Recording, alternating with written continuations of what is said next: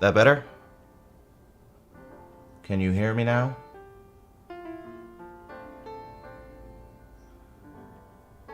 Should be able to hear me now. Let's see. Okay, cool. Hey, Snook, good to see you here. Thanks for stopping by. And hello, everyone else. Glad to see you here. I'm sure a lot of you are here from the last stream. So you know the rules. We are ranking the characters that I've covered over the last 6 months. Last time around, we did a reshuffling where we reordered all the characters, and that took 12 hours. And that was pretty taxing, not just for me, but I'm sure for all of you as well. It was fun, but it was just a lot. This time, we're not redoing the whole list. We're doing. Oh, and I think I can do presentation mode, right? Oh no! Hold on a second. It took away all my guys, but I have them all right here. So let's go back to that and do this. Boom. Are they in order? They're not in order. I had to order them when I did this last time. Why is John Glitter so evil? Is he stupid? He might be. That's just who he is. I don't know what to tell you. So I had to just redo this real quick. Let me reorder these into the proper order. I'm gonna need to pull up the channel for that. Hold on. But anyway, so this time around we are not doing replacing all of them. We're only doing the last 6 months worth of videos, which will still give us a lot to talk about and a lot to work with, and perhaps we will move around a few that we placed last time as well. Now where's Ramsey? I need to just move these real quick. I like to do them in order from appearance. Where is Ramsey? Oh, there he is. Okay. So sorry about that. Let me just fix this really quick. It shouldn't take me too long. These guys over here. Boom. Boom. And then you and you. And you. And all the Reservoir Dog guys. And then these guys. And the Joker. Todd came after him. Yep. Paranoid Agent. Lord Shen. Euron. Vito. Where are you, Vito? Down here somewhere, right? I'm losing. How can I not recognize? Oh, he's right there. That's why. And Fargo guys. There's one. There's another. There's another. The Harkonnens. Mr. House. Over here. And then Lorne. El Indio. Makima Frieza. Cool. Oh, this guy goes over here. And then like that. And we're good. Okay. Sorry about that, guys. Now we're back to where we should be. Anyway, so we're going to be placing the last 6 months worth of villains. Up here in the upper right-hand corner, you can see my, criteria for each tier, if you need a refresher. But other than that, let's just get right into it and start talking about these characters. So, first up is Judge Doom. And I am inclined to stick him up in S tier somewhere already. What do you guys think? S tier for Judge Doom? Who's in front of Silco? That's Blanche Hudson. I mentioned last time that we were going to talk about Baby Jane's sister, who kind of made her into who she is. Baby Jane right here. So I stuck Blanche on to place her this time around. I did eat breakfast. I had a cup of coffee, a piece of toast, and a bunch of grapes. It was pretty good. So Judge Doom is in the film. What's he doing? He's trying to create a superhighway and murder all the Toons, or just some of the Toons. I don't know. I don't remember if he was going to murder all of them. Was he going to murder all of them, guys?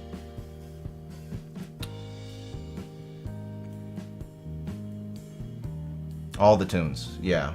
He was gonna murder all the Toons. So his whole thing was genocide to make him money and cause havoc. Definitely seems like an S tier for me. Maybe he should go somewhere like up here with Kefka and Jack Horner, considering what he was trying to do. Above Amon? I don't know about above Amon. Let's see. Lower? He's very insane. Yeah, he's insane. That's true. He is insane. If I remember the comic that I covered in the video, it talks about how he had some stuff happen to him, being the bad guy or getting hit on the head a lot in the comics, or losing his job. And it drove him crazy. So yeah, maybe because he's insane, he should go maybe here. I don't know. Let's see. How do I do a poll? There we go. How about we go high A S tier? That's actually a good. Someone said next to Frollo, below Frollo, above Frollo. Let's go do that, and then we'll go from there. All right, everybody, we got a poll. We got a poll to see where Mr. Judge Doom should go. Where did I stick him? Right there. Should he go above Frollo, Claude Frollo, right here, or should he go below him?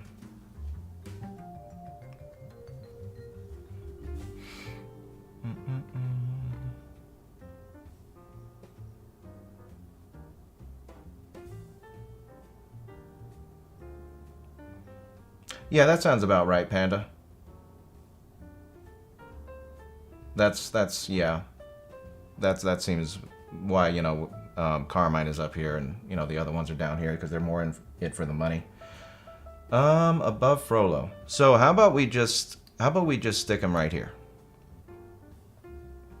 How does that sound?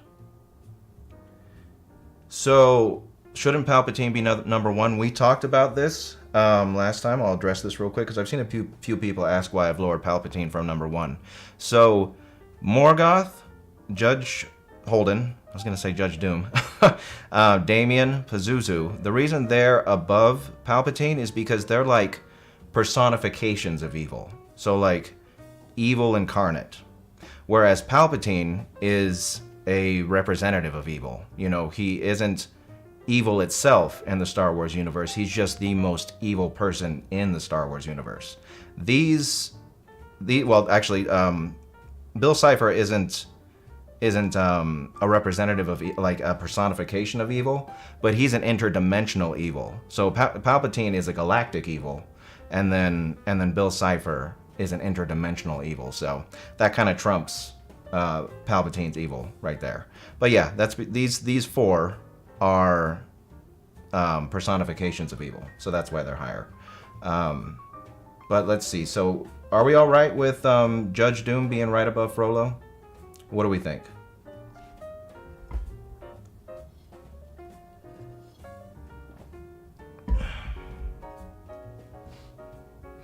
To the left of Palpatine is Pazuzu from The Exorcist.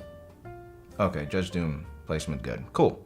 So now we got another one that's going to go in S tier. I'm sure no one's going to argue about that. We got Ramsay Bolton. And considering Joffrey and Tywin are right here, so Tywin definitely had more influence over Westeros and more time to do more evil things. But he wasn't as personally cruel or as sadistic as Ramsay. So I would say that Ramsay is worse than Tywin.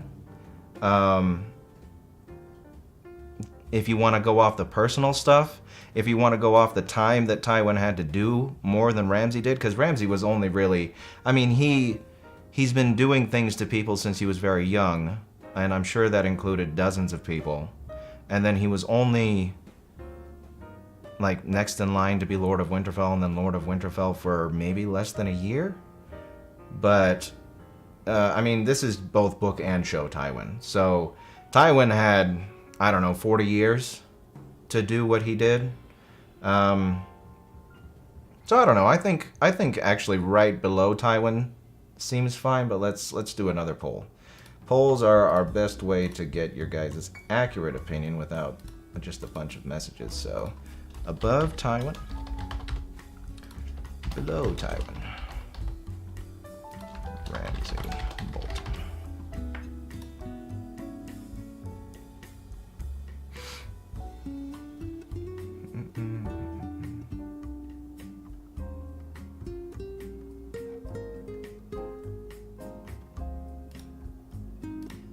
Let's see here.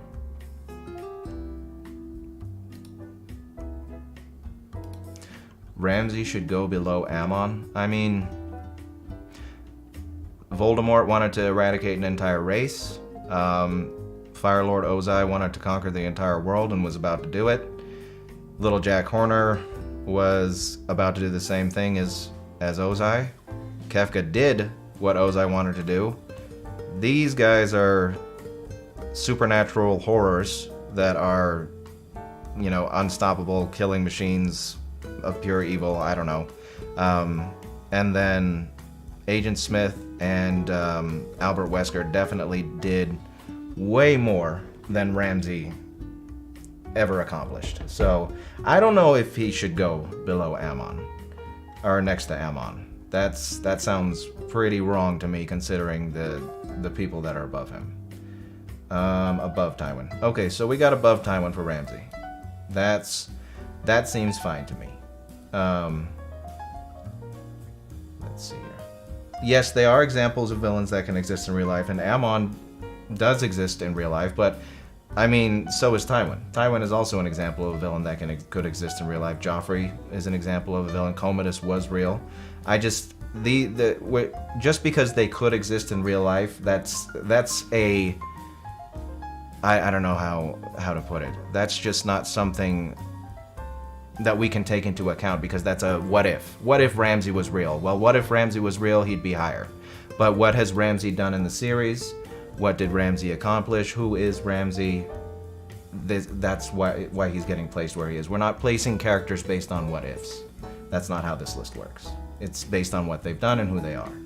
So Ramsay is fictional, and Ramsay did what he did, and it's I don't know. Above Tywin sounds good, but I don't know about putting him higher. Let's see here. Yeah, it is quite reminiscent of Aemon, but again, these characters above him I think are worse.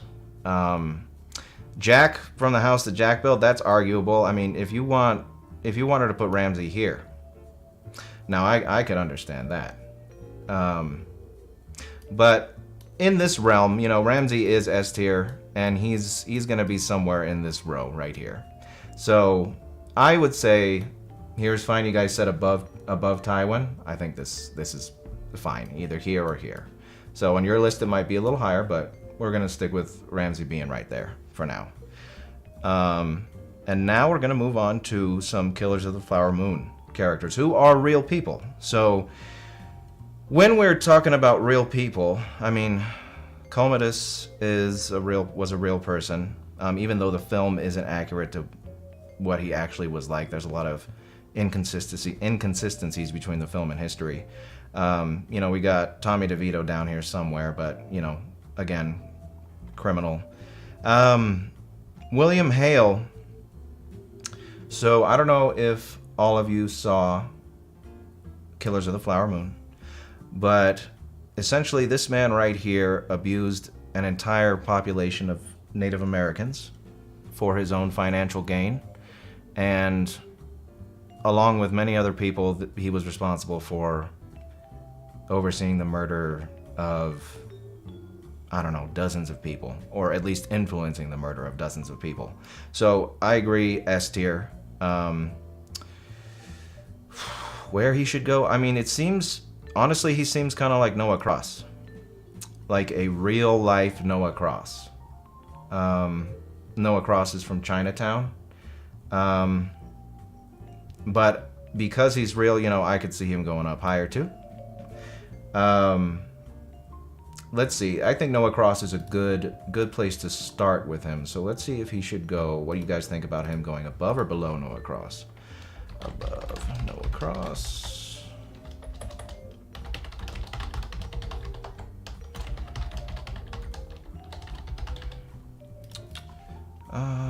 What's his name? William Hague.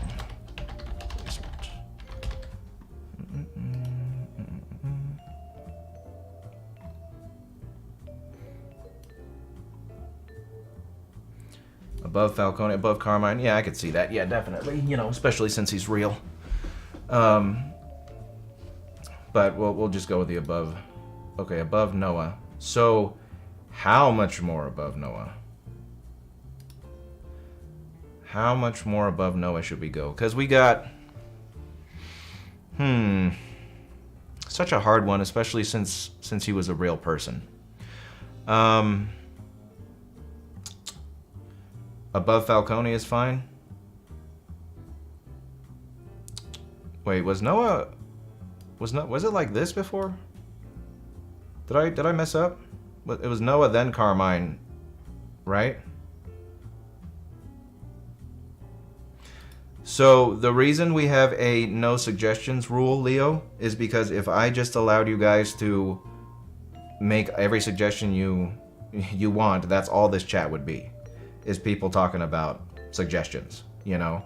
And I know you guys have all your favorites that you want me to cover, but I go off of, unless my workload's too high, I go off of what I see requested most in the comments. Discord, Reddit, I take into account everything. So if you want to make a suggestion, the best place to do it is in the comment section of a video on Discord or something, and then that goes into the tally of like, okay, this is how many people are asking for this one, I should really do this character, you know? So that's how I do that. But anyway, above Noah, he should be close to the top considering he was going to kill Arnon. Yeah. Own wealth and power. Above Steven and Calvin? You know what, I could see that. I could see that. You know what, let's keep him above Steven and Calvin for now, because that seems like a pretty good spot. I like that suggestion. The thing is, you know, we're not going to go back and reorganize every character on the list like we did last time, but when we finish, all the characters that we placed this time around, we can revisit where we put them and talk about if they should go somewhere else. So let's just put him here, and then maybe we'll revisit that later. Who is at the very top of S tier? That's Morgoth from the Tolkien Legendarium, Sauron's former master. So now Ernest Burkhart is William Hale's nephew, who helped him to do some of the things he did to the Osage. And he helped to poison his wife and to try and get the head rights to her oil. I think that's what it's for specifically. But yes, so yeah, I was gonna put him in A because he does have some redeeming qualities. Ernest, I don't know. Ernest was very much manipulated by his uncle. What he did was inexcusable, but I would say high A sounds pretty good. I don't know if he's above like some of these. Yeah, can we really? So are we gonna put? So would we put Ernest up here just because he's real? You know, like should he go at the very top of A? Or should he go somewhere down here, considering what he did wasn't as bad as, like, say, Walter, Gus? I don't know. Let's see. He's below the gangsters? Yeah, I would say below the gangsters is probably a good idea. Like, here.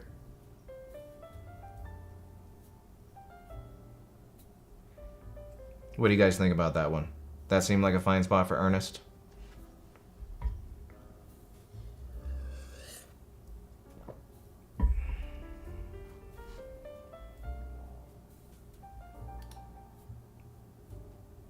Maybe a bit higher. Let's see. Let's just do another poll.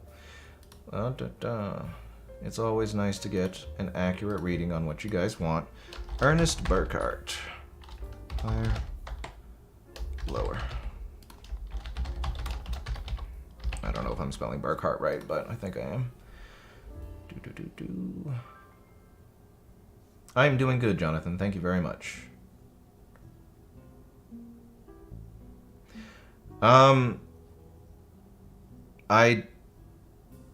don't know either, Elijah, but I don't want to refresh it right now and mess it up. Like, I don't want to go through putting all this together again. So, if that's the case when I'm done and I refresh it, I'll figure out a way to make it more permanent, but for now we're just going to keep it like it is. Let's see here. Lower. Oh, I didn't mean to put lower. I'm sorry. I meant to say stay the same, but I did see some of you say below Noah. So I'll just lower him, or not Noah, below Lou. So I'll just put him below Lou. Well, most people are saying lower. Yeah, thank you, Elijah, for looking out. I don't want to mess anything up. You know, that would suck to have to go through it again. Okay. That works. I mean, like, again, we can revisit things later if we need to. Maybe a remastered Immortan Joe video. I need to see Furiosa and see what happens. Maybe an update video, considering I just did Immortan Joe like a year and a half ago. So, I don't know if he needs a remaster, but maybe an update video to talk about him. That might be cool. So anyway, the next one is Killer... Oh, and by the way, guys, I forgot to mention, so since we're not doing a 12-hour stream this time, I'm not going to be absolutely drained at the end of this. And once we're done doing the tier list, I'll stick around and hang out for a while afterwards, and we can talk, you guys can ask questions, or we can just hang out in general. We'll see. We'll see what we're going to do.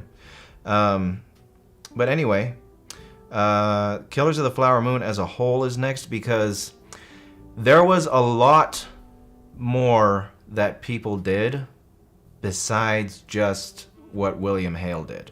There was, I don't know if it was hundreds of people involved in this conspiracy, but there was a lot more people abusing the Osage than just William Hale.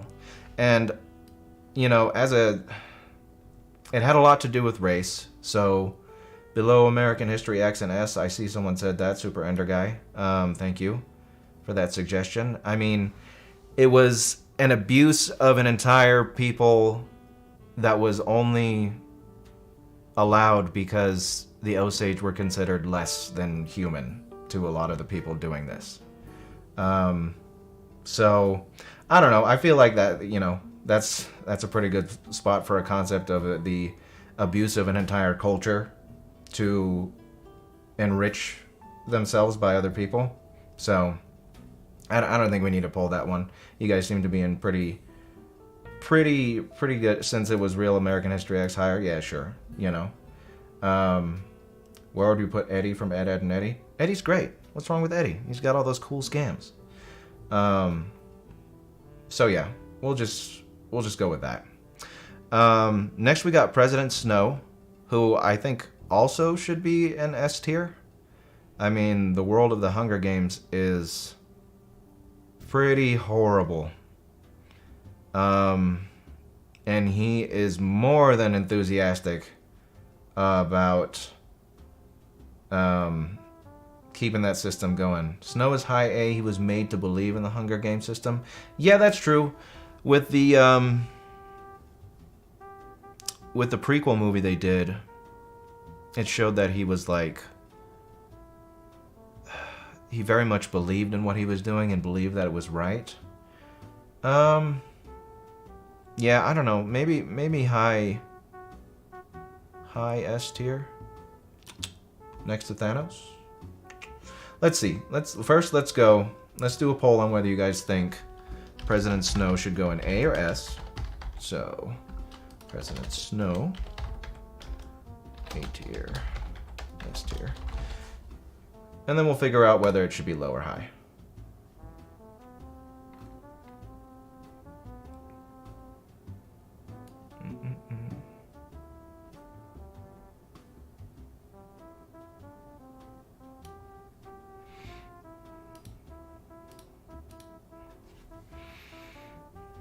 Oh, it's 50-50. We're deadlocked on President Snow. I might have to be the tiebreaker, depending on what we see here. Slightly favoring A tier. We'll give it a like 30 more seconds. See what other votes come in.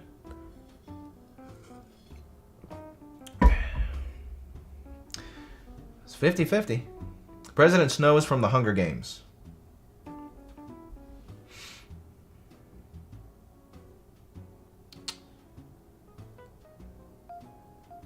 Okay. Since it's 50-50, we're gonna go right here. Bottom of S tier. Maybe I'll stick him above, you know, light. We'll put him right here for now. So, I mean, it's actually leaning towards A tier now. I think this is one we're gonna have to revisit a little later on. It seems like he's gonna be low S or high A at this point. You guys are pretty deadlocked. There's, like I said, there's a favor to A tier right now. So now that that's come to light, we'll just stick him at the top of A, and we'll come back to him later. We will come back to him later. Okay. Eren Yeager. Eren Yeager's next. And this is going to be fun because I don't know if we have Eren did nothing wrong people in this chat, because there seems to be a few of those. Eren in high A, yeah, I could see that. He definitely thought he was doing what he had to do. You know, Eren was convinced that what he was doing was unavoidable. You know, he saw into the future and that was it. He had to do what he had to do, is what he thought. Sandwich in between Thanos and Dooku. I mean, that sounds good to me. Next to Ozymandias, yeah, he could go to like here. That actually makes sense because Thanos, you know, his crimes were universal. These two, their crimes were galactic, interdimensional crimes. This was like a worldwide crime, pretty much worldwide crime, lesser scale. So I don't know. This seems pretty good. We're not Sodium and Joy. We're not moving any people that we've already placed, unless there's some that I see that I think we should talk about getting moved. So just focusing on these ones down here right now. So throw your uncle in the C tier. Masked Man. What's wrong with your uncle? Let's see here. Eren above Morgoth because of his disgusting liquor. So the tier list, what's the tier list based on? I saw someone asking up here in the upper right hand corner. You should be able to read this, I hope. This is the criteria for each tier. Proper spot. So what do we think? Eren, right here. How do we feel about that one? Do I need to do a poll, or do we feel pretty comfortable about that? I think that's a good spot for him.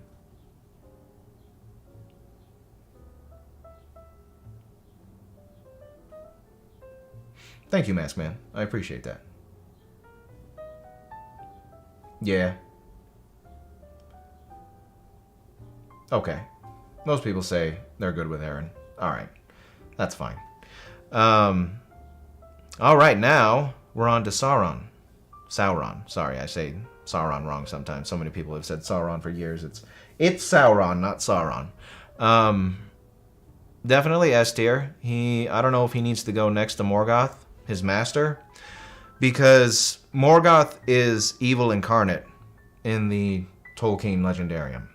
Sauron is his representative. You know, so if Morgoth is the devil of the Tolkien legendarium, then maybe Sauron is the Antichrist. And if we're going to consider that Judge Holden is the devil, like I theorized in the video, then maybe Sauron goes below him. But someone I see, maybe by Palpatine, someone made a good point. Sauron is a demon also. So, yeah, that's another thing to consider. Sauron is a demon. So, again, Bill Cipher is an interdimensional evil. So maybe Sauron the demon, representative of the incarnation of evil, Morgoth, should go next to these two demons. How does that sound?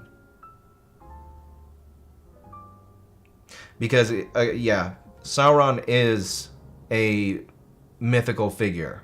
Palpatine is not a mythical figure. He has, like... He's pretty close to being Morgoth. I mean, he's just a step down from him.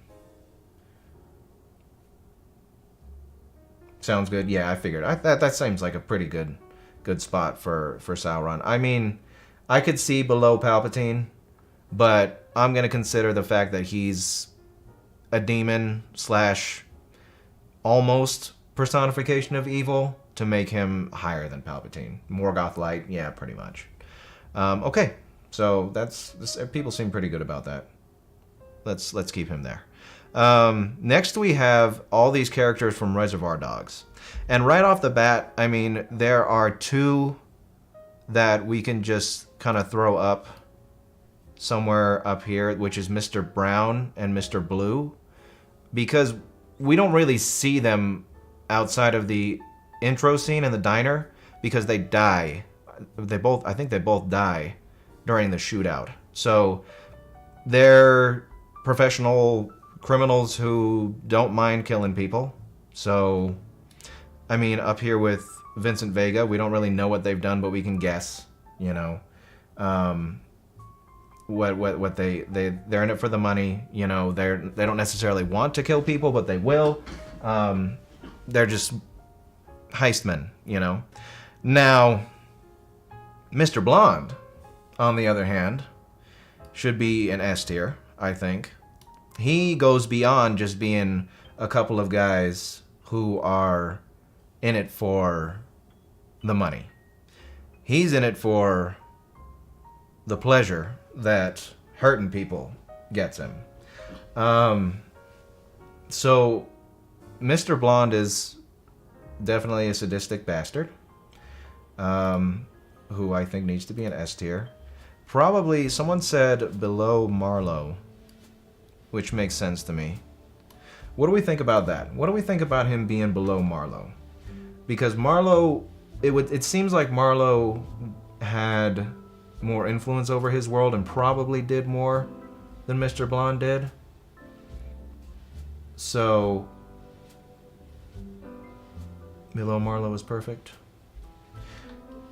Yeah, I don't think he's gonna go any higher than Marlowe. I don't know about that, Elijah. I don't remember that part. Let's see. Let's do a poll like this. A little lower or perfect. Where he's at.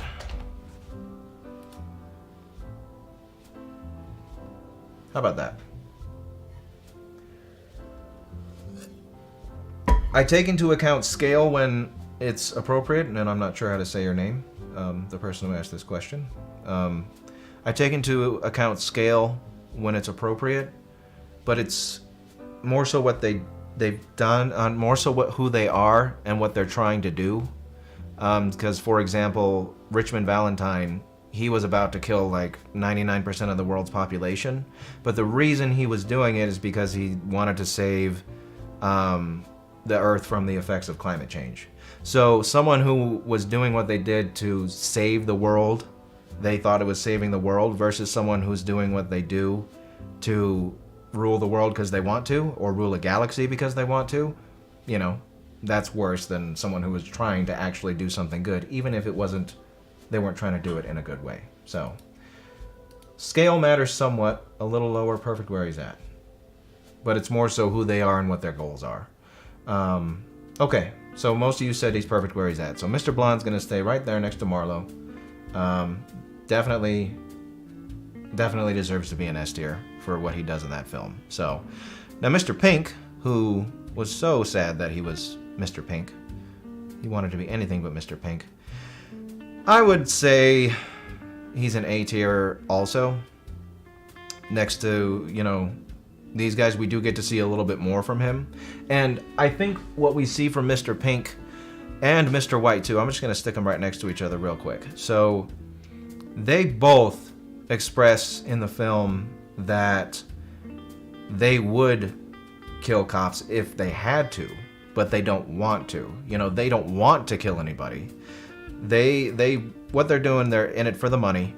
They're robbing banks and stores and whatever they do for the money. And that's, you know, that's the pretty much the theme of like this row of criminals, except for maybe like Sheriff or Little Bill, Sheriff Bill. So let's see. Mr. White is above Jules. Yeah, where is Jules? Jules is down. Oh, down there. Mr. White is above Jules. I don't know. Maybe. Let's see here. Let's see where you guys think they should be. Let's do one for Mr. Pink. A tier, lower. I don't think anyone's going to say. Well, we'll do a higher. We'll do higher just in case. But I don't think anyone's going to say you should go higher. Or few people are. So where does Mr. Pink go? Where does Mr. Pink go? Thank you for the love, Needs. I'm glad you liked the Vito Corleone video. It was a long time coming. Oh, Mr. Pink doesn't tip. That's true. Mr. Pink doesn't tip. So, right here, right? Nah. Maybe because tip culture's gotten kind of out of hand, we'll cut him a break for not tipping. Even the hardware store wants you to tip now, you know? So, back then though, not tipping your waitress at the diner. Come on, Mr. Pink. A tier lower. Okay, so I saw some people saying he should be next to Tuco, like below Tuco. How do we think about that? Mr. Pink did nothing wrong. He wasn't a guy robbing places and, you know, killing cops. I think that's pretty wrong. What do we think? What do we think, Mr. Pink? Below Tuco. No, I wouldn't put him in B tier. It's again, he's what's redeemable about robbing banks and stores and potentially killing cops? You know, willing to kill cops and civilians if they get in your way. You know, anything to not stay out of jail. Well, thank you, Prelude. I appreciate that. Was he racist? I don't remember that part. He didn't kill civilians, but he expressed... Okay, again, guys. They, both Mr. Pink and Mr. White, expressed they would do whatever they had to do to stay out of jail. So, if someone was blocking them from staying out of jail after a robbery, they were probably going to take care of them in any way that they had to. So... Why did I not put Walter White in S? Well, you're gonna have to watch the other stream videos because, you know, again, we're not gonna revisit other picks. We're only talking about what we got going on right now. Mr. Orange. Why is Mr. Orange on the list? Wasn't he the... Oh, he was. You're right. I shouldn't have put Mr. Orange on the list. That was my mistake. I think I just. Yeah, I'm just gonna stick him down in low D. I don't know. I looked it up and it said that you couldn't remove pictures from a template already, and I didn't really want to redo the whole thing. I need to take out Batman, and I'll take out Mr. Orange. I only put Mr. Orange in because I was just thinking of all the characters in the film that I needed to stick on the list, and he was one of them. So, okay. Anyway, Mr. Pink we're gonna keep there. So if that's the case, maybe Mr. White. Where did I put Mr. White? Where'd he go? Help me, guys. I lost him. What happened to Mr. White? Oh, he's right there. Okay. So they're pretty similar. I mean, Mr. White seems a lot more compassionate. Only with Mr. Orange, I don't know. I think they're pretty much similar. What do you guys think? Does Mr. White deserve to be next to Mr. Pink?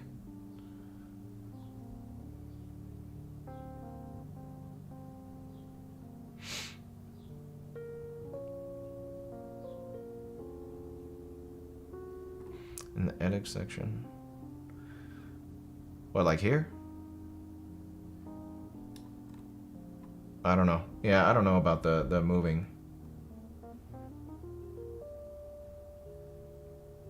A little higher than him?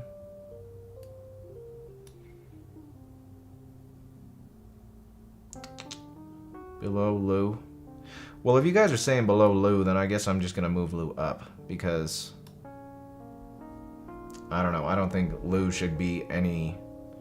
I don't think they should be lower, and yeah, I think I'll just move Lou there. White is definitely lower than Pink. Okay, we'll just do that then. Sound good? How does that look?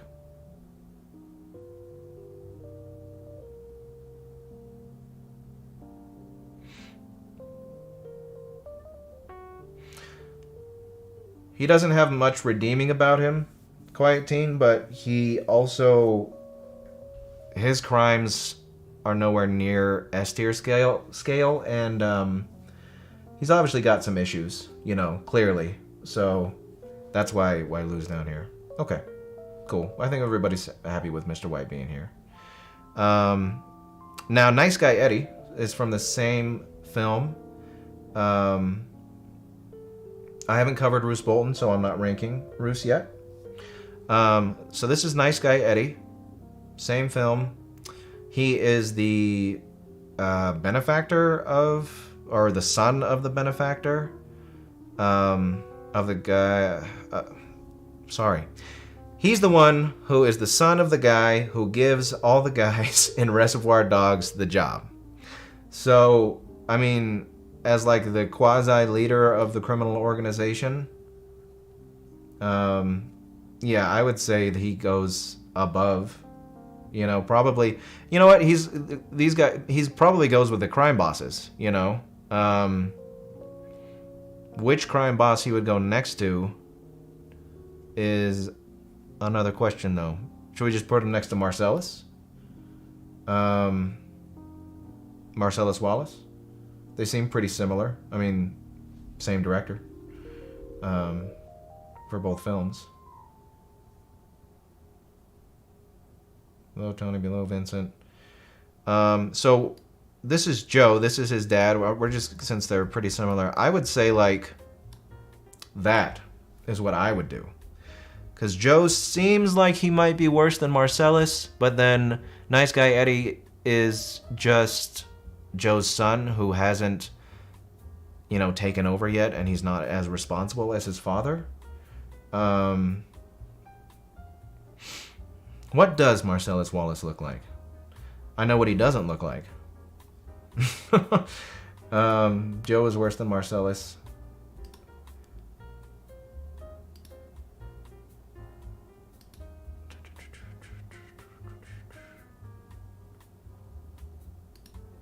Okay. So what do we think? Does this seem like a fine placement for Joe and Nice Guy Eddie? I see a lot of people saying, yeah, but I see some people saying below Tony Soprano. Below maybe Tony Montana or Vincent. I don't know. Yeah, good. Yeah, sure. Yeah. See, and the thing about like this row of villains is they're all criminals. You know, all criminals looking to get money in some way is pretty much their MO. They're willing to kill people if they have to, but it's mostly about the money. So, I mean, you could really debate on any of these money-grubbing criminals being placed differently. You know, and on your list, maybe Michael goes down. You know, maybe Tony goes up. I don't know. But we could debate all day long about which criminals out here trying to get as much bank as they can should go where, but this seems pretty fine. Speaking of criminals, we have Viggo Tarasov from John Wick Chapter 1. And his operation seems to be pretty huge. So Viggo is around Stringer slash Dutch. Yeah, I was gonna say that. I was gonna say I don't know if he's worse than Walter. Well, he might be, honestly. I mean, like I said, his operation is huge, and I feel like he's been in the business a lot longer than Walter has. So honestly, I would put him like here. But let's see. Let me do a poll for this one. Viggo Tarasov. Above Walter White. Below Walter White.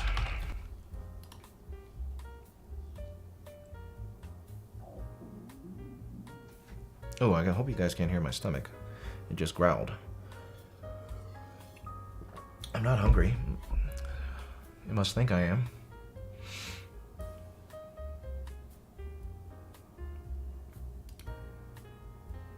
Yeah, see, that's what I'm saying. Viggo seems like he was in the business for way longer than Walter, you know. Probably had a lot more... Probably responsible for a lot more. You know, in the saga with John Wick, that isn't helping his case at all.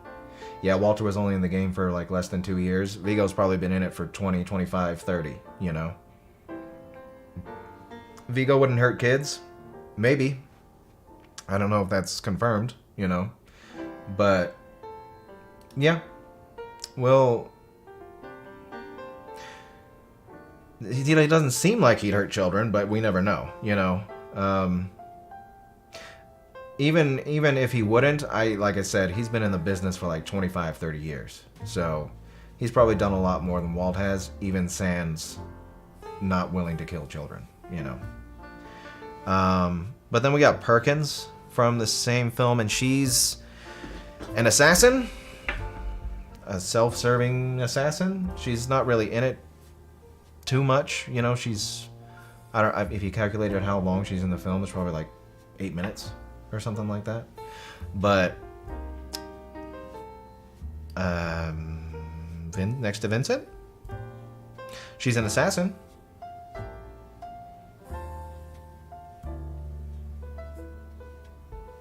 I mean, Vincent is also an assassin who's killing people for money. Perkins is also an assassin killing people for money. I don't know about B or C. Someone who's dedicated their life to killing people just to enrich themselves. That doesn't sound like a B tier to me, or a C tier. And she got nothing helping her case. You know, she's just in it for the money. Next to Vincent works. I see a lot of next to Vincents. Who is my favorite villain? My favorite villain is Emperor Palpatine.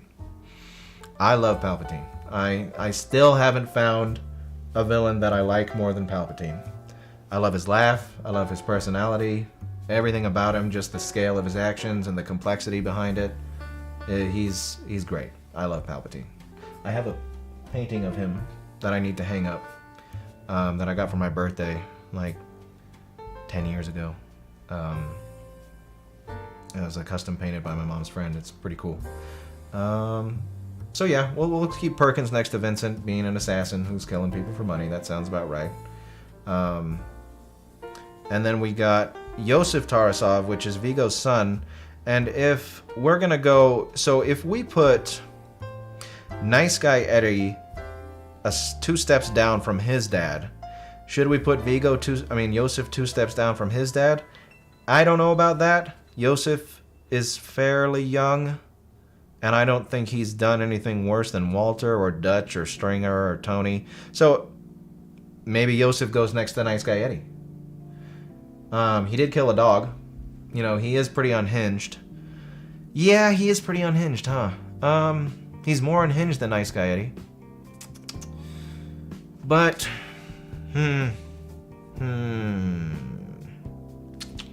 all right. So let's do a poll because I'm unsure about this one. Yosef. Higher. Lower. Let's do this. Let's do a poll. He is a sadistic coward and a spoiled brat, that's for sure. Yeah, he had nowhere near the influence of, you know, the people above him, but... Oh, I should have put stay as well. Hold on, let me redo that real quick, guys. Sorry. Let's do higher, lower, and stay. Higher, lower, and stay. Yosef. Alright, sorry about that.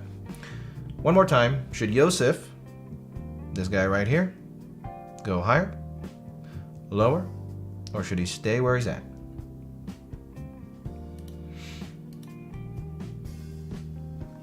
He did kill a dog.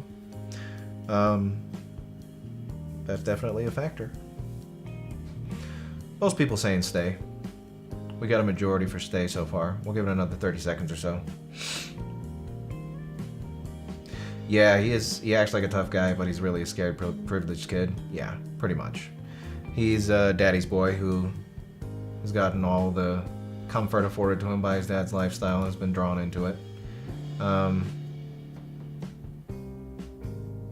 Well, Tony Soprano would especially be disgusted by his crime because Tony Soprano loves animals, and Yosef killed a dog, so I agree with that statement. Most people said stay. We got 53% at stay, so Yosef's gonna stay where he is. Yeah. Yeah, maybe it is a stretch to say he's worse than Michael, but at least Michael has some, like, honor and dignity. Yosef doesn't, you know.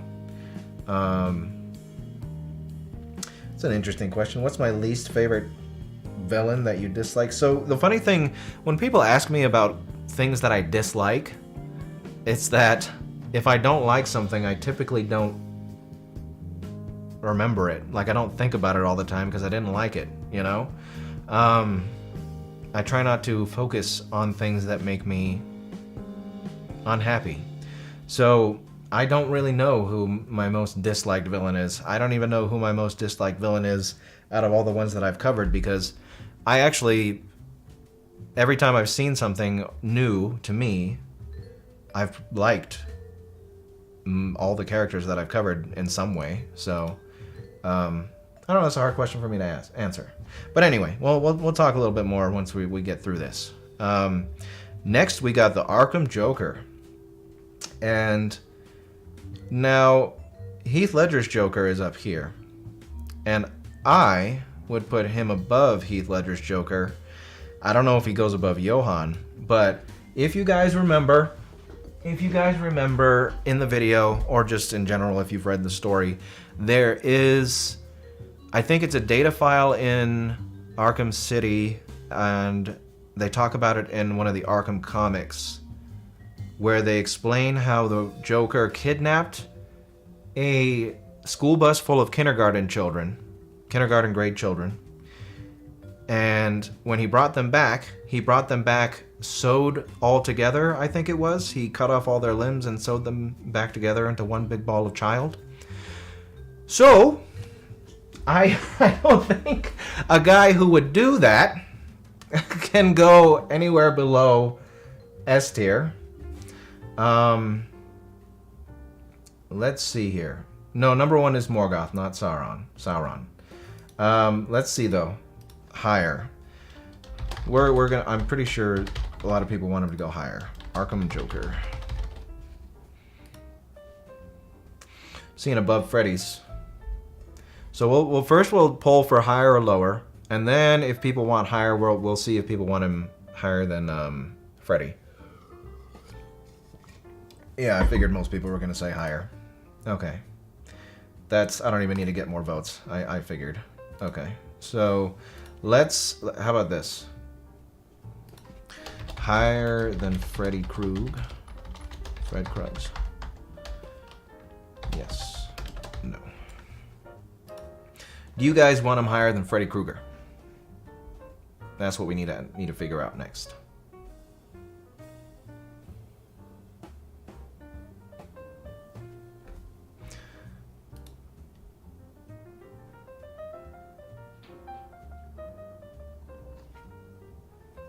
Oh, I did. I just put an N. N for no. My bad. Okay. Higher than Freddy Krueger. That's fine. Definitely not higher than some of these guys who had, you know, world-ending tendencies, but makes sense. Makes sense. Okay. Arkham Joker, higher than Freddy. That's fine. Where's Donkey? Donkey is in the stratosphere.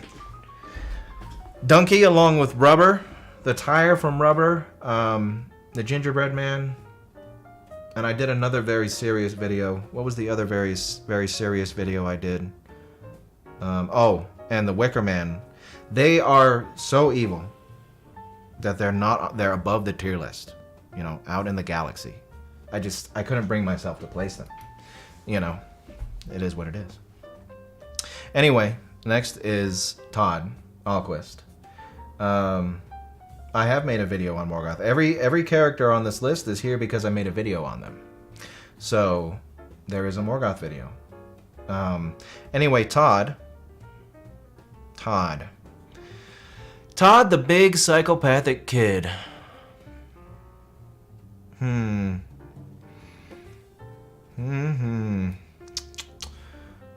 Low S tier. Todd mid S tier. I guess we have to consider to what degree does Todd know any better. Because yeah, he's not all there. He is more lucid than like Margaret White, you know. I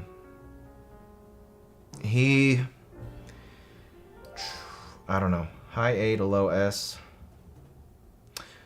Yeah, he was raised to be who he was, really. This is gonna be a hard one. I didn't consider.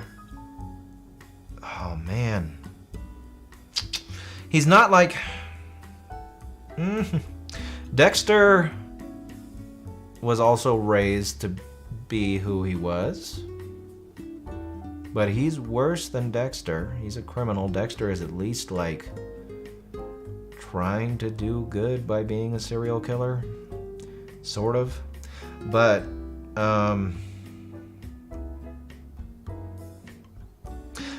is Todd at the same time a worse but more toned down Alex DeLarge?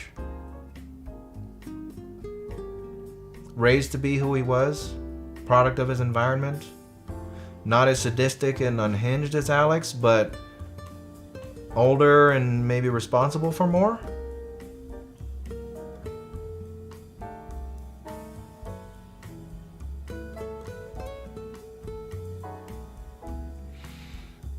Okay, let's yeah, evil's just normal for Todd. That's a good way to put it. Evil is normal for Todd. Let's see. Higher Todd. Higher than Alex DeLarge.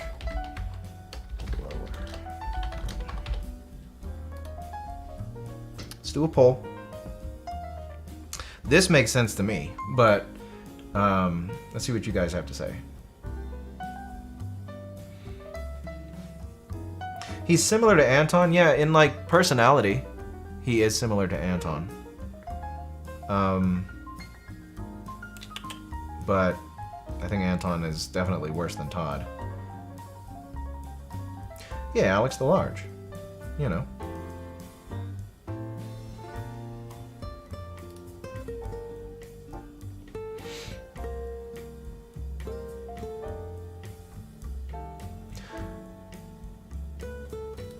Elijah was Alex? It's been so long since I've read A Clockwork Orange or watched the movie. Was the girl Alex was preying on? Because Alex is like 16, right? Wasn't she 14 or something? Or was she really young? Because, I mean, 16 to 14, that's not really pedophilia. Underage girls in the novel. How old is Alex, though? And how underage were they? I don't remember. Oh, I'm not, you know what? If he's a pedophile, I'm not going to argue. But I think 10, 12, okay. Okay. We're gonna revisit Todd later. I think we're gonna keep him next to Alex for now. Maybe put him just below him. People are saying higher though. So we got 52 for higher and 48 for lower. We'll keep him there for now and talk about it towards the end. Okay.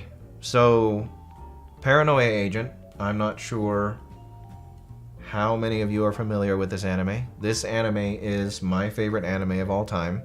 And, you know, this is one of those exceptions where it wasn't really widely requested, but, you know, it's my favorite, so I wanted to cover it. But Shonen Bat, Little Slugger, what he represents is a refusal to face reality and the consequences of that refusal.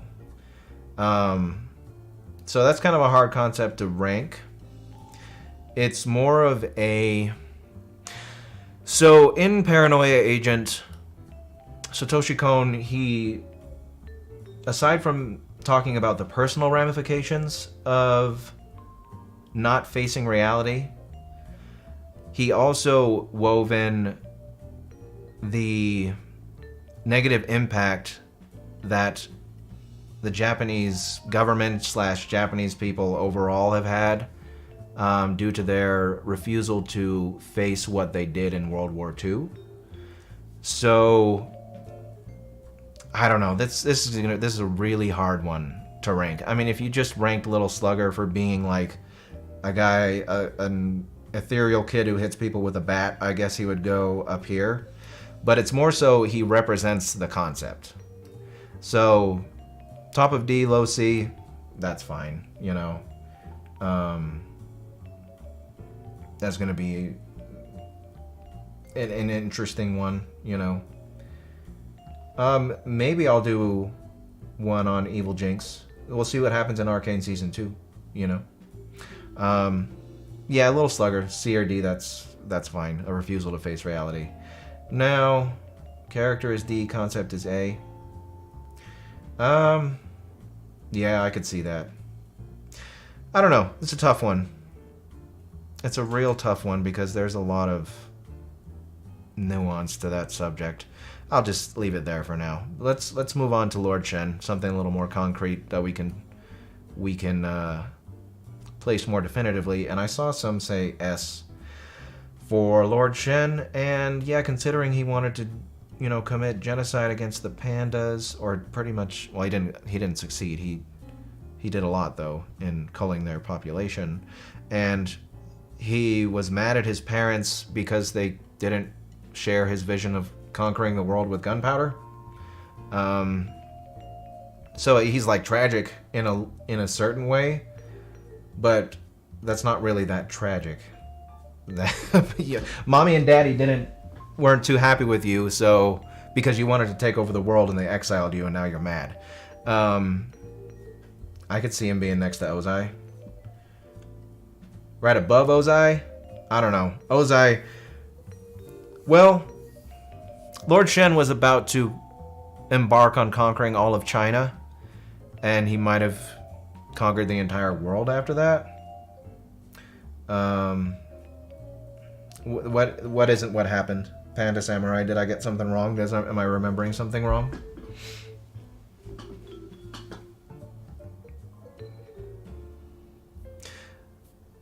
Yeah, no, he shouldn't be below Aaron. I think he should be here. Yeah. Yeah, he did spare the soothsayer, but...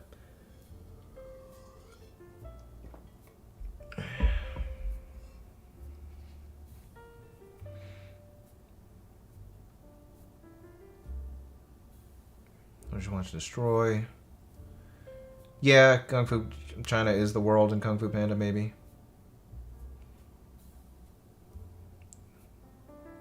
That's cool to hear, I am a bore. Paranoia Agent is fantastic, and I recommend everybody watches it.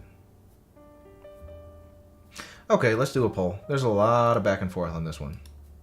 There's a lot of back and forth. So, Lord Shen.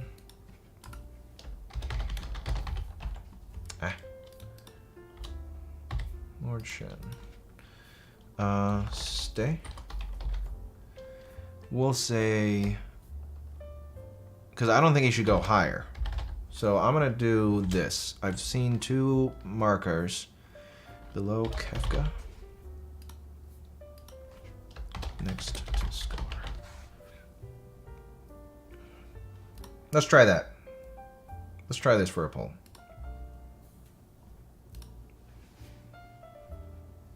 Hey, where did my chat go?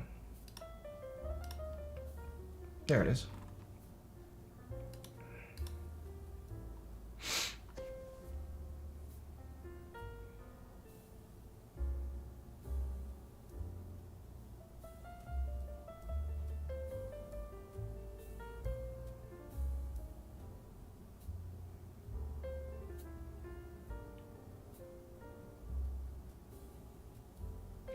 Yeah, he wanted to rule China after he got banished, but he got banished because of his warlike ambitions. So maybe I was wrong about him not wanting to rule China before he got banished, but he definitely got banished for a reason, and that reason, it wasn't like his parents were wrong for banishing him. I mean, maybe parents shouldn't banish their children. He seemed to be old and like an adult at the point that he was banished, but it's not a sympathetic reason that he got banished. It wasn't wrong that he was banished. He got banished because he was a warmonger, wanted to use gunpowder for nefarious means, and his parents didn't like that. Yeah. So next to Scar, that's fine. I'll put him above Scar. Everybody seems to, well, not everybody, but most people seem to say next to Scar. So that's fine. And the panda represents China. Interesting. I never considered that. Okay. Inspired by Hirohito? Yeah, that makes sense. Oh yeah, and he killed the pandas. Oh, they banished him because he killed the pandas. That's right. He was also warlike and he killed the pandas, and they were horrified that he killed the pandas, so they banished him.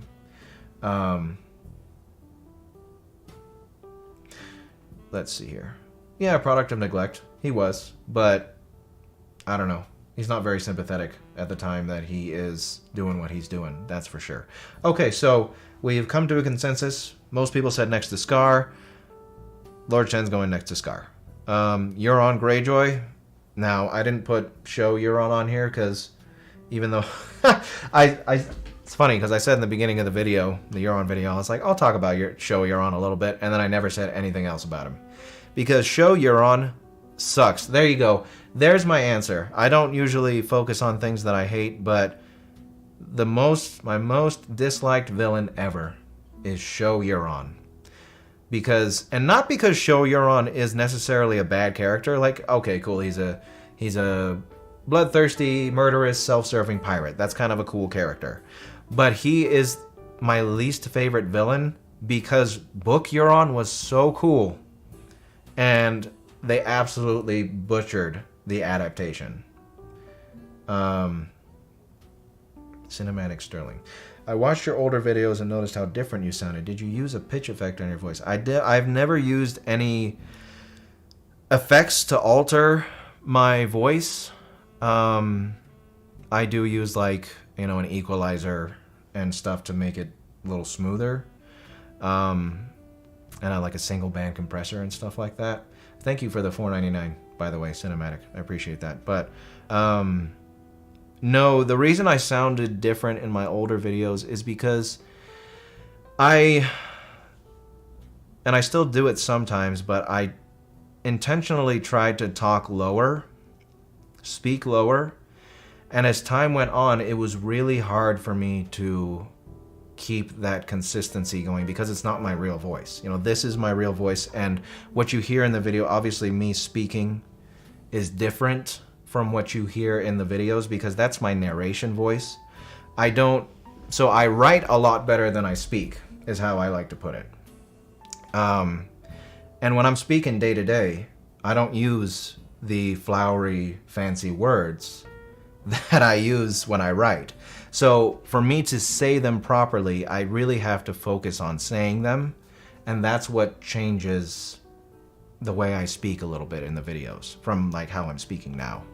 But yes, back in the day, I was intentionally trying to talk lower because, you know, and I still try to maintain a serious tone because what I'm talking about is evil, and that's a serious subject. I do not appreciate channels who are more like sensational about the way that they talk about evil things. So I was talking low on purpose, but that was so hard to maintain, and it just became easier for me to talk how I do now in videos. It's much easier on me, and recording is the hardest part for me, honestly.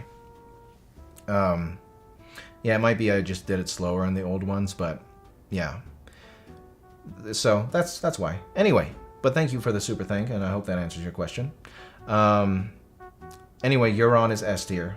Book Euron is next to Voldemort in S. That's seems a good a good placement for... Where's Voldemort?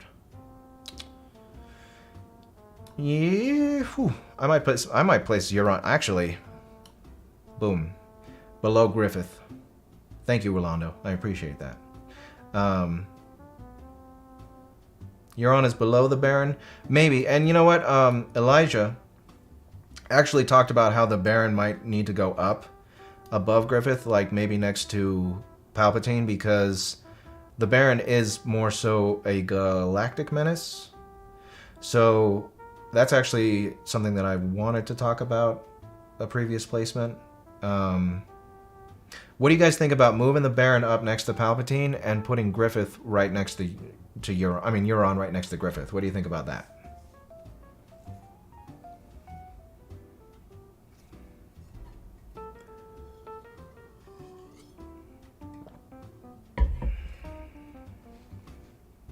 Hasn't yet done anything catastrophic? That's true. Yeah, Euron hasn't done anything catastrophic yet, but he's definitely poised to.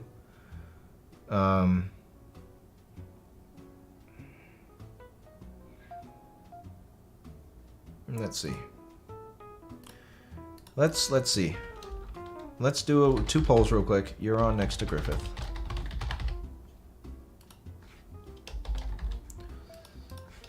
No. All right, what do you guys think about Euron being next to Griffith?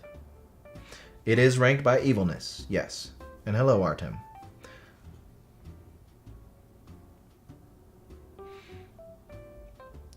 We might be. We might be summoning Cthulhu.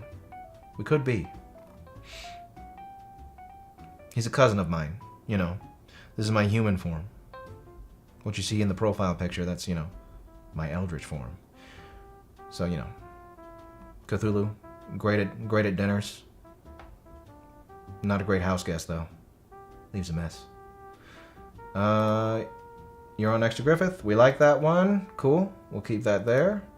And then how about the Baron next to Palpatine? Because we just moved him. We'll talk about that. Baron.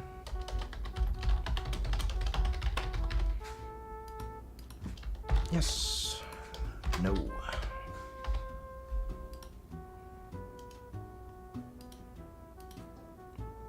Euron is from Game of Thrones / A Song of Ice and Fire.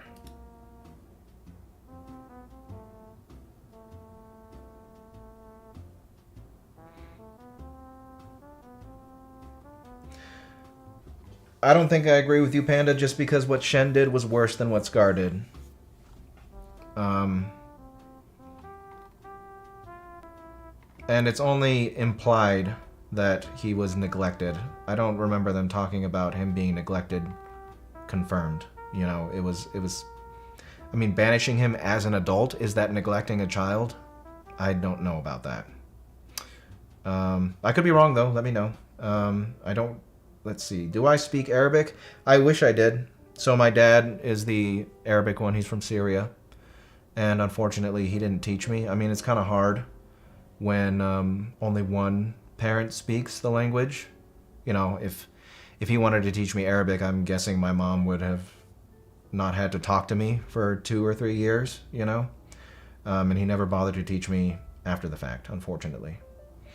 Okay, so we're cool with the Baron next to Palpatine. That's fine. I have not visited an Arabic country. I wanted to. I've always wanted to, and I still want to. I wanted to go to Syria when I was younger. But going to Syria now is a really, really bad idea. So maybe sometime in the future. And also, my dad, the reason that I didn't go like before the Civil War when I was a kid with my dad or anything is because my dad is actually not allowed to go back to Syria.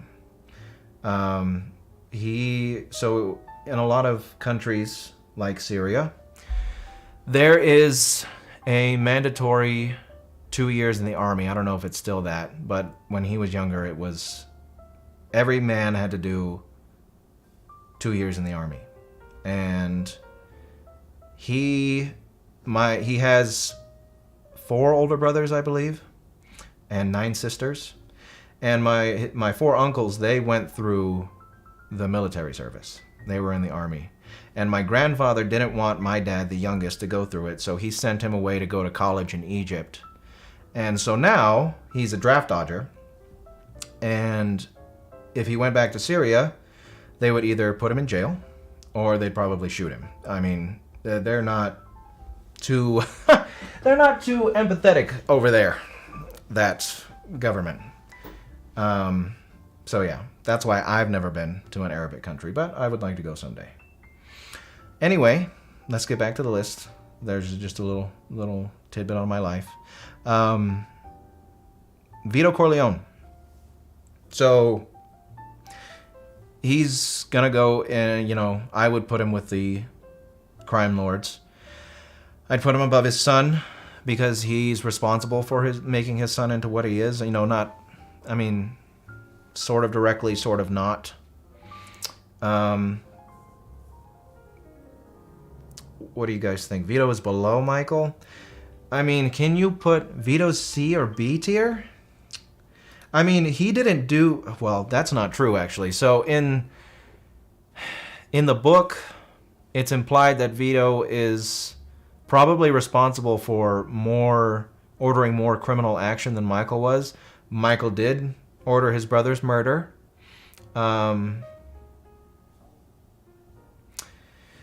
But, again, Michael Corleone wouldn't be who he is without Vito Corleone. So, can we really put the man who made Michael Corleone below Michael Corleone? Let's see. Let's do a poll. Vito Corleone. Above his son. Below his son. And because some people... Oh, where'd it go? My chat. I clicked out. No. Because some people said B tier, which I do not agree with, I'll stick that on there as an option on there as well.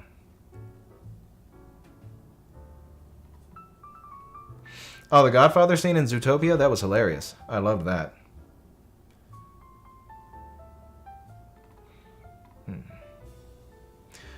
Bill who, Panda?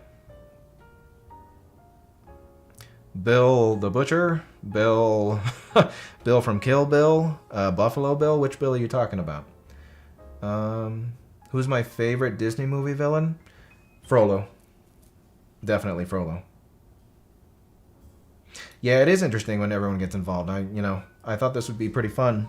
Instead of me, this still is influenced a lot by me, but I do like getting your opinions. Yeah. Oh yeah, Vito would be disappointed in Michael for killing Fredo, for sure. Absolutely. But again, Michael isn't Michael without Vito. The man who made the son. The father that made the son into who he is. And we got 48% people saying that he should be above his son. So, we're going to keep Vito above his son, and that makes sense to me. Said it already, my least favorite villain, now that I've thought about it, is Euron from the Game of Thrones show. Yeah, if you're going by the morals of the family, Michael is worse than Vito. I agree with that. I agree that Michael technically did some more morally heinous things than his father did. But I like, for example, should we put Darth Vader above Palpatine because Darth Vader personally killed more Jedi? You know? I don't think so, because Palpatine made Vader.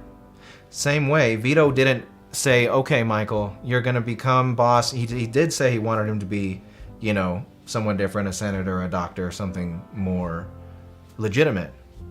But because of Vito is who he is, Michael is who he is. So the Kingmaker is worse than the king, in my opinion. Another example would be Tywin.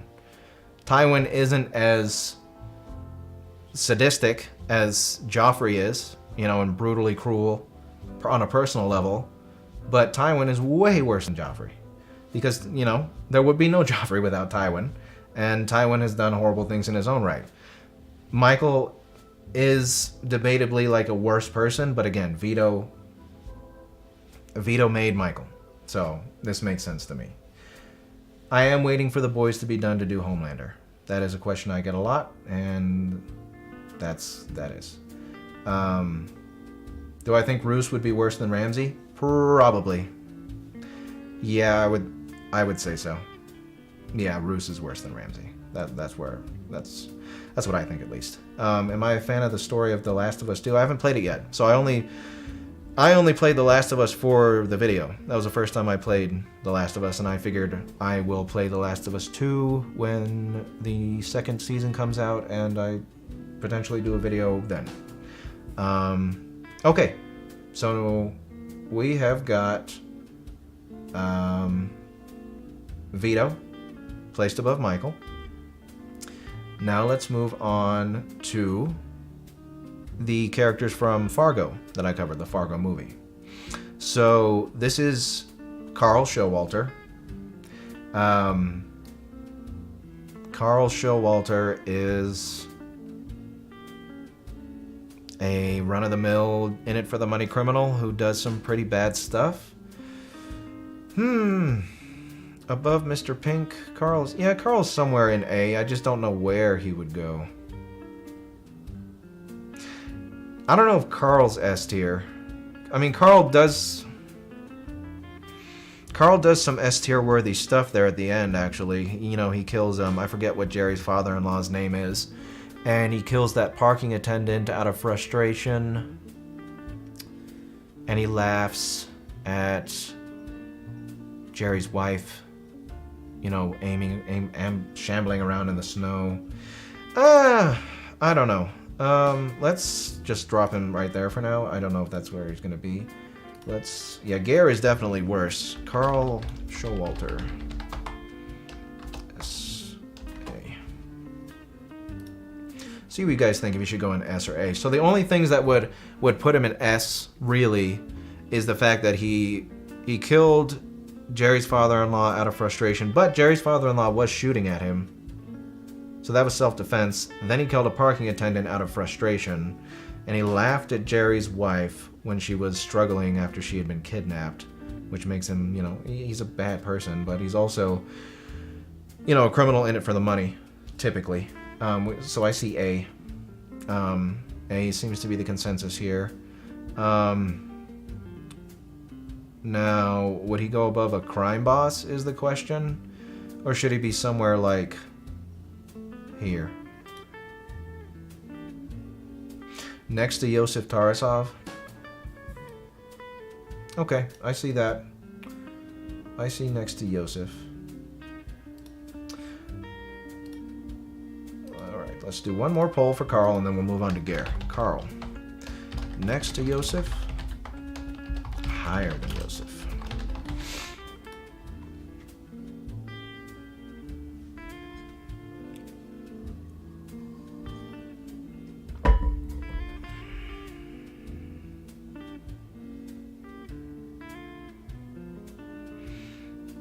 Someone stated modern female villains suck because they either are redeemable or are too tragic compared to their male counterparts.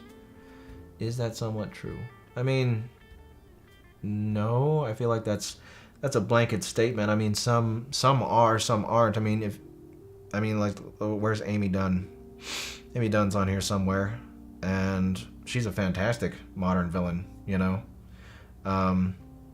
Jobu Tupaki, I guess she was sympathetic, but I don't know. Yeah, I don't agree with that at all. Anyway, next to Yosef for Carl. Alright, we'll keep him where he is.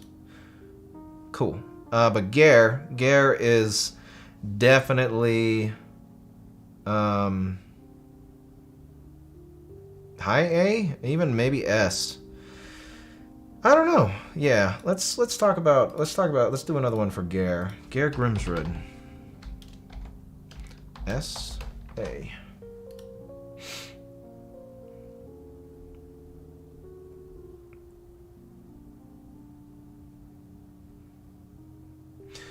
Next to Anton, and they're both Coen villains who are, yeah, you know what? Gare is kind of like Anton Light. Yeah, it's definitely not just for the money for Gare.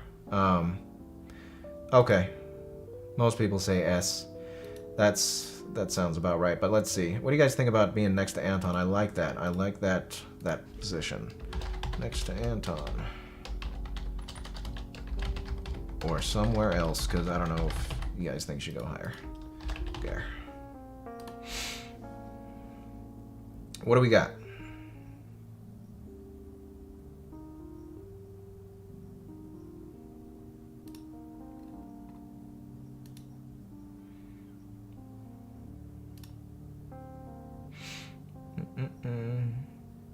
Next to Anton.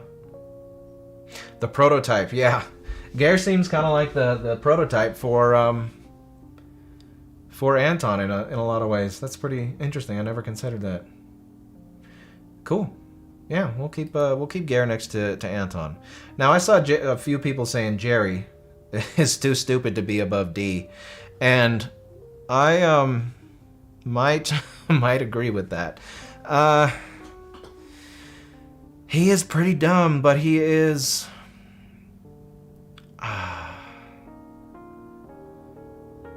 Yeah, his actions though, like he's pretty. As dumb as he is, like what his stupidity results in is pretty bad. So let's actually, he's definitely not going in S. Let's see Jerry London. I forget. There's two vowels. I forget if it's two A's or not. Let's go A, B, or C because I think, lower or higher. D or S seem wrong, but let's see here.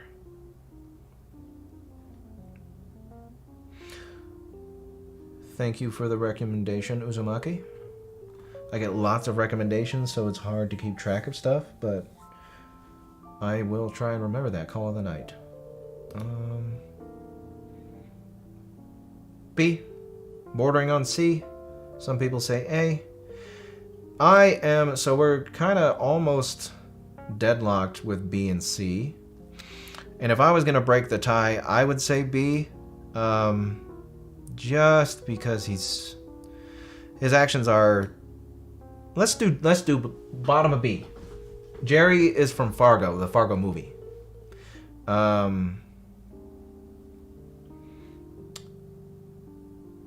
What do we think about bottom of B?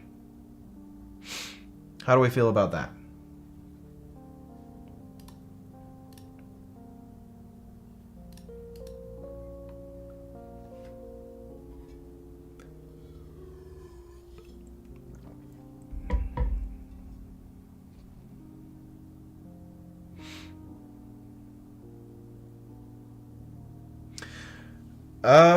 Make a couple more tiers. I don't know about that. Maybe if they continue to be as packed as they are, because yes, it seems like a lot of characters go in A and S. Maybe next time around, maybe after this, I'll poll you guys, or better yet, because we'll get more responses in the comment section when this goes live. Maybe I'll make a pinned comment asking if you guys think, you know, I should divide S and A into like S plus, A plus, to kind of divide up the tiers a little more than they are. It's a good idea. Thank you for that. Yeah, we're gonna leave Jerry and Low B for now. But give me 1 second, guys. I need to use the restroom. I will be right back.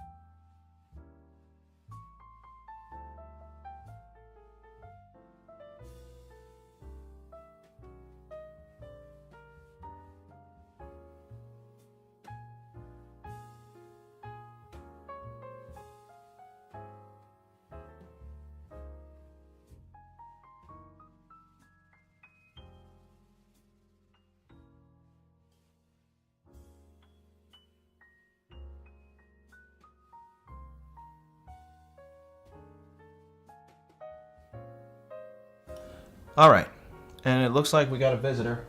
I don't know if I'm gonna be able to do this properly without messing up the camera. He wants to say hi though. Hi, Zephyr. This is Zephyr. Hello. Zephyr says hi. Say hi to everybody, Zephyr. You're a star now. Yeah. Alrighty. Let me see if I can put this back without messing it up.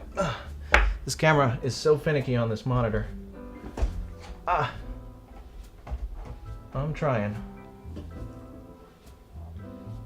Oh man. Come on. It's hard. This monitor that I have. Here, so you guys don't have to see me struggle. Give me 1 second.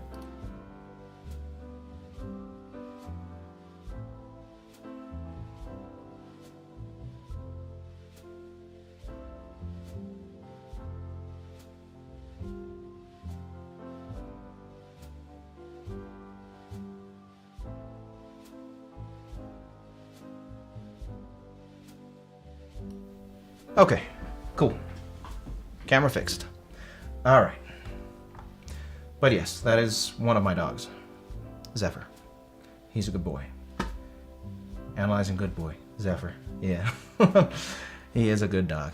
Okay, so now we are on to Rabban. Baron in the newest film says Rabban, but I believe it's Rabban. Rabban is like a big brute, useful idiot to the Baron. Above Tywin, that makes sense to me. Above Ramsay, probably, considering he's definitely got more access, you know, more people to work with, you know. Kind of on a galactic scale, like the Baron. Emotionally unstable and unintelligent Darth Vader. That's a good way to put it. Yeah, he was made into who he was, for sure. You know, he wouldn't be who he is without the Baron. Neither would Fade be who he was. But yeah, Rabban is I don't know how to describe him exactly. Like just a ruthless, mindless brute who does what his uncle tells him to do and kills a whole bunch of people. Lower than Ramsay, but higher than Tywin. Fade, let's see. Rabban.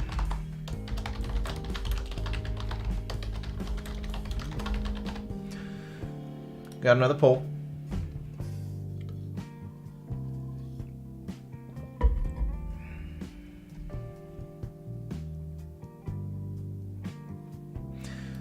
Ramsey is a lot more personally sadistic. You know, he takes his time torturing his victims and really enjoys doing what he does.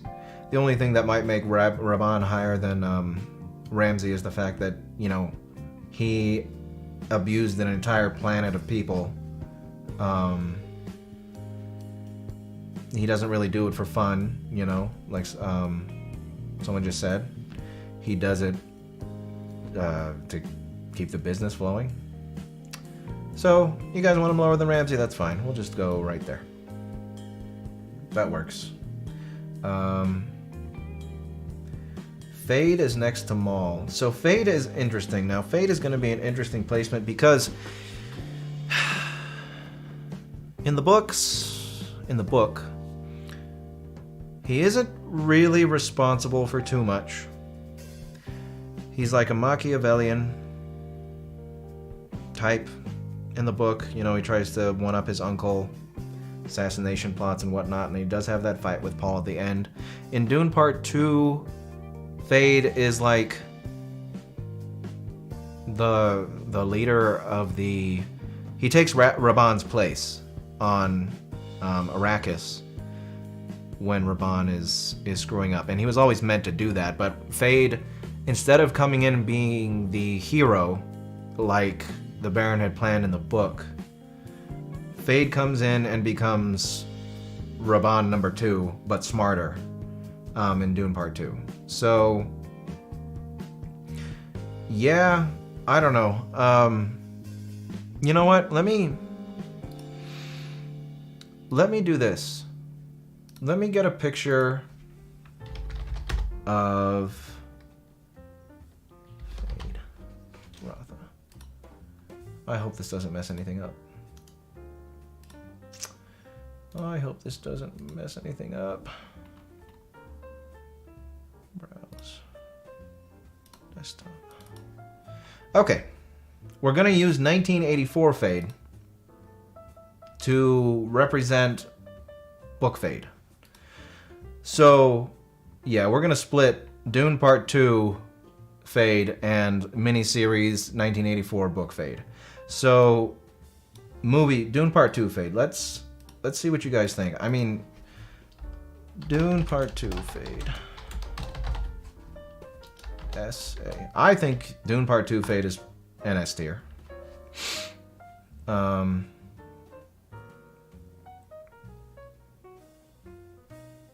Let's see. Raban's pretty similar in the book and in the film in Dune Part 2. I mean, there's not much difference to split the two, honestly. Yeah, I'd keep Raban the same character. S for sure. Okay. S for Dune Part 2 Fade. May thy knife chip and shatter. Yes, indeed.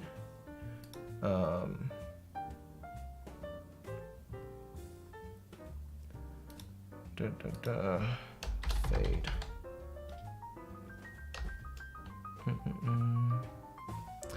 I was joking and saying that the April Fool's videos that I've covered, all those villains, are higher than S tier. That's what who I said was higher than S tier. Fade. Let's see. How about what's a good marker? Above Raban. Below Raban.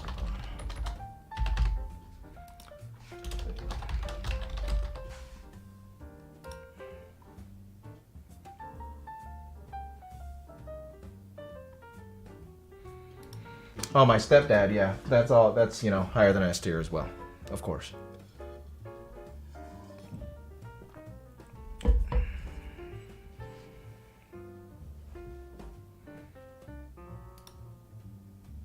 Above Raban.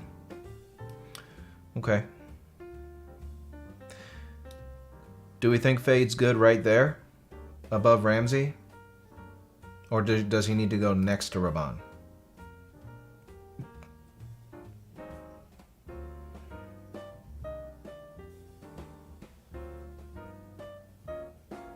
Nick Productions. So you guys, I've seen a lot of people asking why, certain characters are where they are. And if I answered every single question, it would be like that. It'd be another 12-hour stream. So I'm going to answer this one for you, Nick Productions. Why is American History X as a whole ranked higher than Edward Norton's character in the film? Because this represents the racist ideology that corrupted Edward Norton's character in the film.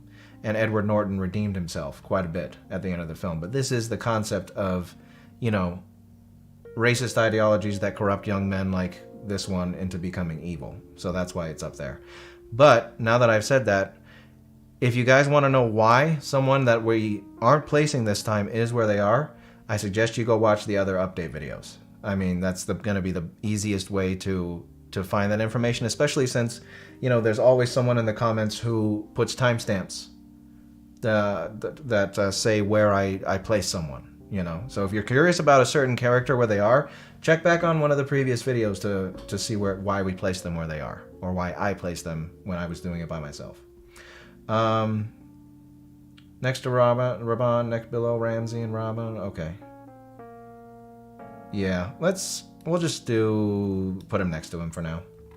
Again, we'll revisit all the characters that we're placing this time at the end. But yeah. Let's see here. So now, Fade, Book Fade. Book Fade / 1984 Fade / miniseries Fade. Where does Book Fade go? Because again, he's not like Show Fade where he's got these slave girls that he's torturing, or not, yeah.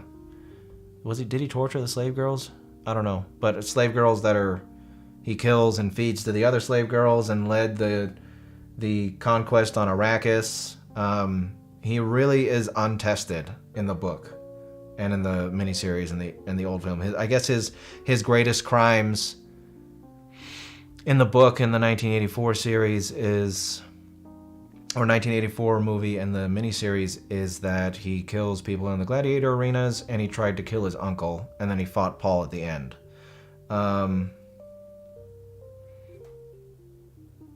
I don't think so, Elijah. I don't remember Fade having sex slaves in the book. Not at all. Like, I don't remember that being a part of his character at all. I could be wrong, but I reread the Fade parts of the book quite a lot, and there was no mention of him having sex slaves. In the miniseries, he was oh, wait. Wait, you're right. No, you're right. I'm sorry. I was just thinking in the same context as the Dune Part 2, where he was so brutal with them. No, the Harkonnen family has a wing of slaves that, have slaves. And Fade took his pleasures with the sex slaves that they kept. So, I don't know. Let's see. Book Fade. Book Fade. S.A. Sorry about that, Elijah. You were right. I forgot about that. I do consume a lot of information. And I get my wires crossed sometimes.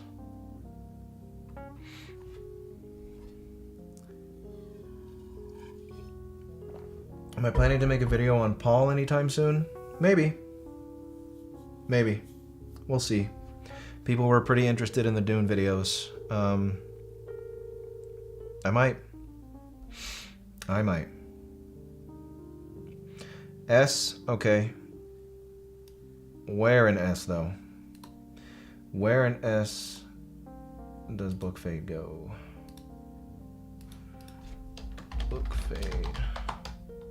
Oh, yes. Low S. Mid S.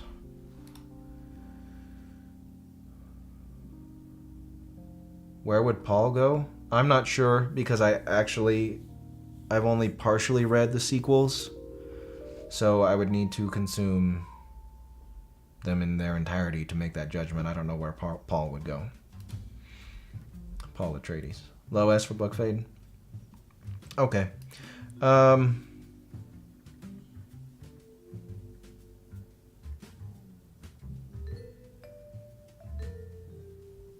how's that look? Lil Zay area? I have considered covering Sonny from A Bronx Tale. That is one of my favorite films.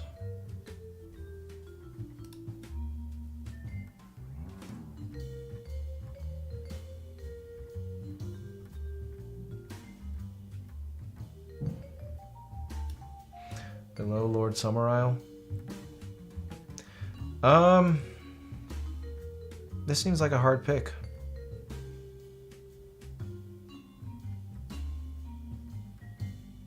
I'm just gonna keep Book Fate here for now. This seems like an contentious one slash, you know, not many people have too high of an opinion on it, so I'm just gonna keep Book Fade. I'll lower him a little bit. Someone said Lil Zay territory. Maybe we'll put him there. Okay. Let's go move on. Let's see.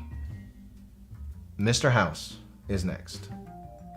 So this is an interesting one that I'm sure is going to be debated quite a lot. Now, in the video, I talked about how Mr. House in Fallout New Vegas is the best option out of all the factions in Fallout New Vegas. What Mr. House has planned is better than what the other guys got going on. But he's not a good option. That doesn't mean he's a good option, and he shouldn't be like replaced in the future by something else. So, B? Yeah, he's better than Fedra, I think. I don't know. Let's do this. Mr. House, B or C?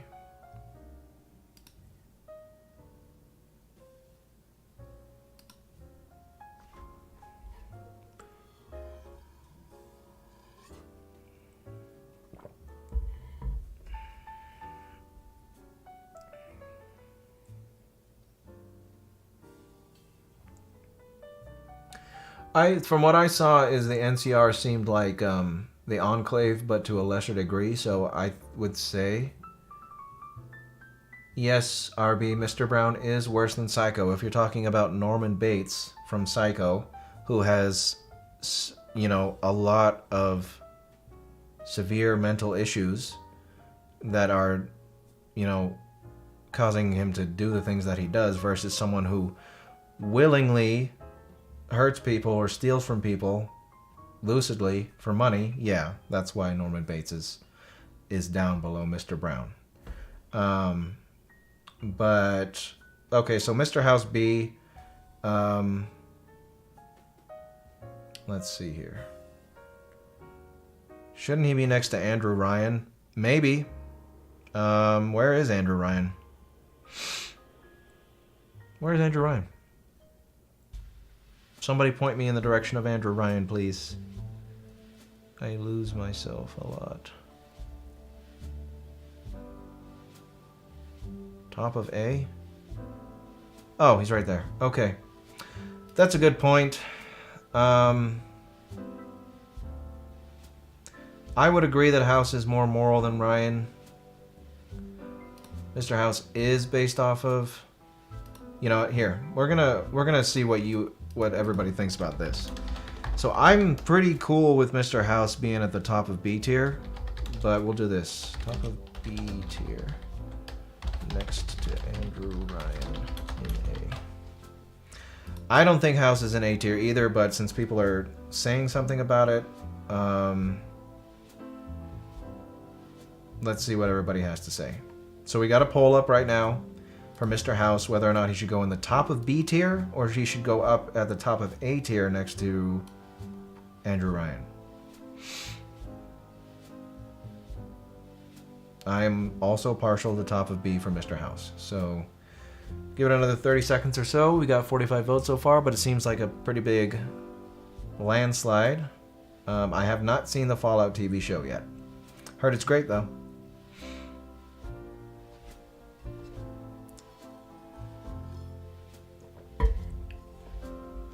Okay. Top of B. Seems pretty good.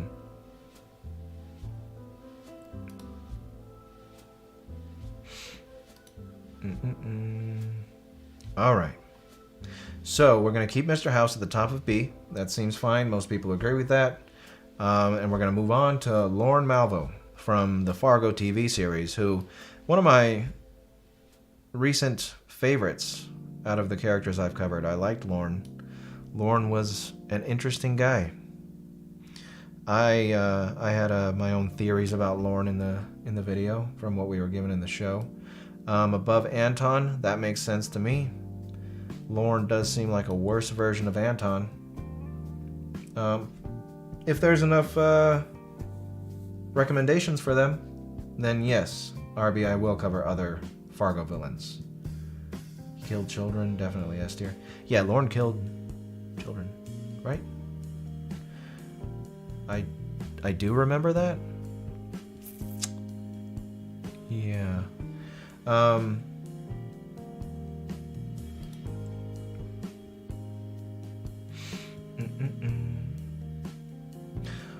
Laurens, they remember. I'm gonna say it again. I'm probably gonna have to say it a few times. If you'd like to know why certain characters are on this list, I can't go through all of them again. It's gonna take 12 hours if I do that. If you want to see why characters are placed where they are, or even why they're on the list at all, I suggest you go back and watch some of the tier list update videos that have timestamps, where you can go to see which character is where. But these guys represent the humans in the world of the Matrix, and if you watch the Matrix video, there's a good reason that they're on here. Oh wow, Super Suit. Thank you for the 50 euros? Pounds? I think that's pounds. Appreciate your thorough analysis on these different villains and enjoyed listening to you on June. I look forward to when you... Thank you very much, Super Suit. That's much appreciated. You definitely went above and beyond with that one. And surprise, surprise, a lot of people actually know this already, who are patrons, but he was supposed to be the patron pick for this month. And I was supposed to have a video out on him this month, the Governor. The Governor was the patron pick for this month. However, I didn't know that the Governor has 3 books written specifically about him. So, and I don't know how many of you know this, but when I make a video, I don't just go on the wiki, like for whatever show or game I'm covering, and just look at what other people have said about the story. I read and watch everything. So I was gonna cover the Governor this month, but now I have 3 books to read that cover the Governor. So next month you guys will see a video on the Governor coming out. I don't know if this character just looks good. I think Mr. House should be more appropriate in C tier. I think he is one off. Thank you for the super chat, Jose. Yeah, so what I've covered for Mr. House is just the game. And we already did the poll, and people agreed that he should be in high B. So I can't speak for what happens with Mr. House in the show because I haven't seen it, and that's not what I covered. So we're gonna keep him in high B because it was like a 79% people said he should be in high B tier, so we'll keep him there. One more super chat. Just gonna get through that real quick. Thank you. I don't know if I'm gonna say this correctly. Simo Haiha. I don't know. You can tell me how to pronounce that down here. Sorry. Hey, Vi, I love your videos and happy to see how far your channel has gone. My favorite video is Amon Goth, and was wondering when the next IRL dude. Thank you very much for being a fan, as long as you have been. I appreciate it. And the next... See, the reason I don't like talking about characters that I'm going to cover in the future is because then I'm going to get hounded by people asking me, when is it coming? When is it coming? When is it coming? And I release videos when I can get them done, and some of them take a lot of work. I'm going to tell you guys who the next real villain is going to be. Well, A real villain who is technically in a movie, but I'm not really covering him because of that movie. Just keep it a secret? Maybe I should keep it a secret. I don't know. Maybe I'll tell you guys at the end. We'll see. But I do have a real person in mind that I've wanted to cover for a long time. Anyway, thank you all for the super chats. I appreciate that very much. Let's move on to the next placement. So the next placement is El Indio from, a few dollars more, right? Not a fistful. It's a few dollars more. Yes. Okay, El Indio. Now I know there's someone on this list that I think he's similar to. Who is he similar to? So he is, even if he's similar to someone, I don't know who it is. He's kind of similar to Yi Jin, actually. Kind of. Man, his story's messed up. Hold on one second. Let me make sure that there we go. He fell in love with a woman, assaulted her, killed her husband, and has been in like a mournful stupor ever since then. Let's see. El Indio. S or A? Because I could see people saying he should go in A. Because he's got issues in that he's like haunted by what he did. But it doesn't make him not repeat the same crimes that he committed against that woman, you know?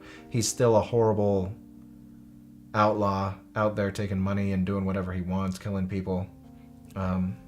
So let's see. He's got some remorse. I don't know. We're seeing A. El Indio is an awful person and a wild animal. He just hates that he couldn't control himself with one woman. Yeah, that's pretty accurate. So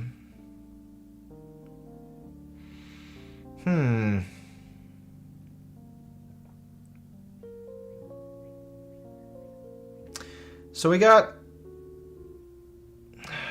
It's like a deadlock between S and A, and you know what? I'm going to break this tie and... I'm going to go... just low S. For those of you who know about El Indio, what do you think about him being like right there? He did also murder that guy's wife and kid.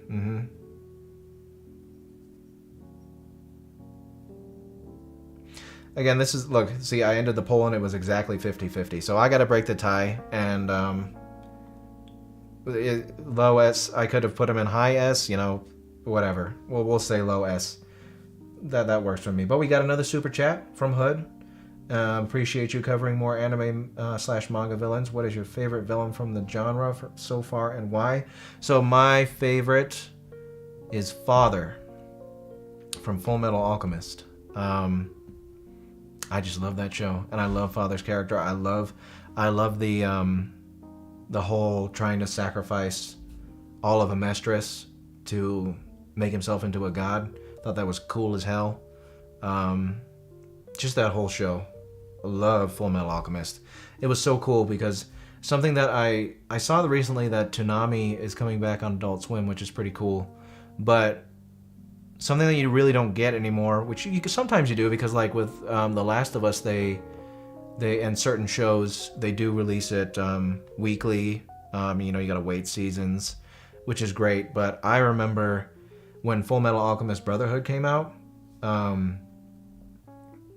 back in 2011, I think, or 2012. Every Saturday, I was there at 9 o'clock for Brotherhood, and it was like I was just looking forward to it all week. And that's such a cool feeling to like be looking forward to a show instead of binge watching. While binge watching is fun, that hype you build up is so great, I think. So yeah, Full Metal Alchemist Brotherhood, that's one of my favorites in my top 5 animes. I think if I had to name a top 5, it'd be Paranoia Agent, Full Metal Alchemist Brotherhood, Trigun, Fooly Cooly, and Hunter x Hunter. Yeah, those are my top 5. Batman should not be above the Cordyceps. Batman is going to get taken off the list whenever I figure out how to do that. These two are non-placements. In fact, just forget they're there. Yeah, I like Cowboy Bebop, but I like Trigun better. And Fooly Cooly and Hunter x Hunter as well.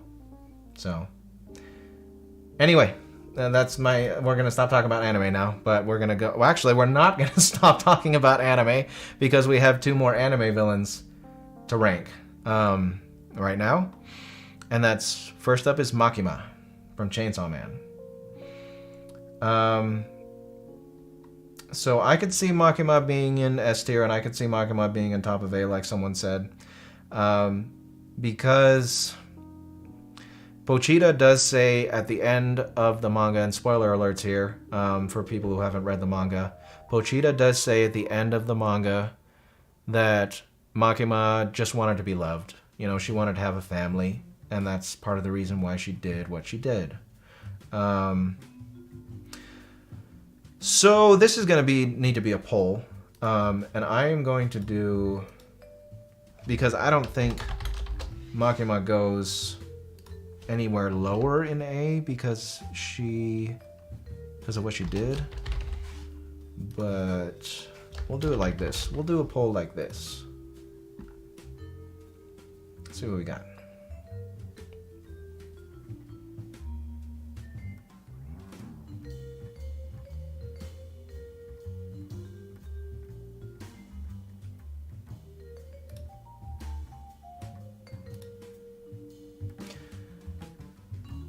Let's see. Oh, Mr. Drew, thank you for the super chat. Hello, Vile. Been a fan for a very long time now. Holden is not only my favorite villain, but also video from you. Makima is a close second. Wow, that's cool. She is S tier for me. Have a wonderful stream. Thank you very much, Mr. Drew. I'm glad you liked the Makima video that much. It's always good to hear that, you know, recent videos are people's favorites as well, because that means I'm still doing things correctly, which is nice to hear. Makima would be S if we were ranking the villains based on attractiveness. Okay, sure. High A. Yeah, I'm fine with high A for Makima. What do you guys think about that? Let's do one more poll.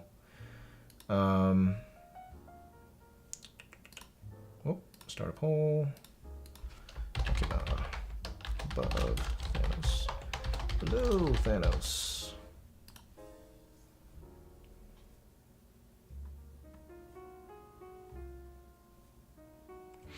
Below Thanos? Yeah, that's fine. We'll see. I think we're gonna get a below Thanos majority here. That's why I moved her preemptively. She's right next to Jobu Tupaki. I kind of agree with that. Boom. I took your guys' opinion into account, and I took his opinion into account, and I made an executive decision here. Next to Jobu Tupaki, that sounds great to me. What does everybody think?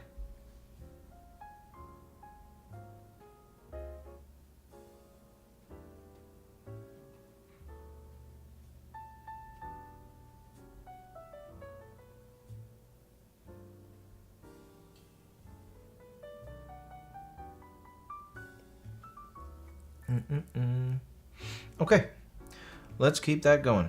Let's keep her there. That sounds fine to me. Makima right there.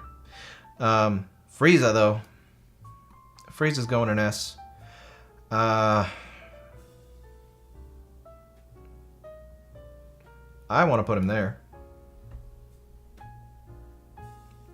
Right above Palpatine?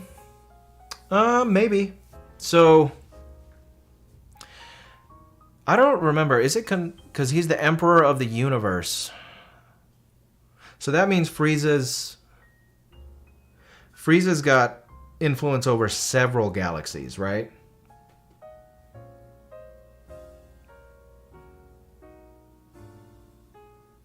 Or is he just responsible for one galaxy? Is Emperor of the Universe... So is Emperor of the Universe just like an overblown title that he's claimed? Or is he actually the Emperor of the entire universe? Like, does he have... I don't remember. I think I talked about it in the video. I don't remember.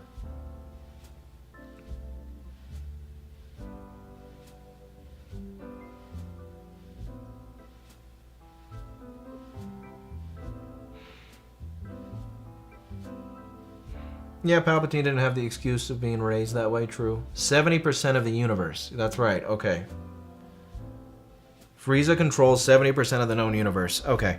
So, yeah, Frieza was raised to be who he is by his father, which Palpatine wasn't. But let's do a poll. So keep in mind... So Elijah, I disagree with that statement quite a lot. And I understand the visceral reaction people have to pedophiles. I mean, I hate them too. You know, who doesn't? But the thing about murder is you cannot heal from murder. You can heal from sexual abuse. You're going to be scarred for life, and it's going to be a long process, and nobody should have to go through that. But Frieza's probably responsible for murdering millions of people and making millions more's lives miserable. So the Baron liking young boys versus someone killing millions of people is not worse, in my view. Or trillions even. I don't know. He's... Oh, in the DBZ universe, you actually can heal from murder, but, you know, that's true. But, yeah, probably trillions. So we'll do a poll real quick. I want to see Frieza above... Okay. I want to see what you guys think in a poll.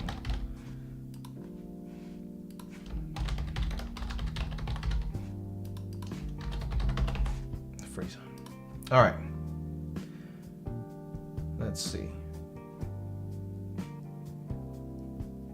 Yeah, I don't know, Nick. I'm not sure if it's equivalent. Ember Crow, thank you for the super chat. And I have not seen the first 3 Underworld films, and I don't remember seeing too many. I don't think I've seen any, or I probably have seen 1 or 2 for Victor from the first 3 Underworld films, but I haven't seen them, so I haven't considered it yet. But like I tell everybody, you know, if they're suggested enough, then they will eventually get a video. You know, if I see a lot of people asking for them, that's when a character gets a video. Or if my workload's too high and I need to cover a single movie, or if, you know, like Paranoia Agent, I really love something and I want to talk about it. But 90% of videos, or 85% I should say, are based off of frequent suggestions.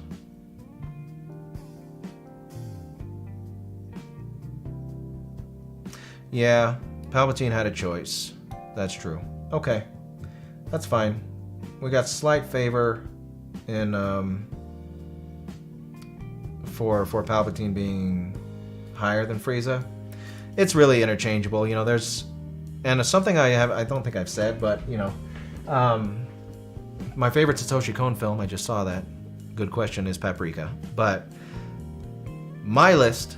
This is my list with your guys' input. And your list will probably look a lot different than mine, or maybe a little similar.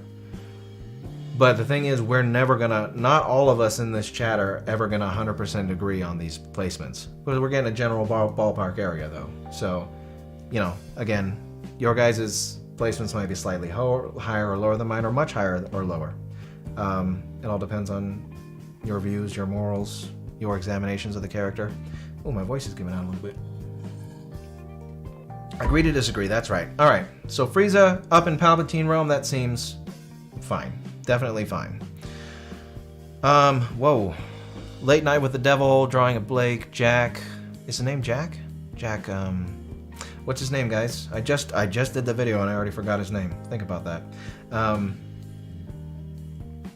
Dorsey? Is his name Jack Dorsey? Jack Delroy. Delroy. Okay, I got the Jack part and I was close with that last name. Okay.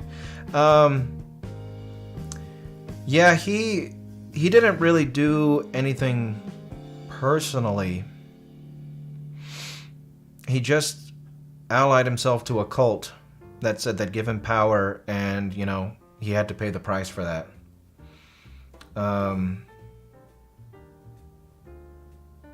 Let's see. Mid B, classic sleazy. Yeah, he is pretty sleazy. Jack Dorsey is the former CEO of Twitter. Well, there you go. That's why I thought Jack Dorsey. I mean, I've heard the name before. Let's see here. Mr. Wriggles. So I did forget to include Mr. Wriggles, kind of. See, so the problem with Mr. Wriggles from Late Night with the Devil is I'm pretty sure Mr. Wriggles is the devil. And I don't think I can put the devil on the tier list. I mean, I could, but I haven't actually made a video about the devil.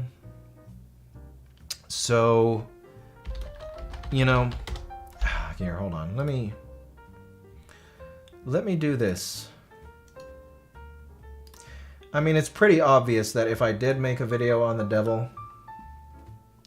devil's gonna go in S tier. I mean, the devil representative and Judge Holden is in S tier. So here, Mr. Wriggles / the devil is in S tier. I'm sure I'll make a video on the devil eventually. Just because that's just, I don't know, I'm a channel about evil. How can I not talk about Satan? You know, I've talked about him quite a lot. But yeah, so we'll put Mr. Wriggles / the devil up there. As the supposed source of all evil in our world. And, but Jack Delroy, who aligned himself with a cult, I saw a lot of B's and C's. I'm going to just stick him there right now, and I'm going to do a poll. Jack Delroy.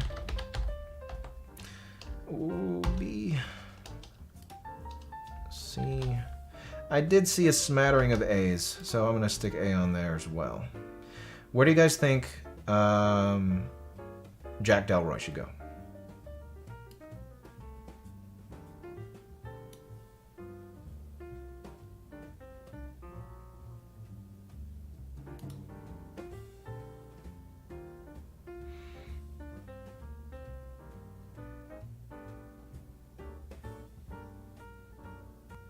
So the thing about Delroy knowingly putting people in danger, I don't know if he knew he was putting people in danger. I think he just made a deal with the devil, and they were like, yeah, there's probably going to be consequences, and he didn't know what those consequences were going to be. He was just too willing to accept the power.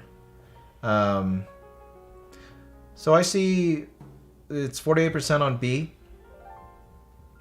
So do we think high B above Mr. House? Does that sound fine? Yeah, he should have known better, but he didn't, so that's why he's, you know, evil and on the list. He definitely did not know better. Below House, I think Mr. Wriggles is the devil. That's what I think. So if you haven't seen the video, they talk about Abraxas, which is who we're going to rank next, being the, like, god that the cult of Abraxas worships in the movie. And so this is going to be hard to explain, and I might get things wrong, but Abraxas is considered the god of all gods by Gnostics, which is like this subset of Christianity written by, I forget who it's written by. Anyway, Abraxas is considered the gods of all God, and in Gnosticism, Abraxas is above the Christian God, and so he's also above the devil. And in Late Night with the Devil, the doctor who's taking care of Lily, she remarks that who is possessing Lily isn't Abraxas, but one of the minor deities that serves Abraxas. So if Abraxas is above even the Christian god, that would mean the Christian god is a minor deity in Abraxas's pantheon. So that would make the devil a minor deity in Abraxas's pantheon. So if Lily is being controlled by a minor Abraxas deity, I would assume that would be the devil. And that's why the show is called Late Night with the Devil. It makes sense, you know. That was my assumption. And yeah, I put Abraxas on here because technically it's the god of all gods. So if it's the god of all gods, wouldn't it decide what's good and evil? So wouldn't that mean Abraxas is like exempt from ranking? Because if Abraxas was real, then it would be up to Abraxas what good and evil is, you know? So how do we place Abraxas? That's interesting.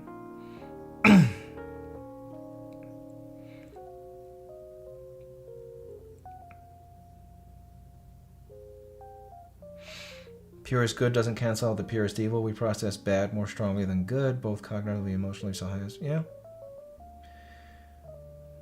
And yeah, that's a good point.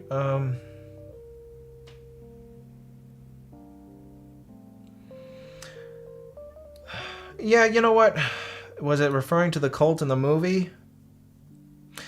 You know what? I think that's a good pivot here. Thank you for that, Nicholas.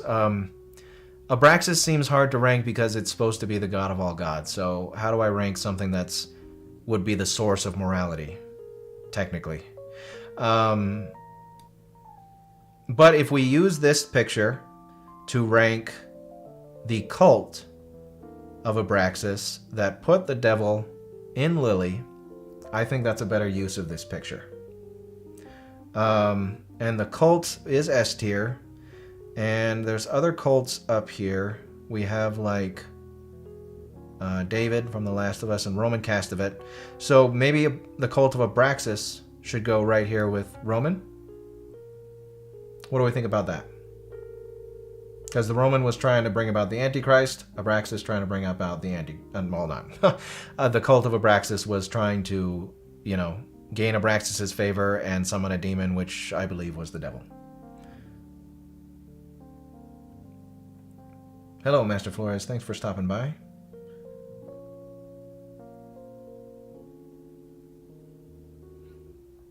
Yeah, it's complicated subjects. Yeah, spark complicated conversations. Where is dunking established titles? They're in the stratosphere. They're in super S tier. They just can't be placed on this list. Can't poison it.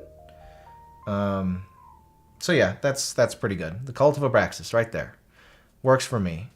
All right, General Grievous, our latest Star Wars villain. Any update on the Rosemary's Baby video? Next month. I'll do it next month. It's actually not that hard for me to fix that video. I'm just, you know, I got a lot of stuff going on and I get lazy sometimes. So I'll fix it next month and I'll put it back up. General Grievous, I'm inclined to put him like below Dooku, because Dooku and Palpatine are responsible for creating Grievous. And Grievous in the EU has a lot of so it's complicated because his society is like a warlike culture, and if war is moral in their culture, you can't really judge them based on how they want to order their culture. And then his people suffered that Hux invasion, and the Jedi and the Republic pretty much abandoned them in favor of the Hux. So I think this is a good spot for Grievous, right below Dooku. Let's make a poll. Grievous below Dooku,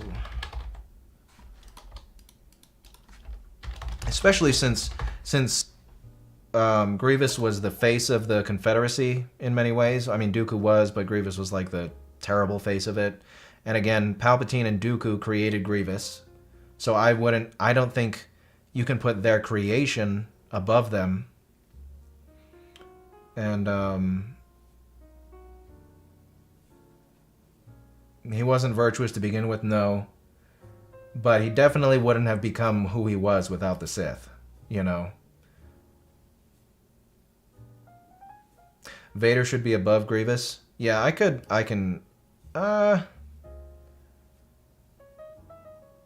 yeah, let's pull that one real quick because I could see that.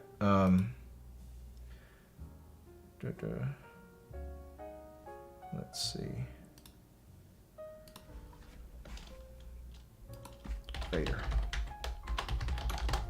I could see the argument for Vader being above Grievous, so I want to see what people have to say in a poll.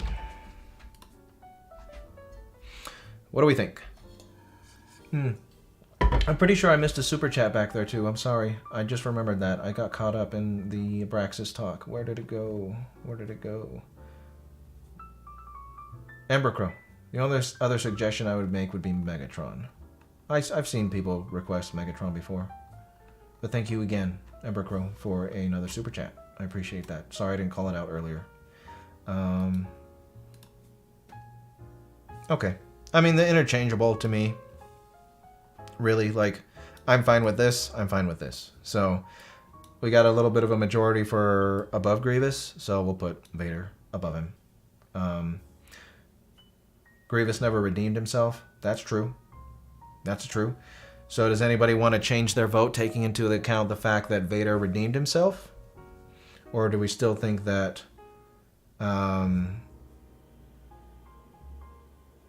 Grievous or Vader should be above Grievous? Most people are keeping their votes the same. So, like I said, I'm perfectly fine with like this or this. So Vader above Grievous works.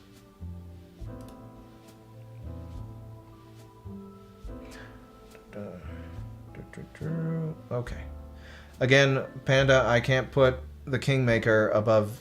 I mean, the King above the Kingmaker. Dooku was responsible for making Grievous into who he is. Even if Dooku wanted good in the galaxy, I mean, this is Palpatine and Dooku's bad right there as Grievous. Anyway, moving on. We are almost done here. Remember, these two aren't getting placed. They need to be taken off. Silco, the latest video. Silco from Arcane. Now, I can't move myself out of frame here. Sorry about that. Silco.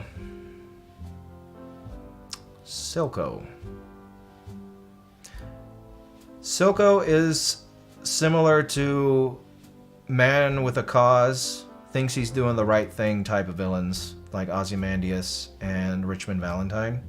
Aaron too. On a lesser scale though, Arcane is fantastic. As I said in the video, it is I play a lot of League of Legends, unfortunately. Because I've been playing it for like, I don't know, what now, 13 years I've been playing League. And Arcane is a fantastic show and it's not represented. If you go play Arcane, I mean, if you go watch Arcane, you're like, oh, I should go play League. You know, because Arcane was so good. League's got to be great. Don't do it. I'm telling all of you right now, it's a warning. If you have never played League of Legends, don't ever do it. It is a horrible game that I love, unfortunately, but no. Never. Don't even think about it. Don't let your friends do it. Don't let your families convince you. Don't put yourself through it. Don't do it. Anyway, so Silco, he wanted what's best for his people. He just went about it in the wrong way. Kind of like these three right here. But the scale of their crimes is much higher. What do we think? Let's see. Silco. Lower. Higher. Stay.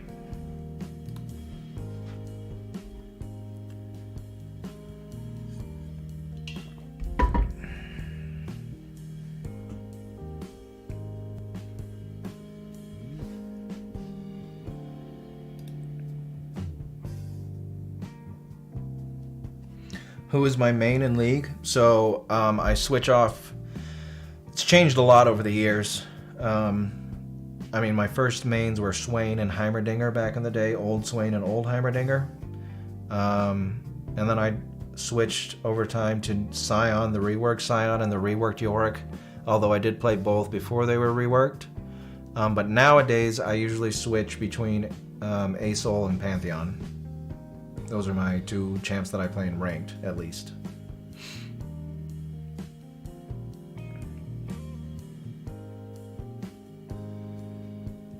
Let's see. Okay, so 52% for stay for Silco. I do see some lowers. I could see putting him like here. The low is a pretty high percentage. So these ones also think they're doing good. You know, this is the I'm doing what's best for the world row right here, but they're doing it in a bad way. Not Logan, but like from here to from John Kramer to Aaron is that kind of vibe. So Silco being right there. Yeah, do I play ranked? I do play ranked, but I don't play like as often as I should. Or not often as I should. I play a lot, but not enough to get me to the next level. So I'm pretty much usually always an Emerald in League.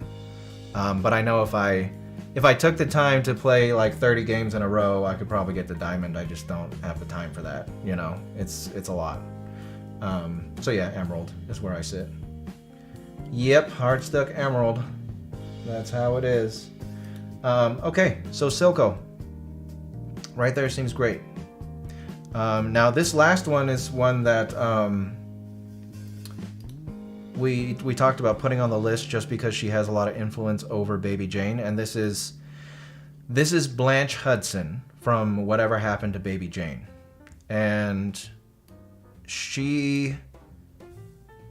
her sister was a child star who got way more attention than her, and she became this annoying person later in life and was bringing Blanche's life down.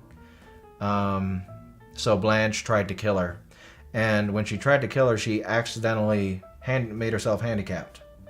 So she's pretty much responsible for making Jane worse than she was before.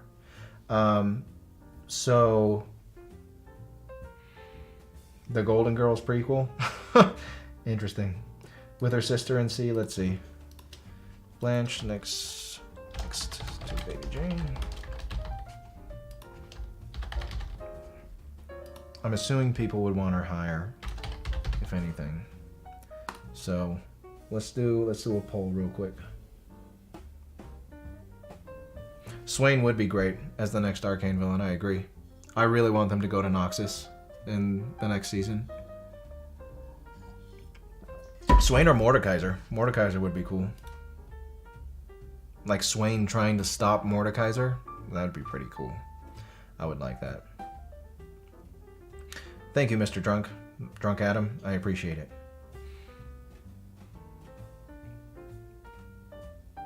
Higher.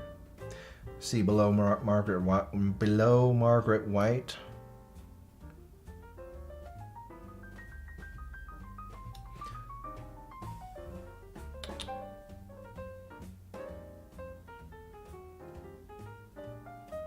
What type of villain is Swain compared to Silco?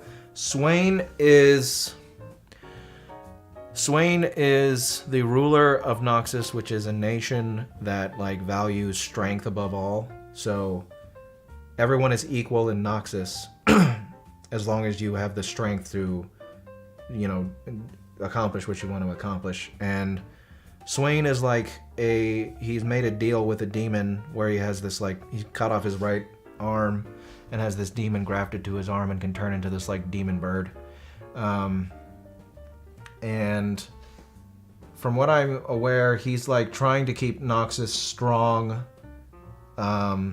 against like this to overcome this Black Rose secret society that's threatening to like undo what Noxus stands for. So he's kind of like he considers himself a necessary evil, Swain, who is ruling his country with an iron fist to make it better.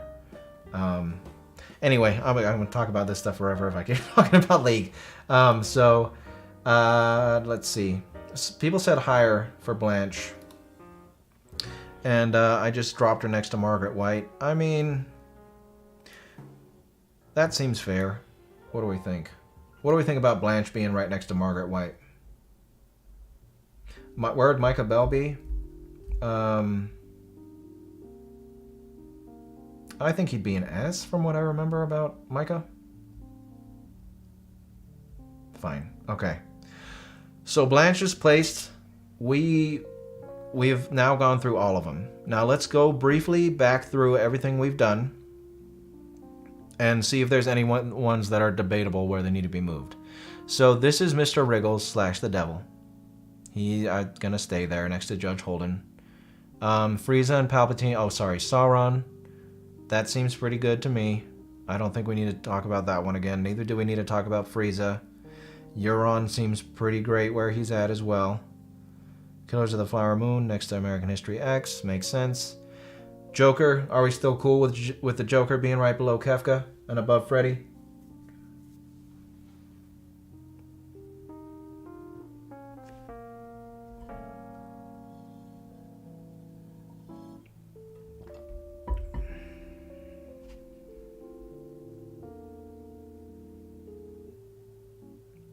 Cool.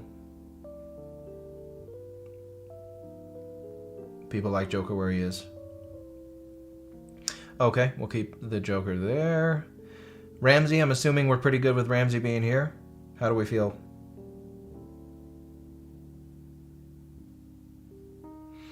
Thank you for the super chat, America. The Angel from Constantine Gabriel. Yeah, I think I've seen that requested a bit, so I'm sure I will. But again, thank you for that super chat. I appreciate it. How about Fade and Raban? Fade and Raban seem good where they are.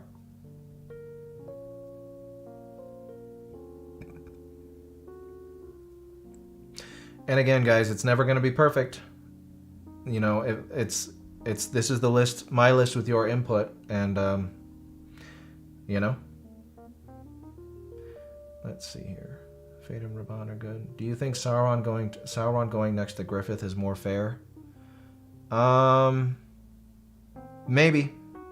It might be, but I like Sauron where he is. I think Sauron's worse than Griffith, honestly. I don't know. It's I guess it's debatable, but I like him where he's at. Okay. Let's see here. Disrespect on Hal. That's no disrespect. That's saying how Hal is you know, the reason Hal was even evil is because of a programming error. Hal didn't want to do what he did. It was just his programming got messed up. That's no disrespect. That's actually respect, sympathy for Hal being just, you know, poor Hal. Anyway, Lord Shen. That was one I know we needed to talk about. What do we think about Lord Shen? I know some people wanted him lower, some people wanted him higher.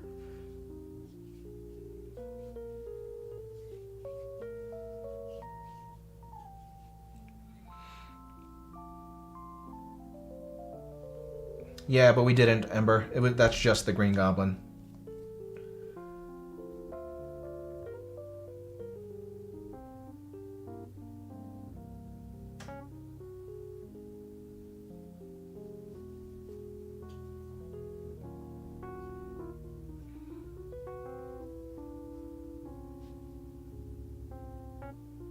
I see a lot of he's okay.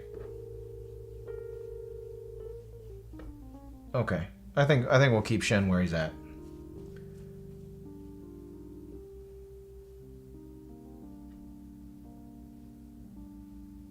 Do I think Singed is evil? Maybe. I don't know if his motivations are evil, but he's definitely willing to do whatever for experimentation's sake. So, we're gonna keep Shen where he is. I see a lot more keep him at where he's at than lower him. So, we will do that. What about William Hale? I think William Hale's... I think that was one we were going to talk about a little more, too. Because I remember bumping him up. What about William Hale from Killers of the Flower Moon, guys?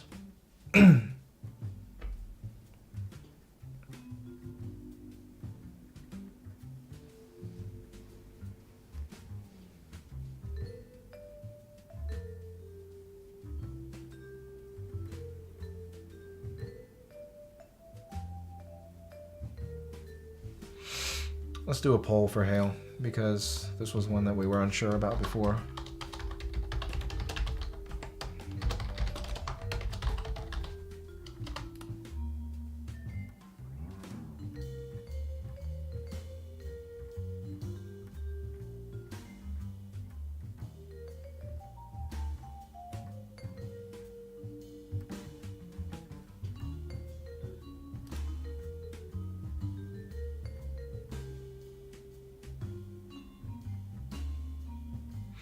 Oh, no stay. You're right. I forgot to put a stay. Sorry, hold on. Let me put a stay option. William Hale. Sorry, guys.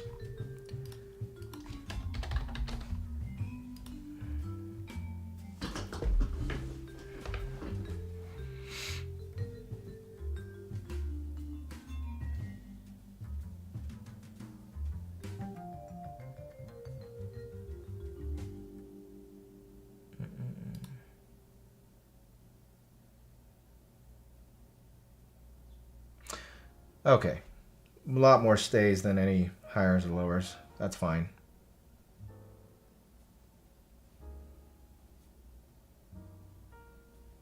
Cool. We'll keep William where he is. Yeah, he's hard to rank, for sure. Let's see here. Now we have the Cult of Abraxas next to Roman Castavit. I think we are all pretty much in agreement on that one. I don't know if I'm gonna make an evil incarnate tier, but I might make like S+, S. We'll see. I'm gonna, like I said it earlier, when I make this into a video, in the comments I'm gonna ask people about whether or not I should put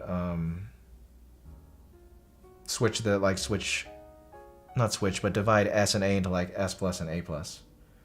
S+, A+. Okay.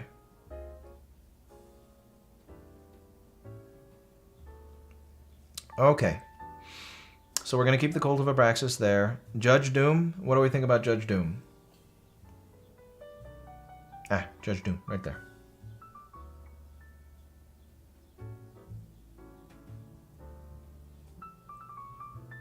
Between Holden and Bill Cipher is Mr. Wriggles / Satan from Late Night with the Devil. Doom is fine. Okay. Yeah, I figured Doom was fine. What about Lorne Malvo? I think we're pretty much in agreement with Lorne being like a little worse than Anton, right?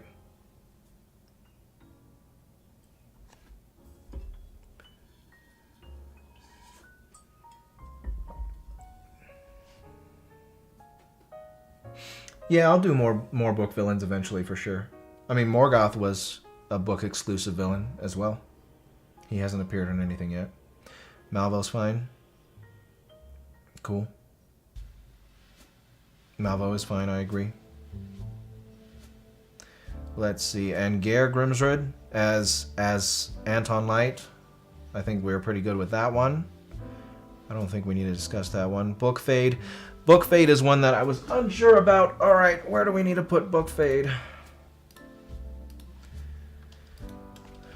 Book Fade. I look like a robot. I don't know how that's possible, but thanks. Higher. Higher. Lower.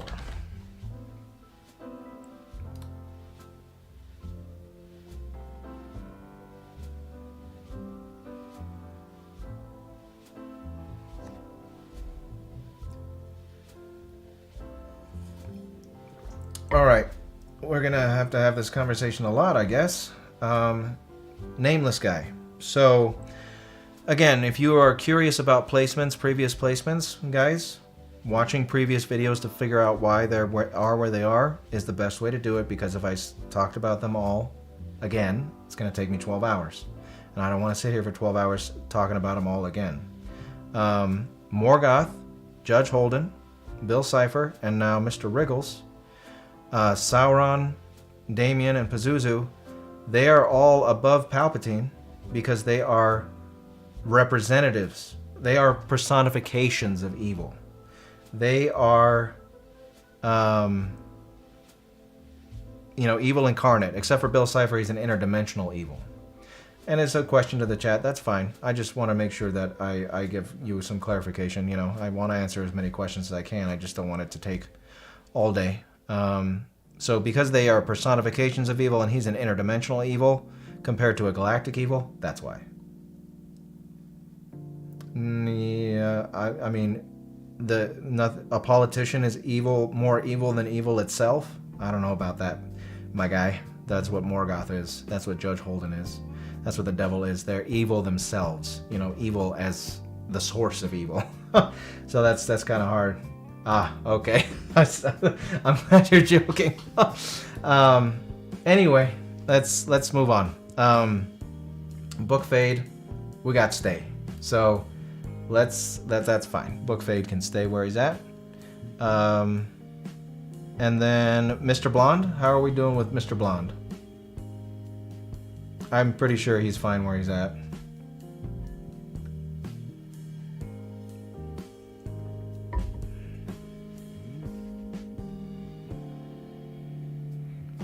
What if there was an entity that was the source of evil? Well, then I suppose that they would be worse. Okay, yeah, I agree. Mr. Blonde's fine. El Indio, do we feel fine with El Indio here? I know that one was kind of contentious.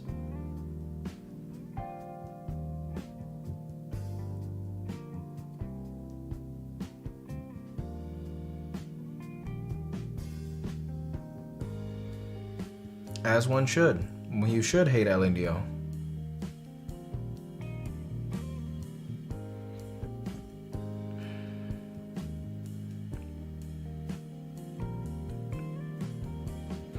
I don't know about putting him below Alex in A tier, but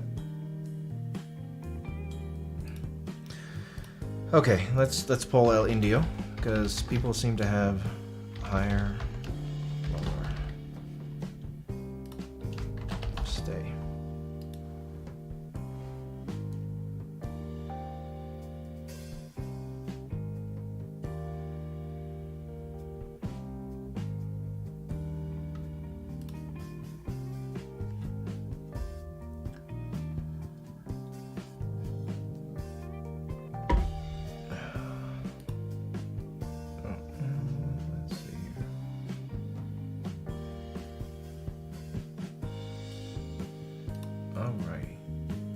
So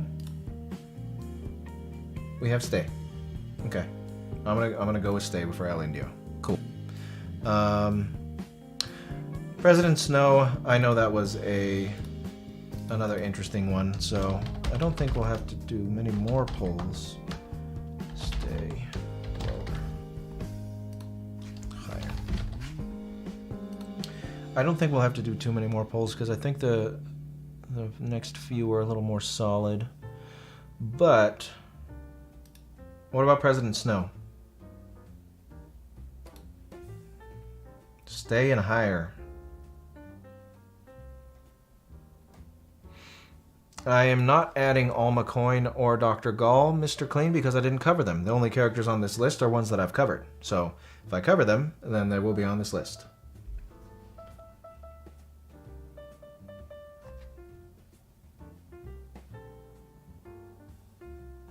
Thank you for the super chat, Super Suit, and that is a very good point.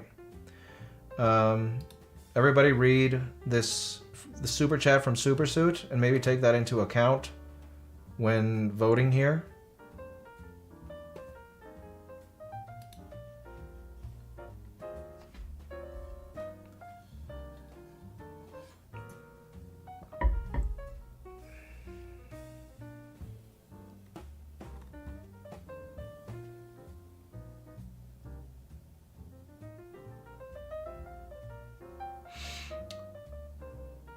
Would I rank Sephiroth below Kefka?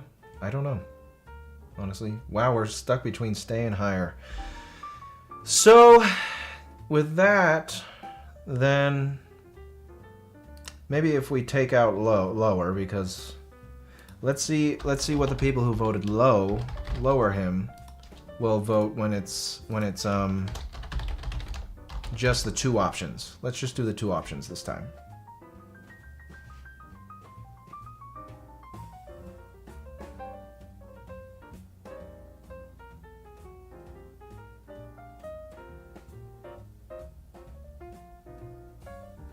Yeah, he did have a way out with Lucy Gray, but he did betray her. That's for sure. Okay, so between the two options, higher seems to be the consensus. So I saw people say next to the cult leaders.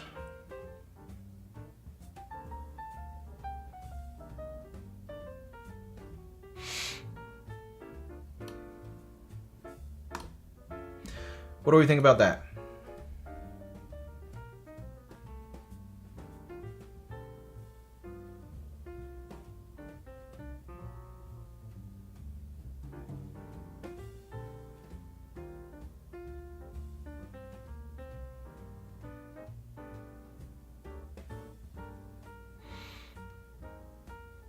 Okay, so the response, I've only seen a couple of responses. He's not very culty, but he's like kind of next to Vidal and Alanda, which sort of makes sense. What do we think about? So okay, I'm gonna give you guys two options right now, so we can get through Snow. So either he's gonna stay right here, next to Captain Vidal and Cameron Alexander, or he's going to go next to Tywin.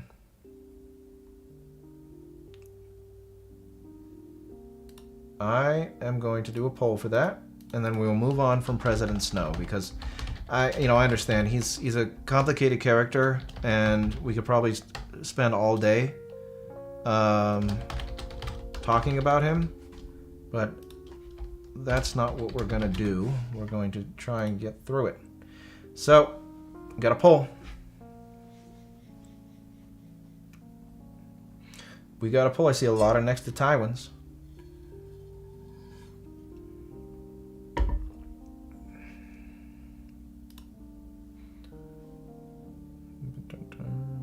Next to Tywin. We got 94% for next to Tywin. Okay, 89%. Still lower, but it's still a sizable majority.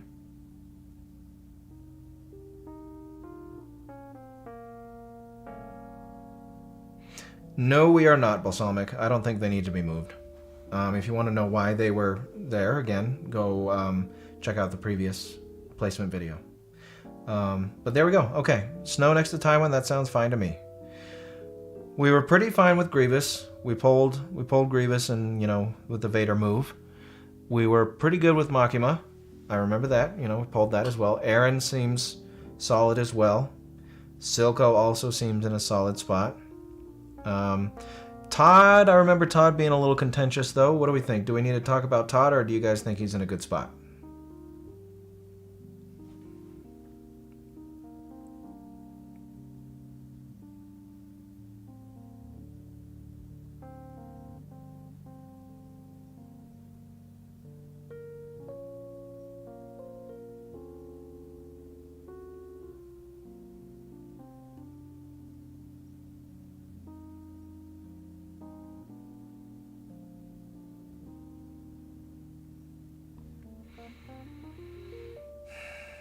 I see good spot, I see lower, I see higher, but I see most say Todd's fine.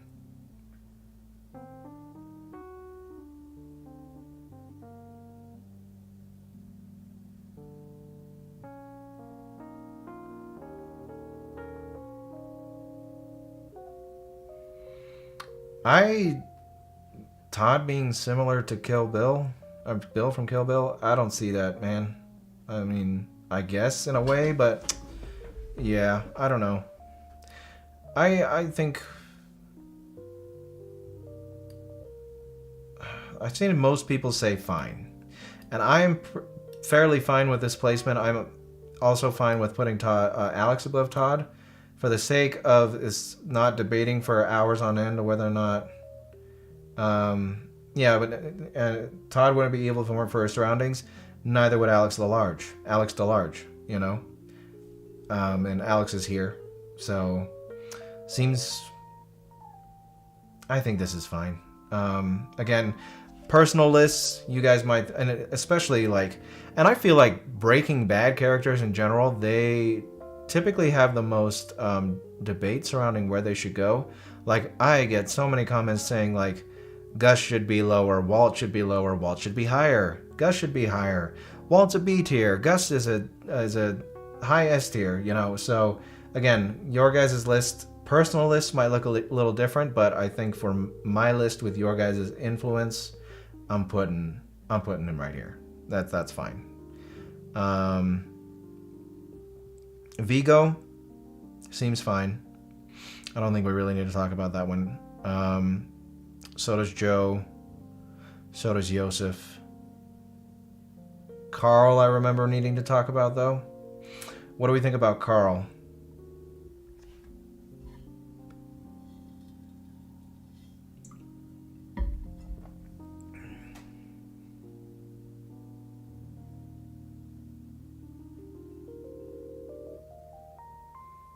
Carl is fine.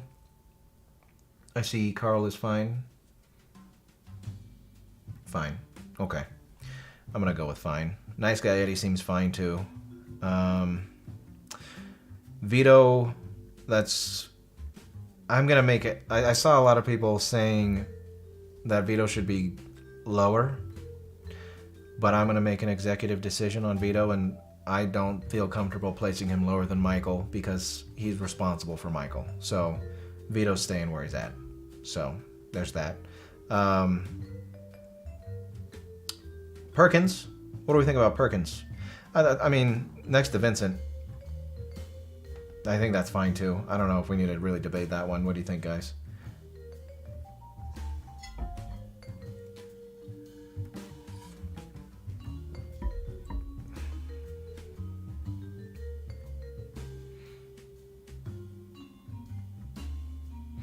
Yeah, I thought Perkins was fine too. Mr. Blue and Mr. Brown.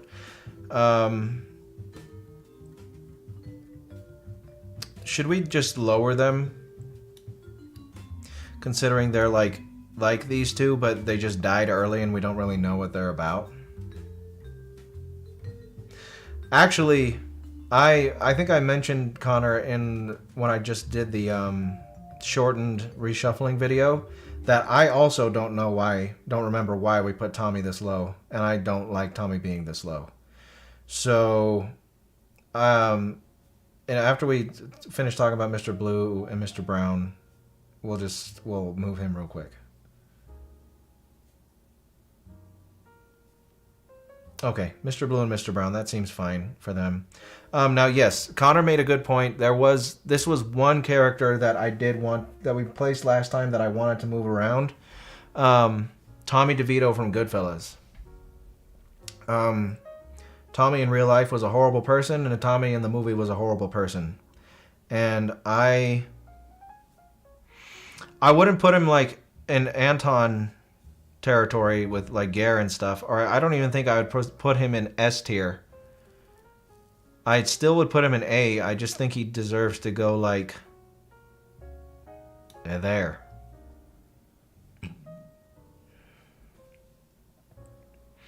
What do we think about that?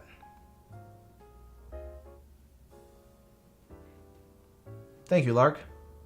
Thank you for stopping by. I appreciate that. Alex is worse than Tommy? Okay.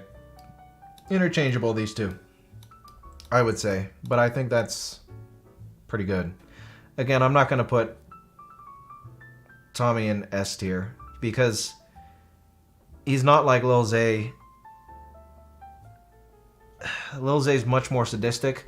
Tommy is like situationally sadistic. He doesn't look for it, but he'll take it when he can get it, you know? Lil Zay is like out hunting. Tommy's like, if someone crosses him, he's gonna kill him and he's gonna enjoy it. So, I don't know. That seems... Tommy at least cares about his mom. That's true. So I'm happy you mentioned that, Connor. I'm glad we moved Tommy up. Thank you for that. Ernest Burkhart is the next one that we placed here. What do we think about keeping Ernest here? I think Ernest is in a fine spot, you know, considering what he did to his wife and how he helped his uncle with the head rights and abusing the Osage in the way they did. Do we think Ernest should go here?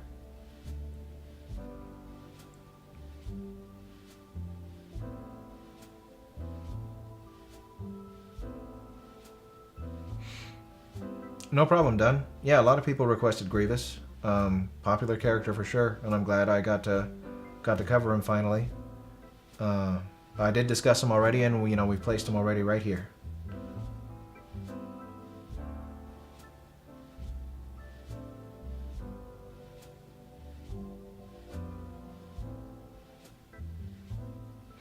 Yeah, I mean that is part of the problem, Mr. Four. I mean, I've talked about it a couple times now. I might break up S and A into like S plus S, A plus A. But there is typically a lot more A and S tier villains in media than there are B, C, or D tier. At least out of the ones I've covered so far. It could be the case if I'd covered a lot more B, C, and D tier villains, but that's just how it kind of shakes out. I see most people saying Ernest is fine. I have not done a video on Homelander yet. I'm waiting for the show to finish until I cover Homelander. He is probably the most requested character at this point. And I do cover characters that like their stories haven't finished yet.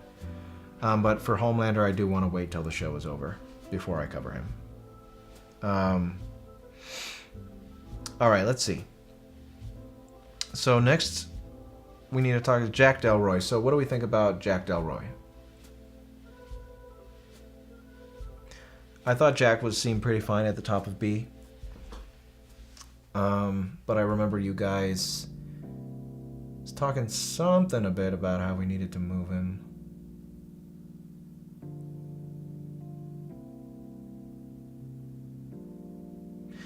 Yeah, I've seen a lot of Jordan Belforts too. Jordan's hard because he's, a real person. And I've made a couple videos on real people that are kind of shorter, but with real people, I really want to make sure I go over every little detail of their lives. And considering I'm talking about their entire life and not just like a movie or a show, it takes a lot more time. So Jordan is another one that would take me quite a lot of time. I'm pretty sure it was unintentional, Marcelo. I don't think he knew that his wife was going to get sacrificed. Not worse than Tetsuo/Yuri. Yeah, that's true. Yeah, I could see. Yeah, that makes sense. I mean, we'll do that. I think that's good. Thank you for that little suggestion there. But Mr. House at the top of B. Do we like Mr. House at the top of B? I think most people were happy with that one. I might make a Lester Nygaard video, Nunya. Perhaps.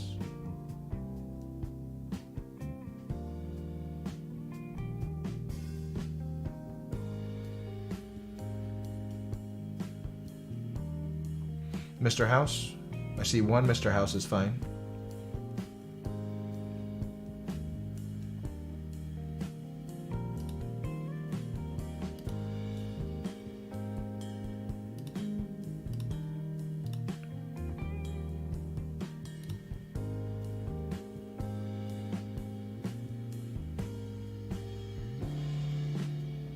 These two down here, Father Exo, they're accidents and they're not getting ranked.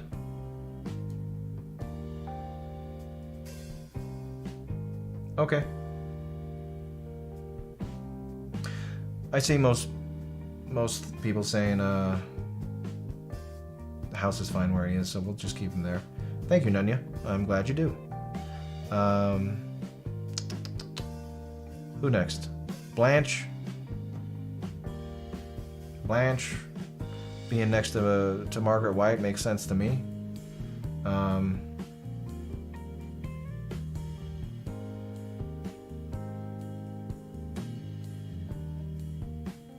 Blanche is fine? Yeah. Thank you, Daniel. I appreciate it.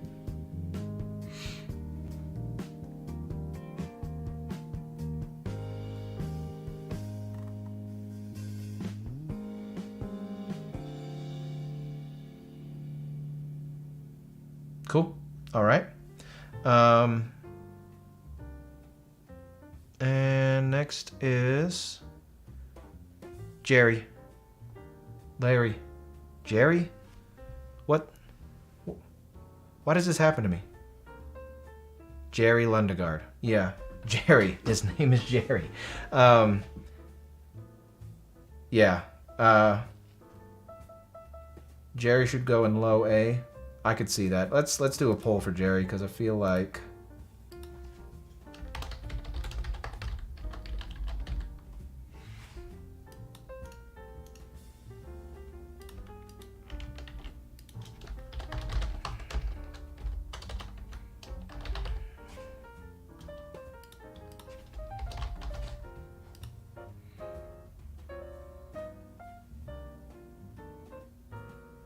okay.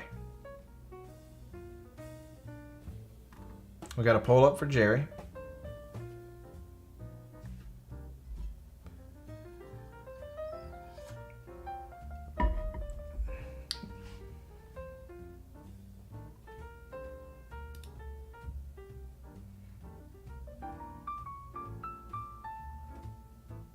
I see stay. 68% say stay. Okay. Yeah, he is definitely more stupid and incompetent than he is evil. I agree. Okay.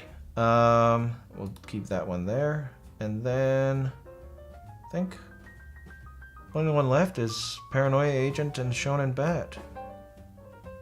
Right? Yeah. So for those of you who know about Paranoia Agent and Shonen Bat, do we think this is a fine placement?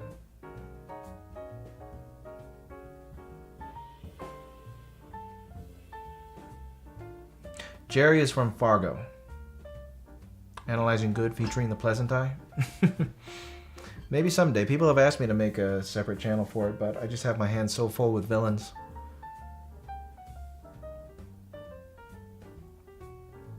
Yeah, it's fine. Okay. Okay, guys. So this is the list. We've done it. Again. We've placed all the characters that needed to be placed that I've covered over the last 6 months. Now, I feel pretty good about what we got going on here. Like I said, I'm going to pin a comment when I make this into a video and talk about whether or not I should divide A and S tier into like A plus or A and S plus and S. Get some more people's feedback, you know, more fans on what we should do about that. But now we're done. I thank you all for your input. We're gonna keep them where they are, and maybe we'll revisit some of these next time around. But I like it. I like how the list is shaken out so far. I like how the reshuffling went, and I do like these placements. I do appreciate it. I am going to stick around, though. I'm not leaving yet. I'm just going to hang out and chat with you guys and answer questions if you like. You know, if you just came for the placements, then farewell. Thank you for coming by, and I hope you have a good day. But if not, let's hang out, guys. Let's chat for a little while, and you can ask me questions, or we can just talk in general. I'm going to redo this music thing real quick because I don't want the same thing to happen to me last time. This time. Okay. Suggestion rapid fire. No, so that's another thing. I'm still... Here's the thing about suggestions. My philosophy when it comes to suggestions is the following. If they are evil, I will cover them eventually. Now... When I cover characters, though, I mainly base off my coverage off of what's most popularly suggested. So if you have a villain that you would love to get covered that is a side character in a Borderlands game, chances are that's just an example. I'm just throwing it out there. Chances are they're probably not going to get covered anytime soon because that's a niche suggestion. And I'm not trying to please each I want to please each individual subscriber. I would love to if I could do that, but I have to be conscious of what the majority of my fans want.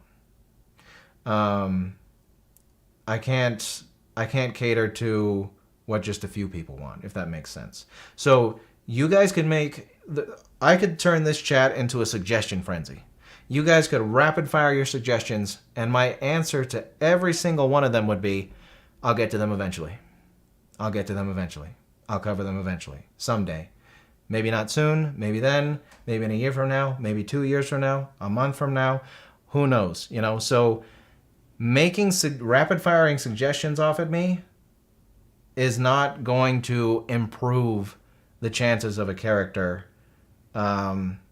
getting covered. What's going to improve the chances of them getting covered is you and others consistently commenting on the videos or making suggestions on Reddit or Discord and running up a tally, for me. So when I go and search for a character's name in the comments section, I can see that 100 people want me to cover one character. Okay, well, and each comment for those 100 people got 200 likes. So that means thousands of people want me to cover that character.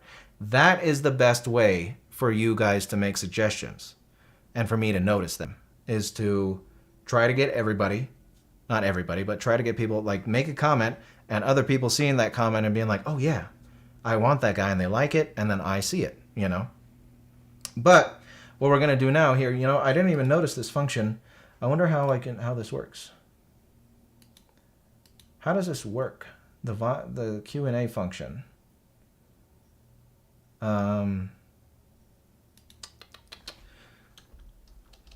Ask me questions. I don't know. There's a Q&A function here on the stream chat, and I want to see how this works. So you guys can ask questions and I can answer them. So here, start. If you guys have questions you want to ask me that aren't suggestions,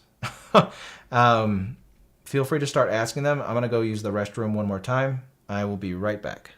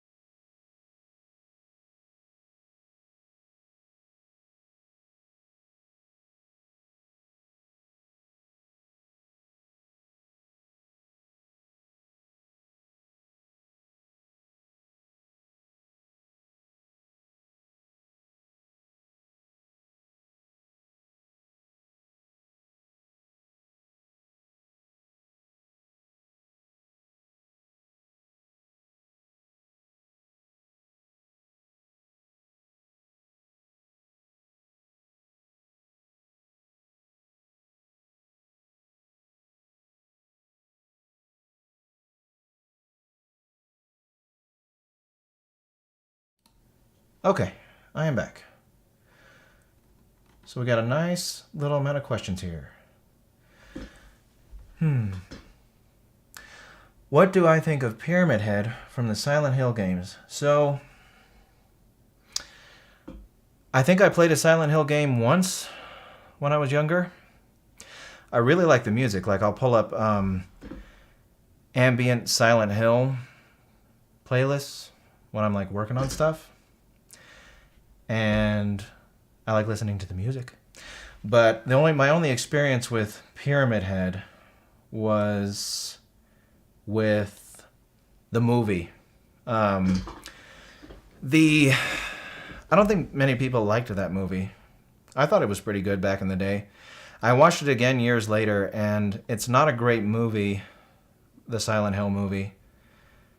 But there's a scene which is one of the most brutal death scenes I think I've seen in a movie, where Pyramid Head, he goes up on the church steps, he's chasing after these women that are trying to get into a church, and he picks up this girl and he rips her clothes off, and then he grabs her breasts and he twists them in his hand, and then he rips her skin off in one motion. And it was just like, excuse me? What was that? It was a pretty crazy scene. I mean, I'm sure you can look up Pyramid Head church scene on YouTube, and they probably have it. I don't know if they have it on YouTube, honestly, but you can look it up, and it's pretty brutal. It's pretty brutal. So that's I thought he was cool in the movie, but other than that, that's my only real experience with Pyramid Head. Let's see here. What's next? Oh, there we go. So, do you love sympathetic villains or pure evil villains? I enjoy sympathetic villains because there is a lot more nuance to them typically. But I love Dark Lords. That's my favorite type of villain, and it's just the personality really that typically comes with a Dark Lord, and just how delightfully evil they are, I guess you could say. Like, Palpatine is just over the top with a laugh, and the way he talks and his whole persona is just amazing. I love it. Same Sauron, he doesn't really have he's not really over the top or anything. But even still, I love Sauron and Morgoth. Frieza is one of my favorites. Ganondorf is also one of my favorites. I just like Dark Lords. I like their personalities. I like their characters. I like how they look. But I do enjoy the complexity of sympathetic villains. That's for sure. Is there a way to see the chat and the questions at the same time? I don't know. I'm not the best at this stuff just yet. We'll just stick with the questions for now. I'll keep switching back and forth a little bit. But yeah, just show. Speaking of Lord of the Rings, I have 6 copies of the Lord of the Rings that are all different limited editions because I love it so much. And then if you go ahead and do this, that is what my background has been for the last 5 years. This has been my desktop background. I never change it. I love it. So I am definitely a Lord of the Rings fanatic. That's for sure. Anyway, so let's see. What else do we got here? How is the Incredibles kid S tier, please? Okay. I am going to answer a question like this one more time. So if you want to see why anyone we didn't place this time around is where they're at, I suggest you go and watch the previous update videos. And to make it easier on yourself, if you're just curious about one specific character, there's always someone in the comments who has put timestamps talking about where in the video I covered each character. That is going to be your best source for finding out why characters are placed where they are, because I don't want to spend all day talking about why I placed a character I've already placed, and I talked about it in a source that you can easily access. But Syndrome is in S because he, like most Disney villains, they don't have very many redeeming qualities. If you'll watch Disney movies, typically the villain is... there's pretty much no good excuse for what they're doing in a Disney movie. And I haven't seen all the newest ones, but at least in the older ones, or the ones even up till like 2012, I guess. What's sympathetic about Syndrome? He got bullied. I mean, Mr. Incredible let him down when he was younger, and he shouldn't have done that to him. But after that, he is doing what he's doing to make money, be a superhero, commit genocide against the superheroes, and then sell his super technology to people to get filthy rich. I mean, not sympathetic, nothing redeeming, nothing justifiable. There is no excuse for what he's doing, you know? So that's why Syndrome's an S. But again, please go back to the old videos, and if you're curious about placements, give them a watch. And like I said, you don't have to watch the whole thing. Go to it, go to the comments, click on the timestamp, boom, there's your reasoning, you know? Let's see. Have I played any of the World of Warcraft games? I have not. I was a RuneScape kid. And actually, if I click start right here, here's my Jagex launcher. I still play RuneScape every now and again. I do play old school sometimes, but I don't really like restarting in games unless it's like Dark Souls where I'm doing like a new run or something. But for RuneScape, I didn't want to have to do all the quests all over again, so I pretty much play RuneScape 3 if I do play. But yeah, I never got into WoW. I was a RuneScape guy. So, let's see here. I'm going to go back to the chat real quick and see what people are saying. Yeah, for anyone who's just now joining, we've done all the placements. I'm just kind of hanging out now. And oh, well, Sonic even gave me a super chat. I need to talk about that. Good thing I went back here. Thank you for making work that resonates with so many of us. Well, of course. I'm glad to hear you say it that way. I appreciate that. Love the Paranoia Agent video. Keep making videos you like, and take care of yourself. Thank you. P.S. New stylus arrived during stream, so new villain art may be coming soon to the Discord. Ooh, I like that. I'll be interested in seeing what you got cooking there. I hope that stylus serves you well. But that was an incredible super chat, Balsamic, that 50. Thank you very much. I appreciate that. And I'm glad that I can make stuff that resonates with you. It's always nice to hear things like that. But anyway, let's get back to the questions. Let's see here. Questions. Oh, you know what? I'll move this because if you guys still want to look at the list and see what's up, I'm sorry. Do you shave your head, or are you just unlucky in follicle department? So I am lucky and unlucky. I got a nice beard, you know. But Middle Eastern men typically do have nice beards. It just comes with the genes, I guess.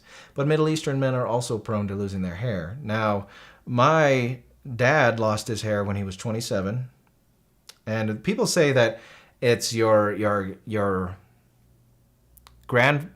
mother's father's genes is what determines how your hair is going to be.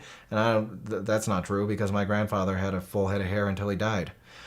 I started going bald when I was 15. I got my beard when I was 9. So I was a very early starter in the hair department in both gaining hair and losing it. So, yeah, I'm just bald. I've been going bald since I was 15. It is what it is. I think the reason I shave my head is because I think once you're losing it, like, there's very few men who pull off the, like, balding look. Once it's going, man. Like, just take the loss. And the funny thing is, I never had long hair when I was younger anyway. I think I had a bowl cut when I was like 6. You know, my mom gave me a bowl cut. But until I lost my hair, I actually spiked it, because spiking your hair was pretty big, when I was younger, and I liked my hair spiked, and I only ever had it like 2 or 3 inches long. So when I went bald, I was like, well, that's fine. I didn't like having long hair anyway, so there it goes. Let's see. I wonder if these questions are just in the live chat or if they're going to this thing. What do you think? Whoa.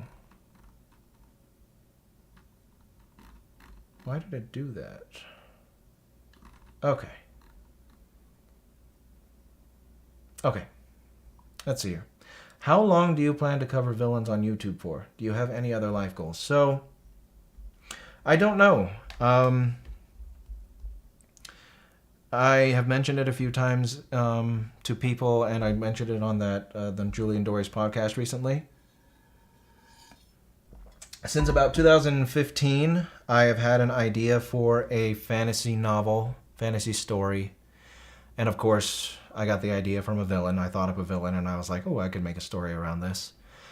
And back then, I had the attitude like, oh, I'm just writing it for fun. If it takes me 30 years to finish the book, well, whatever. I'm not ever going to publish it anyway. It's just something I'm doing for fun. But then I got kind of fed up with what I was doing in like 2019. Because I used to manage restaurants. My dad has owned restaurants in this town for a long time and nightclubs and stuff. And so I've always been around restaurants, and then things happened to where I started working in one myself after high school. And worked my way up to be a manager of several different restaurants. And I hated it. Like, absolutely hated the restaurant business. Anyone who works in restaurants can tell you it's really hard. Like, retail is really hard, but restaurants are really hard too. And I didn't want to be a restaurant manager anymore, but I didn't really know what I wanted to do. So I said, you know what?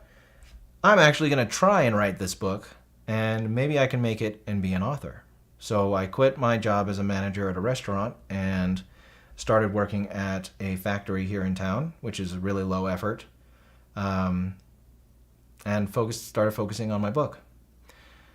And my idea was, I think like, well, how long was it after I started there? I think about, I started doing the channel before I started there. I had the idea for the channel, and I put up like 3 or 4 videos, and my intentions for the channel was, it'd be cool if I got like 10K subs, someday. And then when I get those 10K subs, that's 10,000 advertisements to people for my book, because that's the real goal here was the book, And then I stopped doing the channel because it was a lot of work trying to write the book, work a job, live life, and do the channel at the same time. And so in I believe June or August of 2020, my Nurse Ratched video that I had made, I got lucky and it got the #1 recommended spot under the trailer for the new Ratched show that was coming out. So I actually, at that point, when that happened, I had just finished the first draft of my book. But then I got all that traction and I was like, oh, well, I guess the channel could be something now. And it turns out it is something. So the book is, I am on the 3rd draft. And I suppose if I, finally get the book out there and I make it to like J.K. Rowling level success with my book or something, which that's probably not going to happen. That's insane, But if my book does well and, I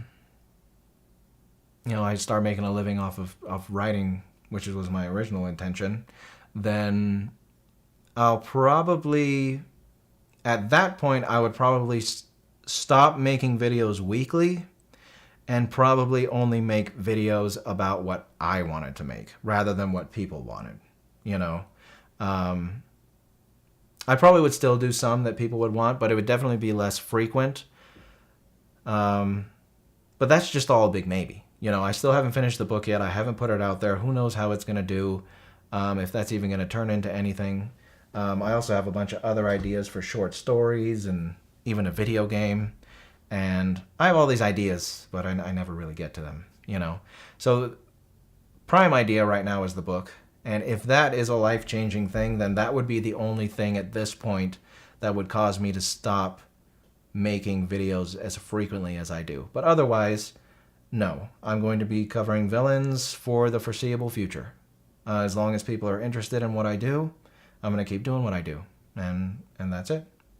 Kind of a long answer, but I hope that was sufficient for you.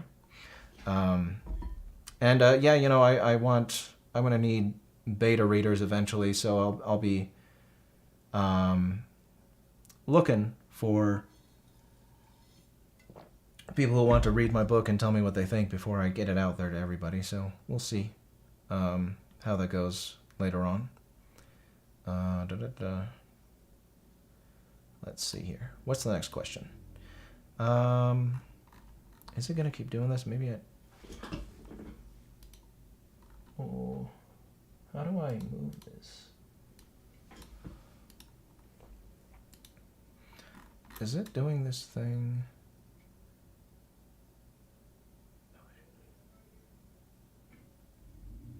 Did it move them down? Huh. Okay, I guess I'm gonna start from the bottom, because if I keep switching back and forth, it moves the questions. Weird. Okay. I'm gonna answer these from the bottom of, because, all right, let me just show you guys real quick. So this, would you prefer, oh no, it's fine now. No, see? Okay. These questions right here were at the top before, but now they're down here after I switched, which is weird. So I don't know. I guess I'll just start from up here and ignore those. I guess I shouldn't switch back and forth anymore. Anyway, would you do a favorite villain tier list, not a character suggestions? Like my favorites? Maybe. If enough of you guys are interested in something like that. I don't know if it would just be like my favorites in general, like ranking the ones that I haven't covered, or just my favorites out of the ones I've covered. But yeah, I'd be open to doing something like that if people are interested in it. Who was worse, Himmler or Lavrenti Beria? From what I know, I would need to study a bit more, research into Himmler a bit more, because my memory's a little shoddy on what exactly he was responsible for. But as of what I know right now, I would say Beria is worse than Himmler. But I could be wrong. I'd need to look into Himmler a little more. Who is a character that you dislike the most personally that you covered? See, I've said it before. I said it earlier. Most of the villains, if not all of the villains that I've covered so far, I actually liked the stories that they were in, and I liked them to a certain degree. So let me just quickly scan the list and see if there's anyone that I wasn't particularly fond of going through. No, they're all pretty good. I mean, everybody hates Mary. You know, Mary's a horrible person, so, but I like her character, you know. I'm going to assume you're asking who do I dislike as like a character in general, so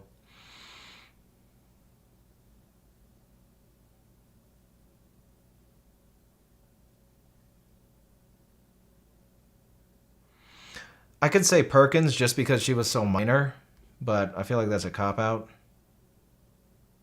Let's see someone with more weight to him.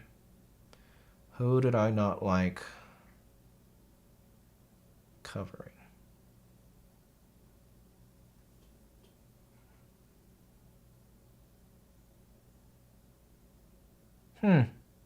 See, I'm like, none of them stand out. Like huge, oh my god, I hated their characters. What a crappy character. I'm sad I watched that, or played that.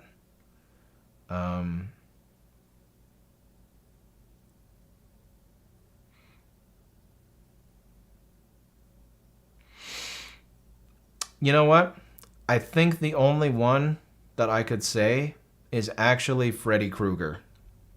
Just because the later movies really sucked, in my opinion, and they were not fun to watch. So I guess for that reason you could say Freddy. But yeah, I'm pretty cool with all the characters that I've covered so far. There's a lot to like about all the characters that I've covered. What Analyzing Evil video are you most proud of? That's an interesting question. I actually thought I did a really good job with Everything Everywhere All at Once. I felt really proud about that video, and that film resonated with me personally in a lot of different ways, which I talked about in the video. But I felt pretty proud about that one. That was a good video. Yeah, I'm gonna go with that one. That's the one I'm most proud of. Since you're a Trigun fan, have you read the manga or anime? I actually haven't read the manga. But I do want to cover Knives at some point, and I do want to read the manga. I just watched Trigun back in the day on Adult Swim, and it was one of my favorites. And I watched it again years later on Netflix, and it was still great. But yeah, I'll probably cover Knives at some point, and I'll read the manga then. Are more book villains coming? What's your favorite book villain? Well, my favorite book villain, I guess it's Morgoth. I really like Brave New World. That has some adaptations, though. So I guess it's not exclusively a book villain. Yeah, I'm going to go with Brave New World. That's one that I'm probably going to cover. See, I don't want to say anything. I don't want to give you any guarantees. I'll probably cover them sometime soon. No date specified. Cover it, the whole book in general. But yeah, I do want to cover more book villains. I know there's one, aside from Judge Holden, who was recommended quite a lot. I'm forgetting right now, though. You can shoot some book villains into the chat, and I'll see if any of them jog my memory. Do I have any historical figures I'm thinking of covering? Yeah, that's the real person that I was mentioning earlier in the stream that I chose not to reveal is a historical figure. And again, all right, please do not ask me when the video's coming or how far along I am with it, because I'm working on it. It's real life topics are so hard, and especially this one because I've actually started this video and there's a lot to talk about. And I've wanted to do him even before the movie came out that he was in kind of recently. Is Beria. I do want to cover Lavrenti Beria. Because he is a horrible, horrifying person that I read a lot about when I was younger, and I've always wanted to make a video on him. So sometime in the near-ish future, I will cover Lavrenti Beria as the next real... Well, unless like the patrons choose someone, or there's a popular request about some character featured in a movie that's real, that's also has a real-life counterpart, then Beria will be pretty much the first character I've covered exclusively from real life. Because even though he's in The Death of Stalin, I've had the idea since before that movie came out. So I'll talk about that movie a little bit in the video, but who he is as a real person, there's way more to him than was depicted in that film. So, yeah, that's who it is. Okay. I know Salo would be a very challenging video to make due to censorship, so would you even want to try in the first place? I don't know. I haven't seen it. I've heard it's horrible. I've seen a decent amount of requests for it, so I'd have to watch it and find out then. But so I've been asked before. I'm typically not going to cover. I'm not going to cover films or villains that are made specifically for shock value, like a Serbian film. I wouldn't touch that one. But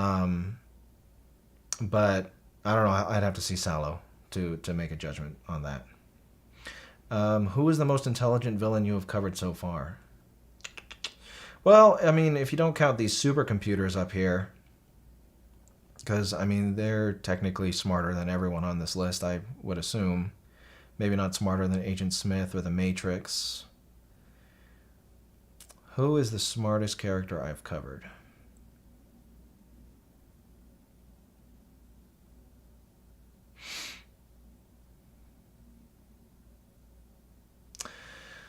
I don't know. That's a hard one. I honestly, considering what he accomplished, Palpatine is really smart. I mean, orchestrating both sides of a galactic-wide civil war, that takes some brain power, you know? Tywin's really smart. I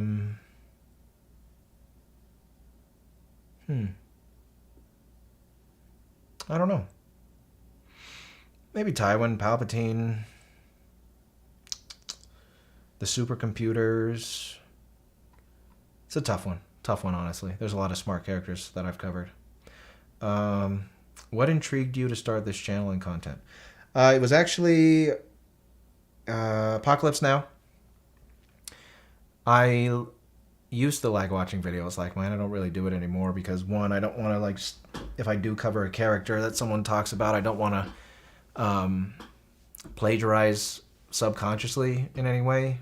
And two, you know, I do this all day long, so watching analysis videos when I'm making them is kind of like getting off work to go watch more work, you know? But I did enjoy them a lot, and I looked up Apocalypse Now in 2019 after I'd watched it for the third, fourth, fifth, whatever time to see if there was any videos on it, and there really weren't that many on Colonel Kurtz, so I had a decent enough mic, and I was like, well, you know, maybe I'll give it a shot. I also noticed there wasn't really many channels that were just dedicated to villains, so I said, all right, well, maybe I can give it a go and see what happens. And, well, look what happened. A lot of good things, so it was a good idea. Do I like reading long comments or short comments? Both are fine. Long comments are great. I really like when people contribute to an analysis or start a discussion in the comments. Because, I mean, I'm not perfect. You know, I miss things. And that's why I say at the end of every video, you know, if, you know, I missed anything, let me know down below. Because if I miss something, it's not, like, insulting to me. Like, oh, here we go again. You think, you know, I missed something. Why are you ragging on me or whatever? If I miss something, that's actually a disservice to you guys because I left something out. So someone telling us all in the comments, like, hey, he missed this. This is something to consider. Benefits all of you too. You know, it's not like a dig at me. I see it as constructive criticism contributing to the conversation. So I do like long comments. I like short comments. Any comments are great in my book. Titan from Megamind would be a cool episode. I agree. It would be a cool episode, and who knows, maybe that episode's coming soon. You never know. Favorite villain so far? Palpatine. Palpatine is my favorite villain. Has been for a long time and has stayed that way. My real question is, what's your favorite cartoon villain? Ooh. Cartoon villain. Oh, you know what's funny? I'm actually, I don't want to mess up. I don't want to mess up the chat, but I want to do this real quick. The questions thing. Let me see what the next question is so I don't get lost. Top 10 favorite villains. Okay. Top 10 favorite villains is the next question. All right. Someone just asked what my favorite cartoon villain is, and I'm gonna play you something on my phone real quick, and I want to see who can make out this tune. And someone might make it out, and that'll tell you who it is. But if you can't, if no one knows what it is, I'll tell you. But this is a ringtone that I've had since I don't know, 2015, when I was using apps to get custom ringtones or whatever. So here, anybody know where this ringtone is from?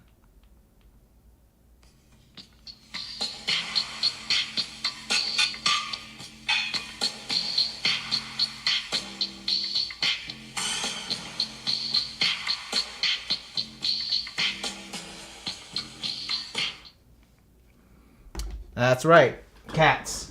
Cats from Courage the Cowardly Dog. That's who it is. And, yeah, that's the little theme that plays whenever Cats comes on screen in Courage the Cowardly Dog. And I've had that as a ringtone for years. So, Cats. I'd say Cats is my favorite. Is my favorite villain. Cartoon villain. Have a little sport before you die. I love cats. Yeah. Let's see here. Ask me. How do I go back to the questions? So the last question was top 10 villains. Now, it's really so on Discord, in the Discord server. If you guys aren't in the Discord, I have a questions channel where people can ask me questions. And I've kind of 86'd top 10s because I don't keep running lists of like the top 10 things I like in my head. So it's kind of hard for me to say my top 10. I know I've done it recently though. So let me just go to the questions channel on Discord and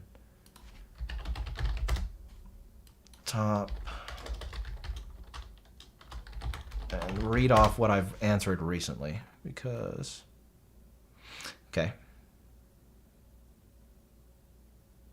Yep, that was pretty recent. Okay. So my top 10 villains, and I actually like this list: Palpatine, Yu Yevon, Ganondorf, Tuco from The Ugly, Sauron, Morgoth, Frank Booth from Blue Velvet, Norman Bates from Psycho, Anton Chigurh, and Hans Landa. So those are my top 10, and they're in no particular order except for Palpatine and maybe Yu Yevon being 2, because I love Final Fantasy X so much.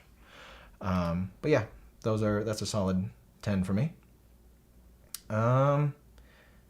If I were to place Homelander right now, where would I place him? Well, the funny thing is, I have not actually watched The Boys yet because it's not over. So I would rather watch it all in one go because I know I'm going to make a video about Homelander or maybe even other characters in the show.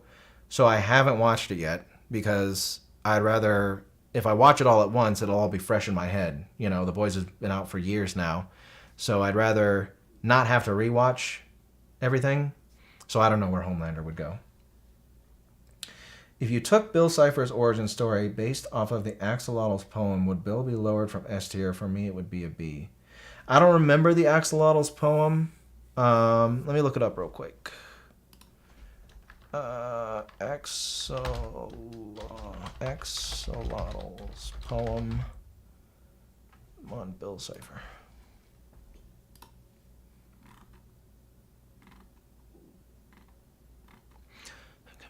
Watches from the birds.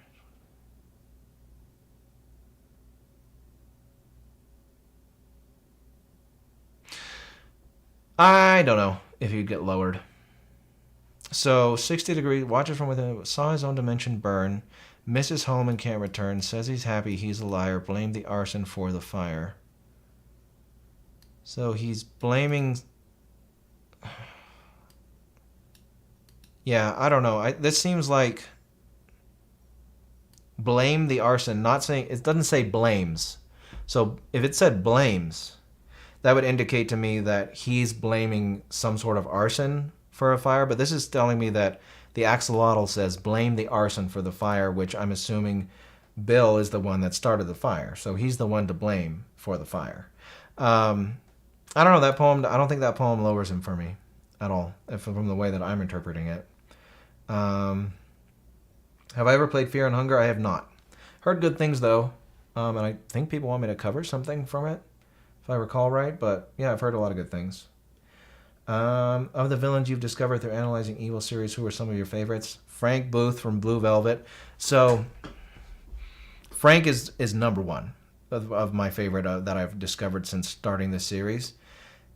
And it's just because of how ridiculous his character is. I love some good, over-the-top, ridiculous, weird characters. And Frank is definitely one of those. Who was another good one, though? Terrence Fletcher. It's great. There's so many, honestly. Like I said, I don't really dislike any of the characters that I've covered. Excuse me, by the way. I get the hiccups quite often. But another personal favorite, I guess, would be like Cy Parrish. Amadeus. Amadeus.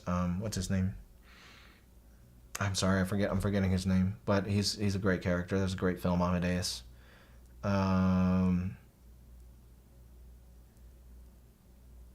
Yeah, there's just so many, really. But Frank Booth is my favorite that I've discovered. What do you think of villains that look baby-like? They're fine. I mean, it can add to the like horror of their character. Jack Horner isn't exactly a horrifying character, but his baby-like features do enhance his character quite a lot. So they're cool. Let's see here. Are they disappearing? What is going on with this question thing?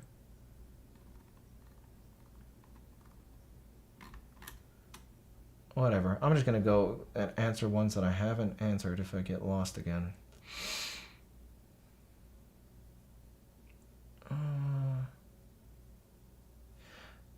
This may be a stupid question, but can you analyze spinal? Okay.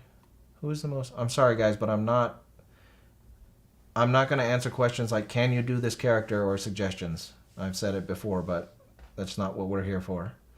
Who is the most redeemable or capable of redemption villain in S tier? Ooh, that's a nice question.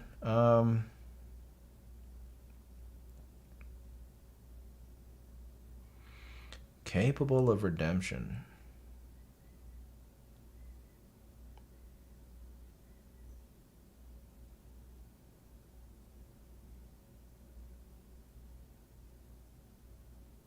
Who's most capable of redemption in S tier?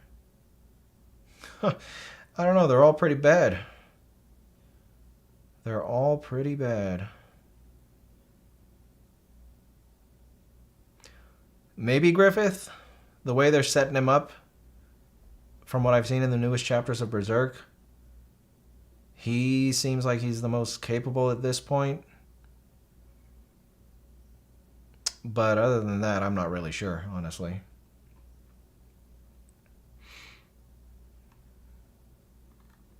Okay.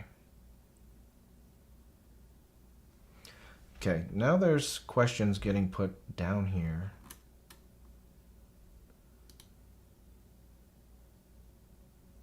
How do I see? Man, this questions feature sucks. Can I... Oh, I can enlarge it. Okay, cool. There we go. Okay, I'm gonna go back to the top again, I guess. Least favorite villain trope. I dislike a villain who are brainwashed because they don't have proper motives. I actually was thinking about this a while ago. What is my least favorite villain trope?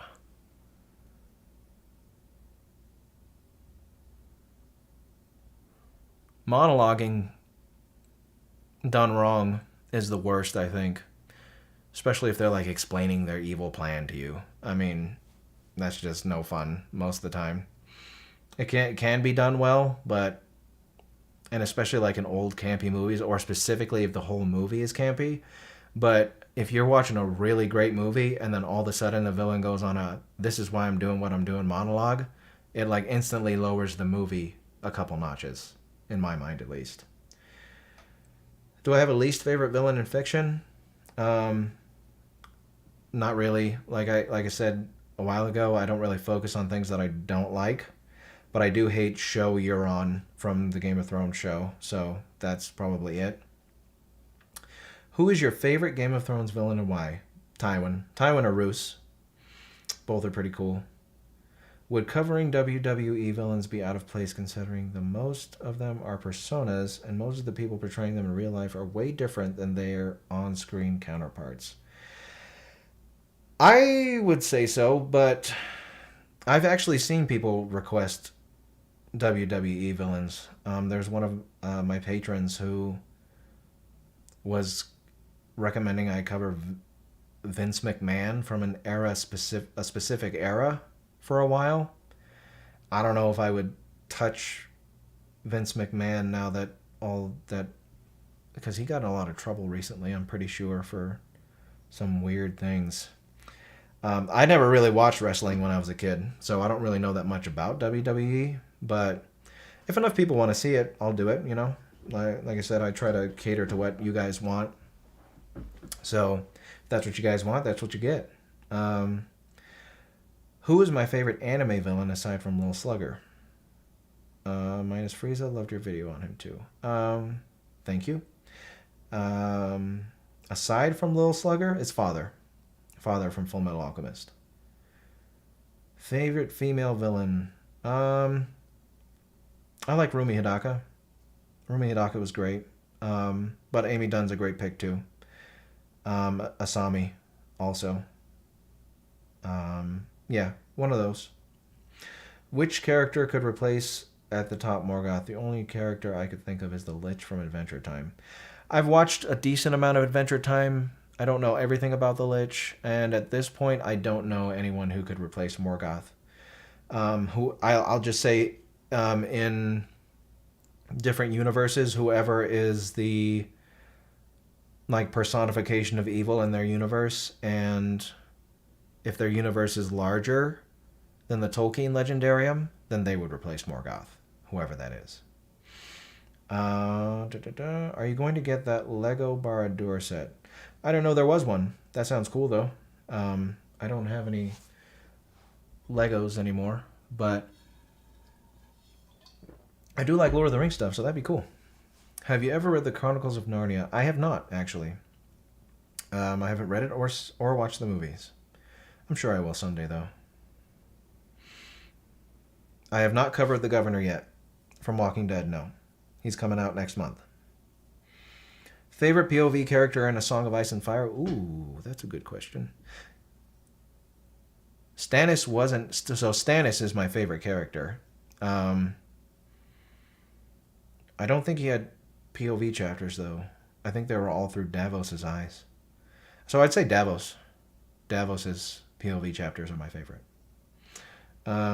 Which cinematic Batman villain who isn't the Joker is your favorite? Scarecrow's pretty cool. Oh, the Penguin from the Tim Burton one is cool, too. I like him. Out of all the villains covered, who do you think would win in an all-out fight? Ooh. Hard. It's going to probably be...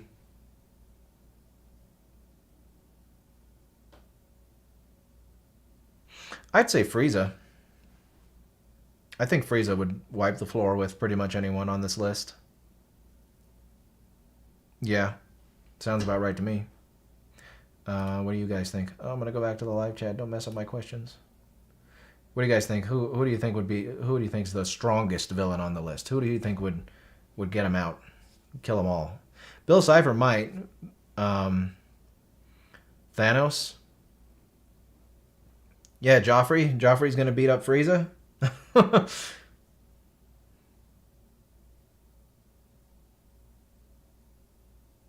Bill Cipher.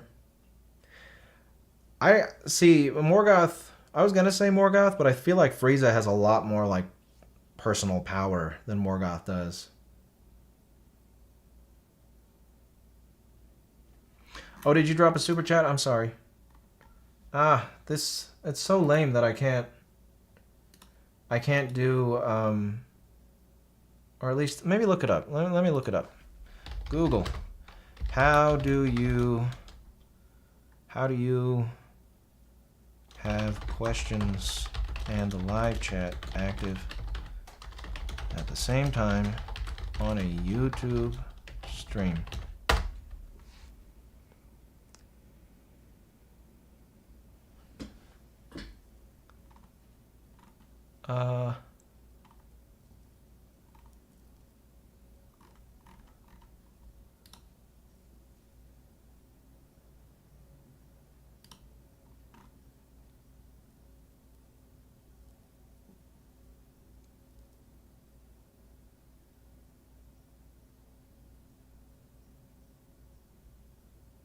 Oh, interesting. So I don't think you can, but I can actually respond to the questions in text, each individual question. Interesting. Fan funding. I can go to the super. Aha, there we go. There's a super chat menu. There we go. Thank you, Ashen, for your previous super chat. What is my opinion on the Witcher games? I played a little bit of The Witcher 3, but I didn't play all of them. So I thought it was cool. I don't remember why I stopped playing. I think something else came out. I think a new Monster Hunter game came out around the time I was playing The Witcher 3, and I was like, well, I'm going to go play Monster Hunter because I love Monster Hunter. But they seem cool. And then Ray's Shaman, thank you for the other super chat. Appreciate the work. Keep it up. I will. Appreciate the being a fan. Thank you very much. And thank you for the $2. Let me go back to the live chat real quick. Can he beat Frieza as the new Can he beat Goku? Yeah, especially for this channel for sure. But hear me out, Chowder.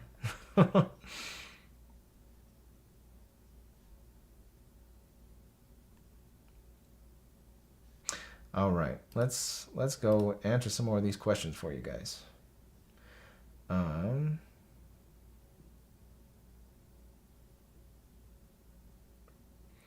Let's see.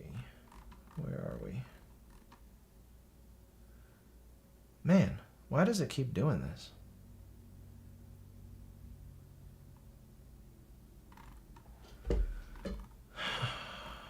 Let's see here.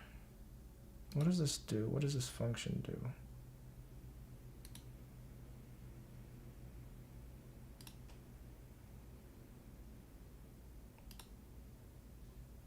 Select question. And then what? Oh, I can just show it to you guys. I see. Okay. All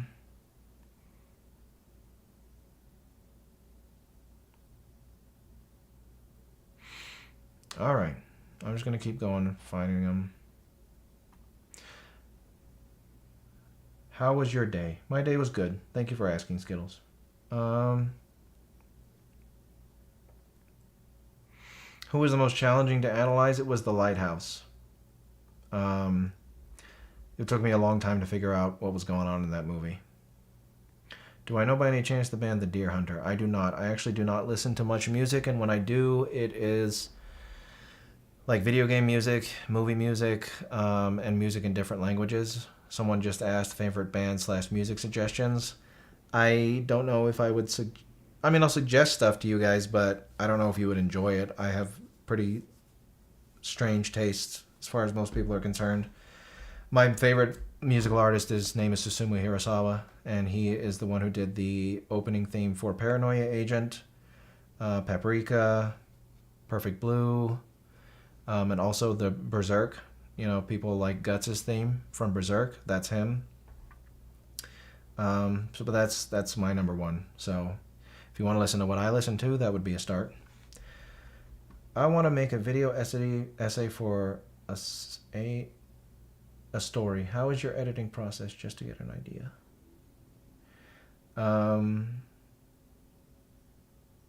I mean, it depends on what I'm covering. You know, it could. Typically the quickest villains for me to cover are from movies. You know, I could watch a movie, and if I'm really in the zone and I really understood what was going on, a script might take me 5 hours or less. You know,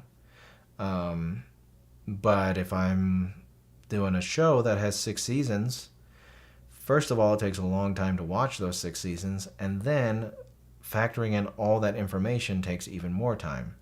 So I don't know, if you're just doing one story, books are deceiving as well, because you would think that a book character might be simple to analyze, but there's so much written information about them to take into account.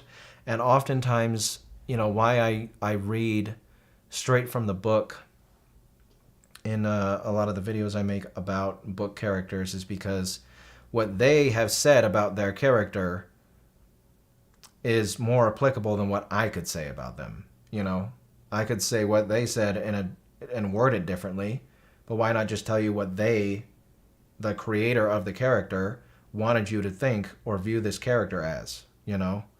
So if you're doing a book, that could take a lot of time as well. But I don't know, it just varies on what kind of story you're covering. Okay. What are my thoughts on ineffectual evil villains like Doofenshmirtz, Megamind, Gru, etc.? Interesting or annoying? They're funny. I mean, they're meant to be funny, and they're funny in what they are. So, you know, they're funny. That's what I think about them. Have you heard of the First Law book series? There are some good villains to Anissa. I have heard of First Law, and I heard it's great. I just haven't got around to reading it. I do love fantasy. So, and that's a fantasy story, if I'm not mistaken. So, sure, I'll read it someday.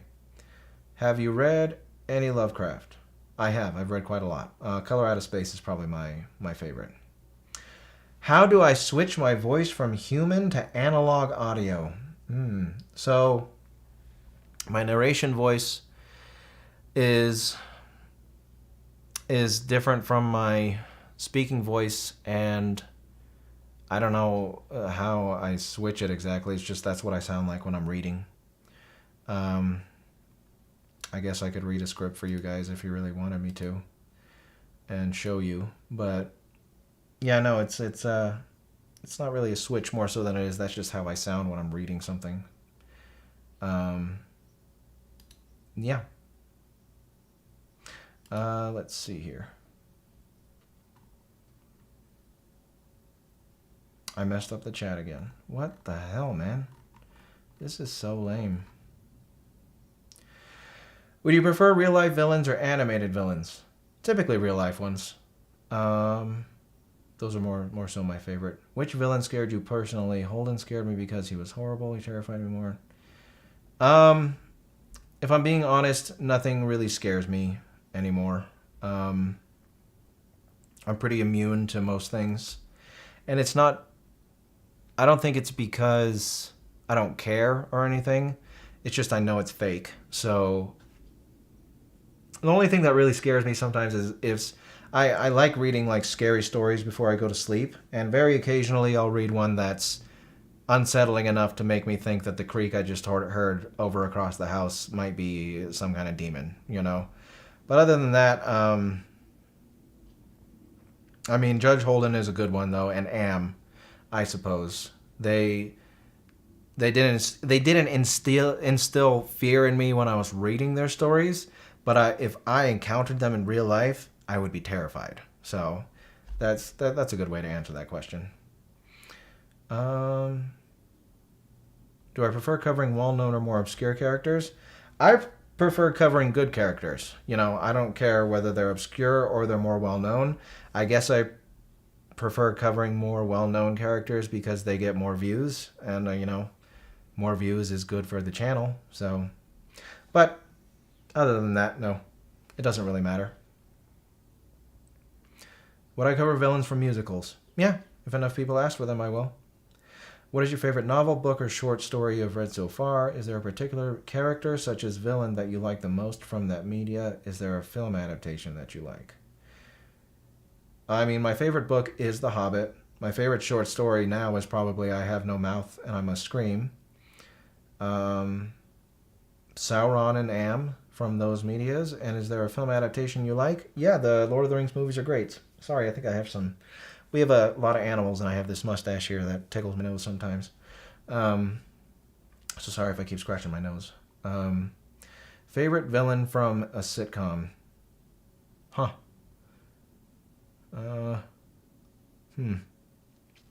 Villain from a sitcom. Does Kramer count as a villain? Kramer is funny. Newman. Newman's my favorite villain from a sitcom. There you go.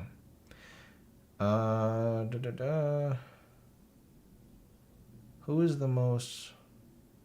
Okay. No, I am not taking suggestions, Nathan. Thank you for asking, though. George R.R. Martin said that Tyrion was the main villain of A Song of Ice and Fire. I know he's not in the show, but would you agree? You think it only gets worse in the Winds of Winter? He did? He said that? Really? I mean, if he said that, then that's what it is. You know, he's the creator of the series, so I can't argue with the creator of the actual story. If he says Tyrion's the main villain, then Tyrion's the main villain. He could go down a path in the books that would make him the main villain, so I could see that. Someone just asked Ghoul Dukat, Dagoth and Liquid Snake. I don't know if you're asking if I prefer them, which one I prefer, but I've not seen or played any of the games or shows they're in, so I couldn't say. But I've seen a lot of requests for Ghoul Dukat and some for Liquid Snake. So I don't even know if I'm pronouncing Ghoul Dukat right. But I'm pretty sure I'll cover him sooner rather than later. What's a character that's so evil you hate them? I mean, Judge Holden. I think everybody should hate Judge Holden. And everybody should hate, I mean, quite a lot of the characters that are here. You know, but Judge Holden sticks out, I suppose. What's a character that you think is so evil that you dislike them? Again, Judge Holden, I guess. Would an extreme woke activist be a good villain? I don't know. I mean, I try not to focus on that kind of stuff. It's not my primary interest in life. Favorite from each tier? Palpatine.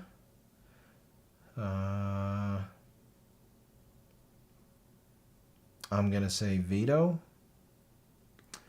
I'm gonna say Colonel Kurtz.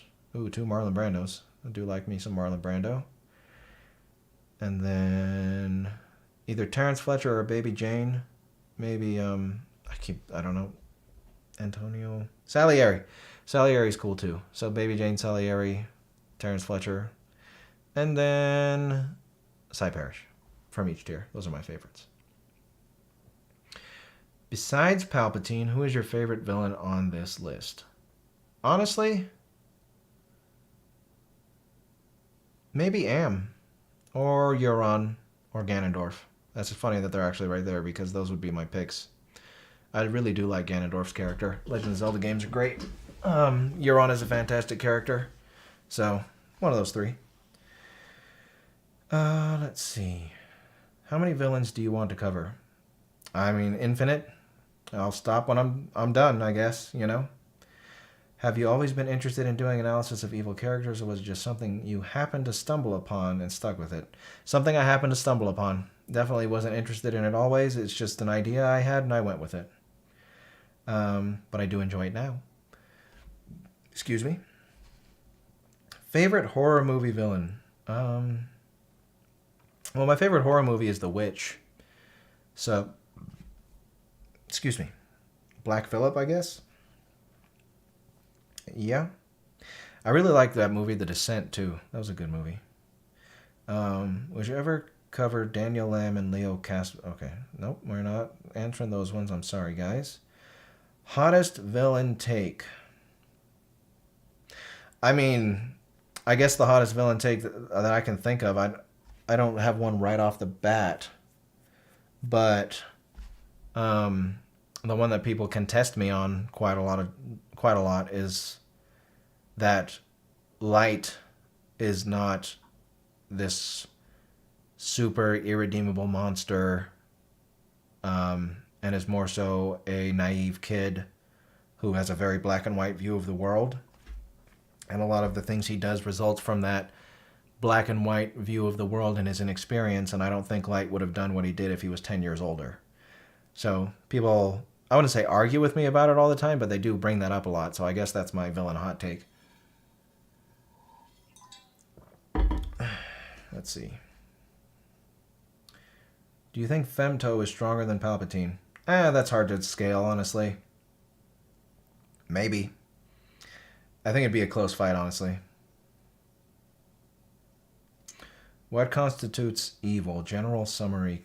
Wondering as I count Sauron as the most evil. So, the roots... maybe I'll answer that question by saying what I believe the root of all evil is. And I believe the root of all evil is selfishness. Now, selfishness is not evil on its own. Like, it's not evil to be selfish. There are ways we're selfish all the time that aren't evil. But evil is always selfish. You know, if somebody wants to do something evil, it starts with, I want something. I want more money, so I'm going to steal it. I want more power, so I'm going to kill all these people to get it. I want this, I want. So it's that selfishness taken to an extreme degree that is what evil is, as far as I can tell. So yeah. Who do you think is the most underrated and unappreciated villain based on untapped potential or unused powers? That's a great question that I probably don't have an answer to.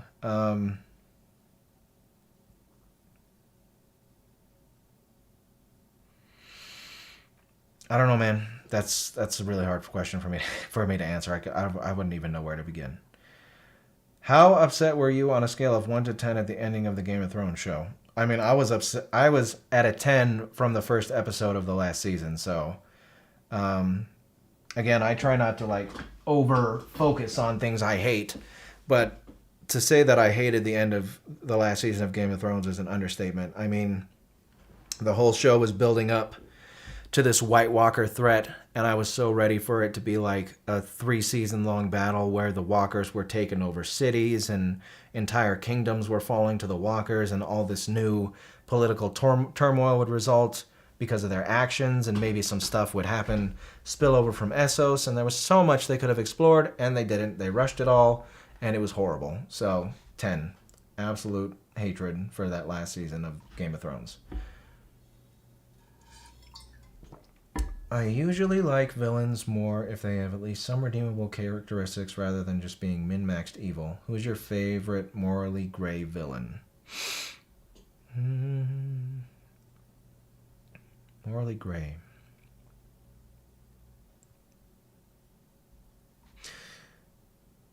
I'd say Colonel Kurtz. It falls under that morally gray category because he's trying to end the war in an efficient way.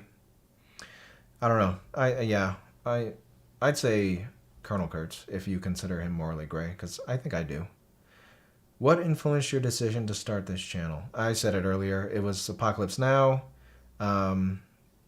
There were not that many videos on Colonel Kurtz or channels focused on villains, so I decided to do it myself.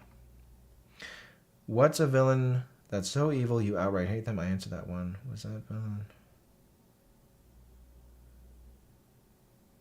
What villain that you've covered represent each of the 7 deadly sins? 7 deadly sins are pride, wrath, sloth, gluttony, envy.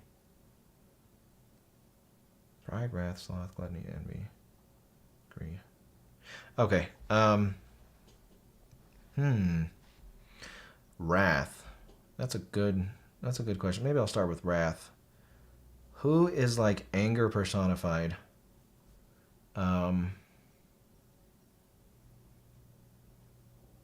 Man, this is so greed. I'll just go with greed because it could be. Let's start with greed because it could be like the Baron. Actually, Maybe the Baron would be... no, the Baron's gluttony. Definitely got to be gluttony, because he's probably the most gluttonous character that I've covered. So the Baron's gluttony. Greed, I guess we'll just stick up an S tier for this question. Greed, greed, greed. I kind of want to say greed is good, Mr. Gordon Gekko, but there's probably another greedy character up here who's worse than him. Like maybe Jack Horner could be considered a greedy character. The sin of greed, the sin of gluttony. Pride, maybe Frieza. Frieza's rather prideful. Wrath.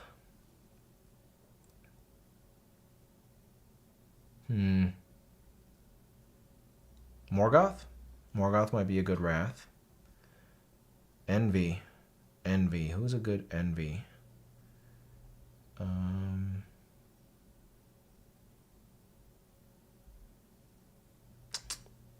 Yujin for envy? I don't know. It's a fun question. I'm forgetting the two other sins, I think. Sloth. Who's a lazy villain?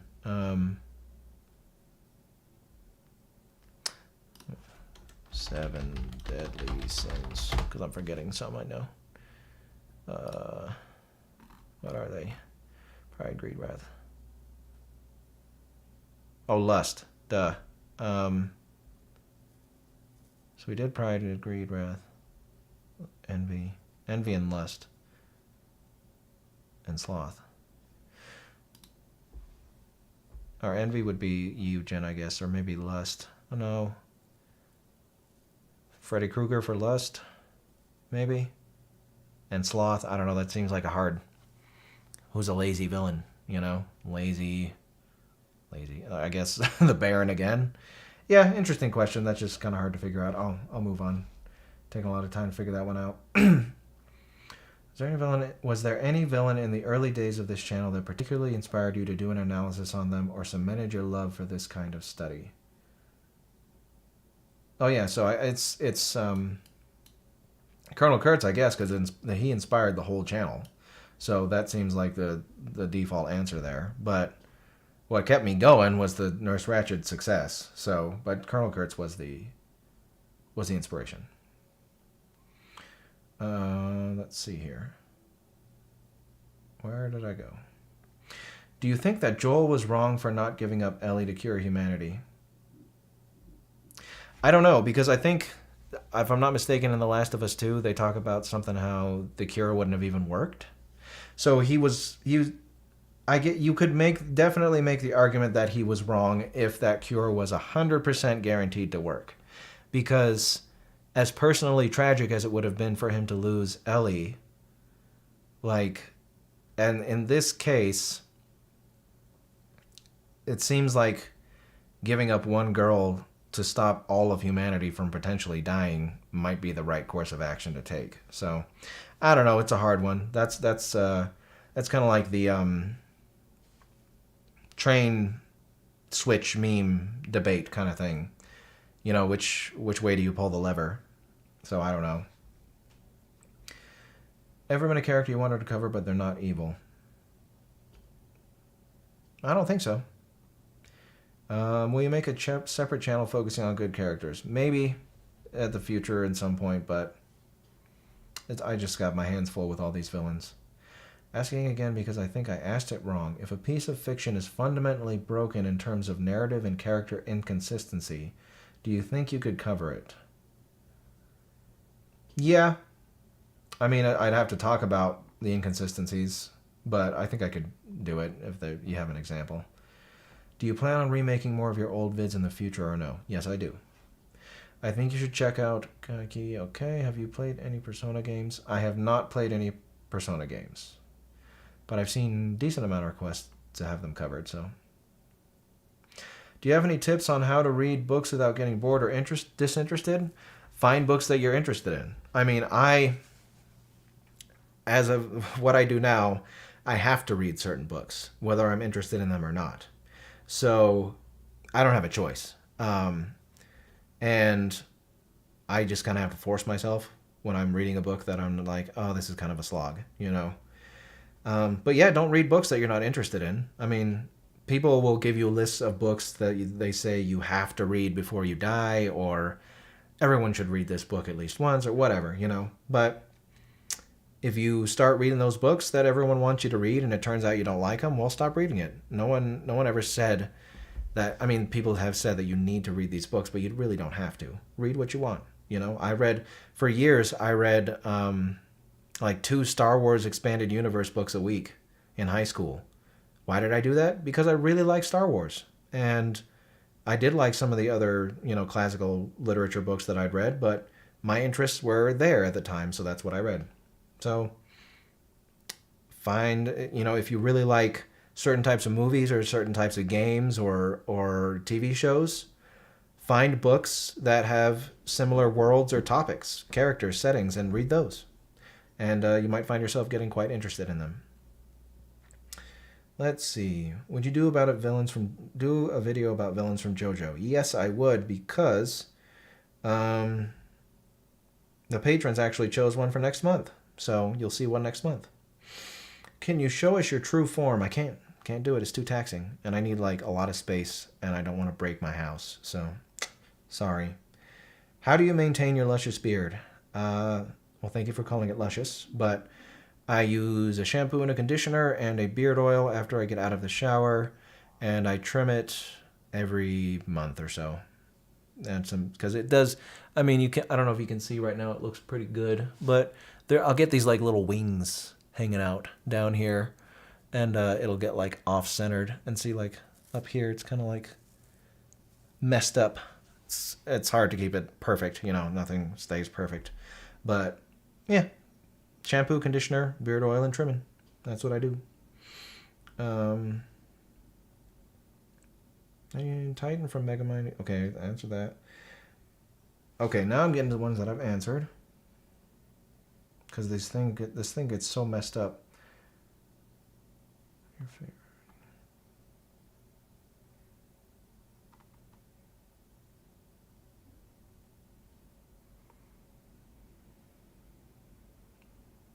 Okay. There we go. Will you do a ranking tier list on who is your favorite villains? Okay, I said yeah. I would do that if enough people are interested in my favorites tier list. How do you personally balance your time with video games, making videos, IRL relationships? So, my wife is very understanding about the fact that I need to work a lot to get these videos done. So, you know, I try to spend at least a few hours with her here and there throughout the day. Typically what I do, what I've been doing now, is I will take a couple days off when the month turns over. Because I plan villains out like a month in advance. And once that month's over, I'll take a couple rest days. As far as video games go, I do procrastinate a lot, and sometimes I will play a little more than I should. But, I don't know, it's all about setting deadlines and expectations, I guess. You know, I know when I need to get certain things out, and I know whether or not I have time to screw around and, you know, play some games, or if I have time to go on a date or watch a movie with my wife, things like that.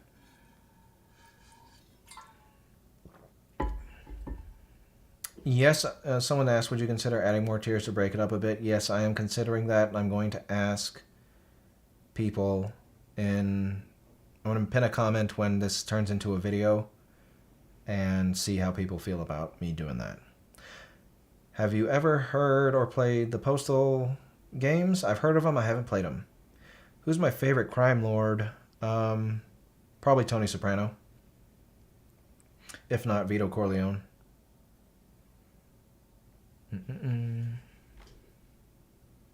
Where'd I go? What's the first villain you said, oh, I effing hate you? I don't know. I don't know. Show you're on. I'm just going to stick with show you're on. Will you do a video on the new Founding Fathers of America? What are they from again? Let me look it up real quick so I don't mess up my questions there. Purge. Oh, The Purge. That's right. Yeah, probably. I've seen people request that. Is your book almost done? Almost is debatable because like I said, I'm on the third draft and I have a lot of cleanup to do, and I have a lot of world building that I still want to accomplish and integrate that in. So I would say if I worked really hard on it, I might be done with it in the next 3 months. But that's like if I work really hard on it. So I don't know, maybe 6 months if I stick to a schedule that I set for writing. Hey, I do not like how unintuitive this YouTube chat thing is. Let's see.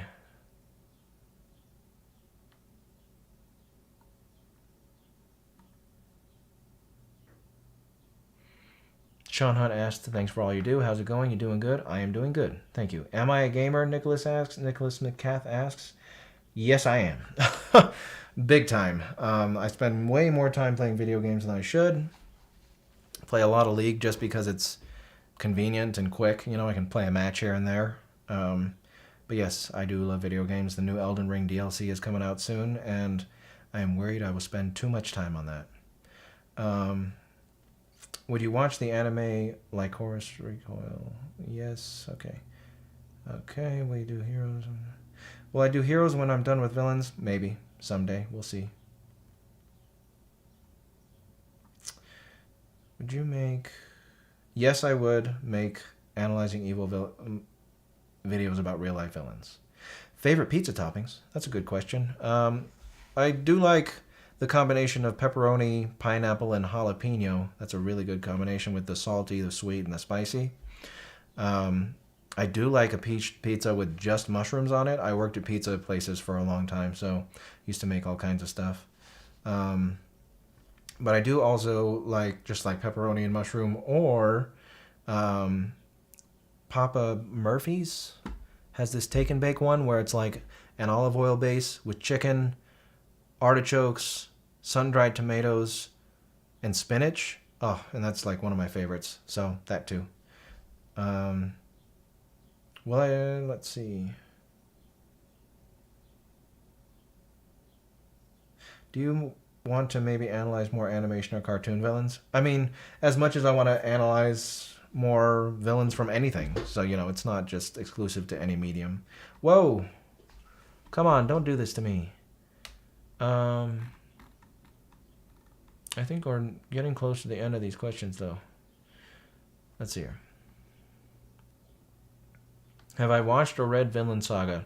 I have not, but I've heard a lot of good things about it, and I will get to it eventually.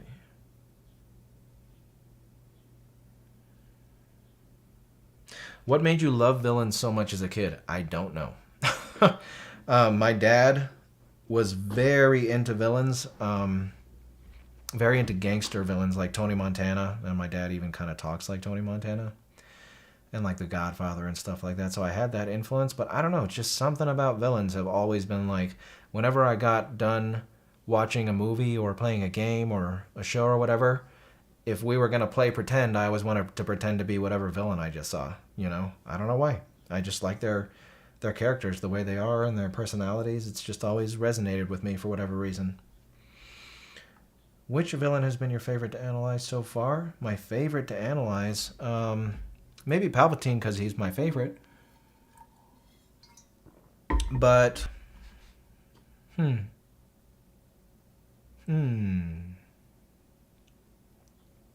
a good time with Thomas Shelby. The remastered Pinhead video was a lot of fun. Frieza was a lot of fun. Ingsoc was good. That was a fun one to do.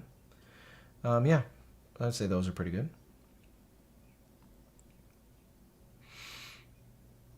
Would you ever consider making a channel for analyzing evil people throughout history? No, because I just do it on this channel. So, you know, and I plan to do that in the future.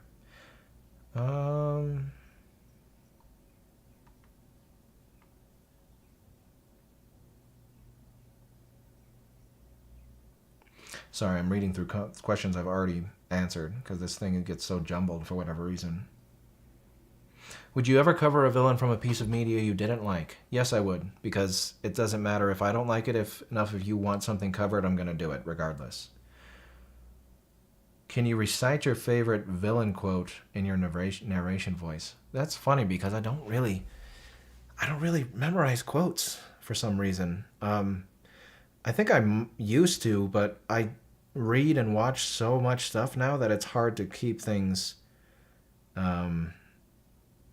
organized in my head, I guess you could say.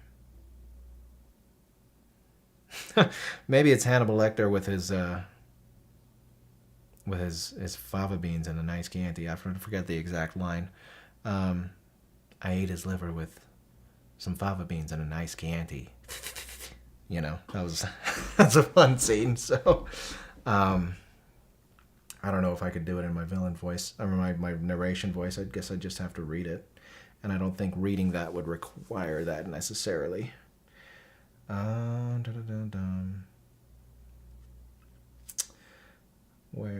am I? What villain do I have the most sympathy for? Leatherface, which is why he is down here in D tier, because Leatherface is only this monster because of his family made him into this monster, and he really doesn't have control of what he's doing. He doesn't know any better, you know. So, it's Leatherface.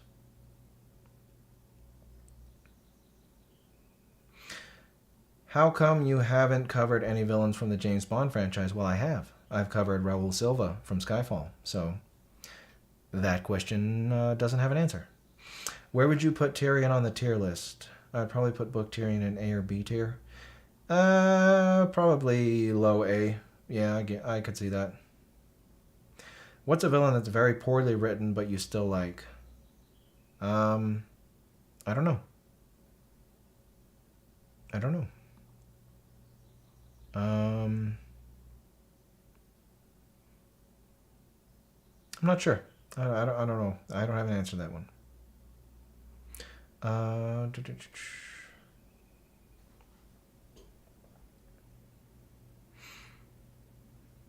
Who would you say is the most evil Targaryen? Aegon the Unworthy. I don't remember if he's Aegon the Fifth or I think he's Aegon the Fourth, but or Maegor the Cruel. Right? I think he would be the one. Maegor the Cruel or Aegon the Unworthy. One of the two. Would you consider adding more tiers to... Yes, I already said that. Dude, you know your stuff. Thank you, Nathan. Any suggestion you gotten... Whoa. Any suggestions you gotten that you won't cover because you don't consider them evil? Not that I can remember. I might have crossed a few. But not really, I don't think so. Which villain has the best evil laugh? Palpatine. It's always Palpatine. God, I love that laugh. What villain do you think is most misunderstood by the fans? I hear a lot of people unironically quoting Terrence Fletcher, for example. I mean, that might be one of them. But, I mean, there's so many people that say, like, Griffith did nothing wrong. So, I don't know if they're just being trolls or if they legitimately don't understand his character. But I think Griffith is a good one. And maybe Aaron, too. Aaron did nothing wrong. There's a lot of those, too. Any villains you super excited to cover in the future? Any Dragon Ball or Star Wars villains, because I love them so much. Those series. So, yeah. Anyone from there. Are you watching House of the Dragon? I did watch it, yeah. It was pretty good. Can you think of a hero who is unintentionally a villain, regardless of what their perception is in universe or by their author, creator, writer? I don't think so. Sorry, Kretz. Yeah, I'm not sure. Have you played the Yakuza / Like a Dragon franchise? Not really. I played Sleeping Dogs. I know that's kind of similar to it, I think, but Sleeping Dogs was a great game. I have not checked out Lego's Bionicle series. Sorry, Wyatt.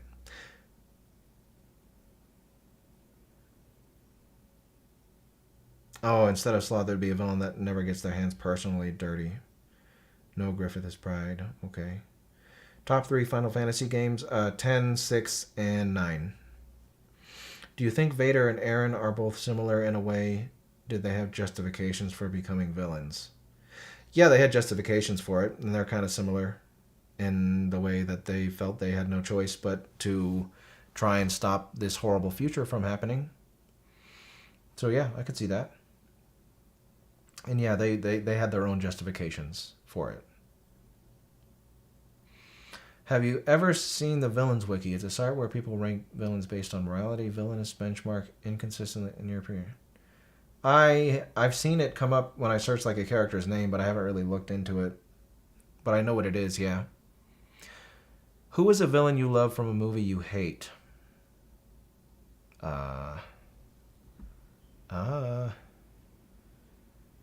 What movie?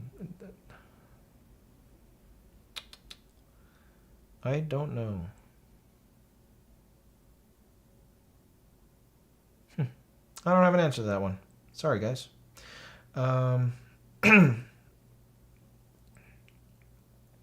Your video on Grievous is amazing. I'm curious to see what the next Star Wars villain you would love to cover. Thank you for that. One of my personal favorites is Darth Nihilus, and I know his character is kind of simple. It'd probably be a really, not really short, but a relatively short video, considering, you know, talking about his character really boils down to how he's just this, you know, life-consuming monster. But I love Darth Nihilus, and that would be a fun one. I'd want to do that one next. But I think more people have asked for, like, Traya and Revan and Vitiate, whatever. Thrawn. People have asked for Thrawn a lot. So yeah, probably one of those is going to get covered next from Star Wars. Would you ever do... Yes. Is there any villain you'd cover that you're heavily identified with or felt deep sympathies for intentionally or otherwise? Heavily identified with. I mean, I identified with Jobu Tupaki quite a bit. Identified with, not necessarily identified with personally, but what's his face? Daniel Plainview is kind of a lot like my dad.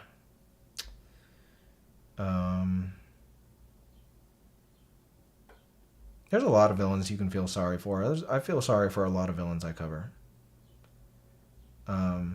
So it's hard to pick out a few that I personally resonate with. I don't think there's too many that are like touched me on a deep level. I'm like, oh, that character is just like me, you know. Best meme villain, Senator Armstrong as a suggestion. I think that's a good pick. I don't know who the best meme villain is. Maybe we'll talk about that in a minute when I'm done answering these questions. What villains do you think were born naturally evil? Morgoth.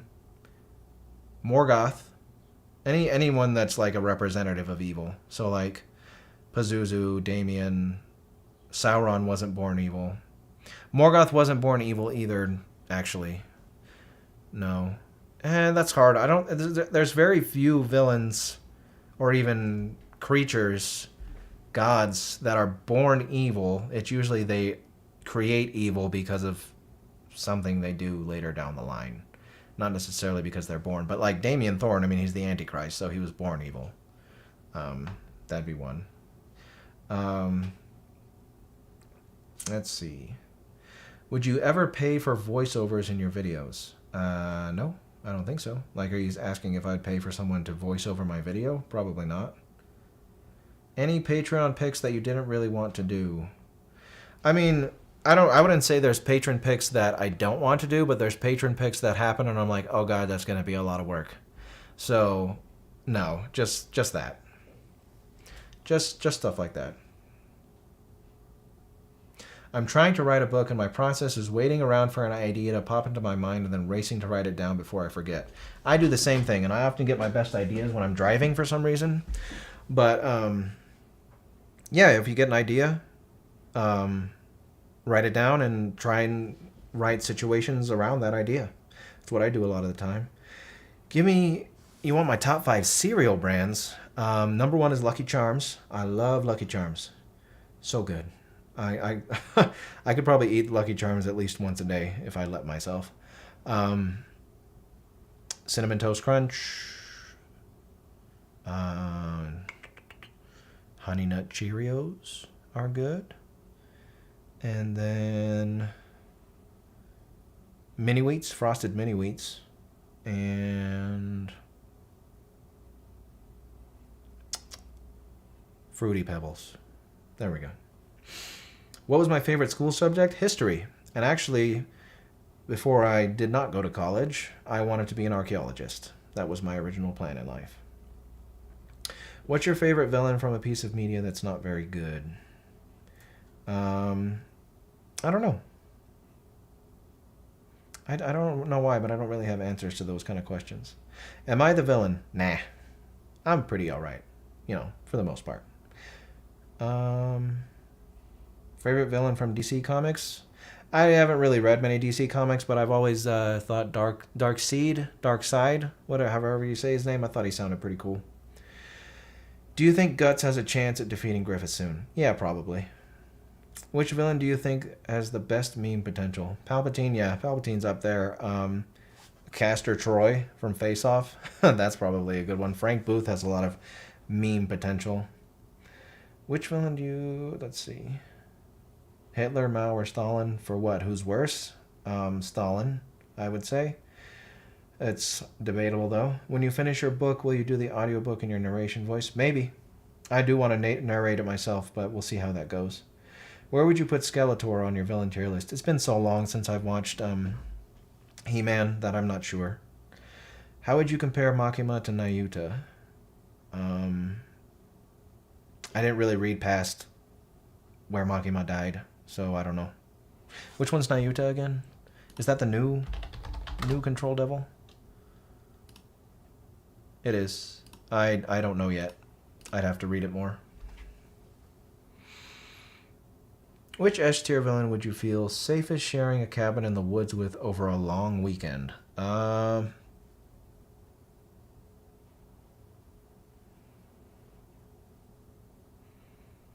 I mean, I don't think like Castor Troy or Carmine would hurt me staying with them. They don't really have a reason to.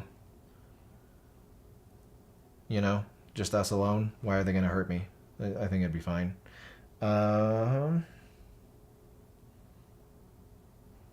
Favorite female villain? Probably Rumi Hidaka or Amy Dunn or Asami Yamazaki, sorry. Now, funny take, if you decided to do a real-life villain, would you have someone like Paul Brothers or Conor McGregor? Nah, probably not. If I did, it'd be like a joke video. Do you like serious or insane types of villains? I like more serious ones who have like a plan, not just like a... Like insane ones do have plans sometimes, but I prefer a more concrete plan. What anime manga villain do you still want to cover? A lot of Naruto ones and Father from Full Metal Alchemist. Do you think Palpatine is more evil than the Game of Thrones villains, even if his crimes are not as gruesome? Yes, I do. Palpatine is responsible for far more death and destruction than the Game of Thrones villains.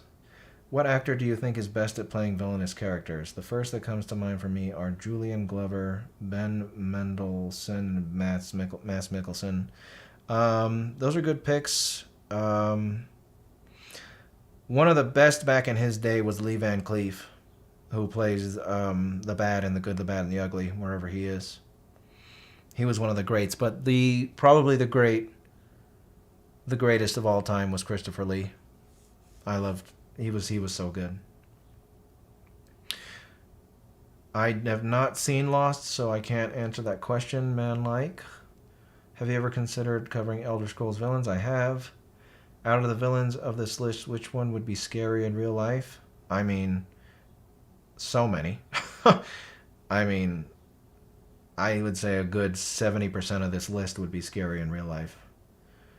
I get my best ideas when I'm in the shower, so that's kind of inconvenient when I want to write something down. Yeah, I bet.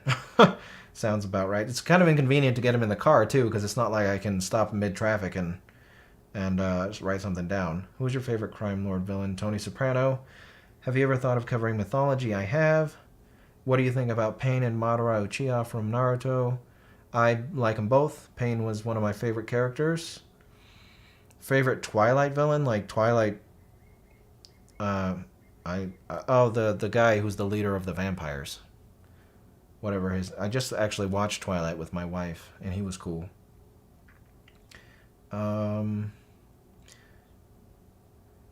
If I ever made a Final Vile Eye video, what villain would you cover as the finale of the overall series? Ooh. I don't know. I think at that point I would pick whoever the most iconic villain is that I hadn't covered yet and go with them to like make sure I got that one done before a send-off. What would I say is the most evil event in history? That's really hard to answer because you could say like any of the genocides that have happened, you know?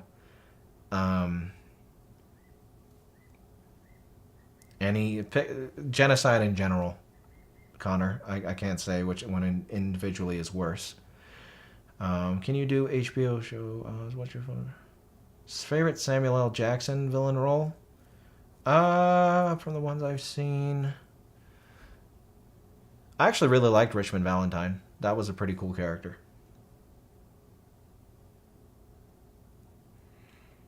Have I ever considered covering more Succession characters? I have, and I might. And do you think Logan actually loved his children? So he probably did when they were kids, but I don't. By the time they were older, not shaky at best. What do you think of things like gold, envy, or love who might not be evil, but often bring the worst out of people like Helen of Troy or others?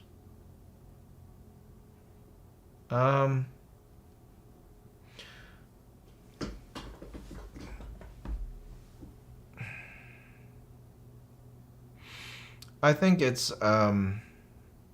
just a slippery slope, and they're corrupting influences that can affect everyone differently. So it just depends on the person. They're not inherently bad, but they are bad when presented to the wrong person. What do you think of Star Wars: The High Republic villains, Marchion Ro and the Mother? I don't think I heard of Marchion Ro, but I was reading the Lost Tribe of the Sith saga, whatever it's called when it came out, and the Mother is a pretty cool villain. I did like the Mother. Abeloth is who you're referring to, right? Favorite video game villain? Yu Yevon. Am I going to cover Cersei? Yes. Ice Blue King Boy, I'm not answering questions like that. I will cover it someday. Do you ever experience Lego's theme yacht Bionicle? Because I have never watched any Bionicle stuff or played it, if there's games. What villain from any ancient mythology would you say you want to cover most? Maybe Hades. What video are you most proud of? Everything Everywhere All at Once. Why is Freddy higher than characters like Jack Horner? Freddy isn't higher than Jack Horner. So I don't know how to answer that question. I have not seen BoJack Horseman. I have not seen Sherlock. And how's my day? Good. Thank you. So I just got through all those Q&A questions that you guys asked. And now I'm coming back to the live chat. I'm going to end the Q&A. And you guys can still ask me questions and I'll answer them. But now maybe we can just kind of hang out. I don't know how exactly we can hang out, but I'll hang out with you guys for a little while. Zeus is a way more of a villain than Hades. Yeah, I could see that. Ice Blue King Boy, I understand that you want Oz, the HBO show, to be covered, but if you keep spamming Oz HBO in the chat, I'm going to mute you. So, I get it. Oz HBO. I understand. Meant to say, why is Jack above Freddy? I am delusional. Because Jack wanted to take over the entire world and get all the magic for himself and probably rule it as a dark king for all of eternity. So that's a little worse than Freddy the Murderer. Will I ever do a video on Sopranos characters like Ralph Cifaretto? Yeah, I will. I do want to cover a lot more Sopranos characters for sure. Did you cover my question on faith? What was your question, Kaylin? I might have. I tried to answer as many as I could. Ernst Stavro Blofeld is my favorite Bond villain. I have never seen or played the Chronicles of Riddick movies or games, so I couldn't say. Yeah, Holden definitely instills fear. Do I still plan to do research live streams? I do, yes. I'll probably start. So, the original one, Lent Chunk. Sorry, I just got derailed there. I'll probably.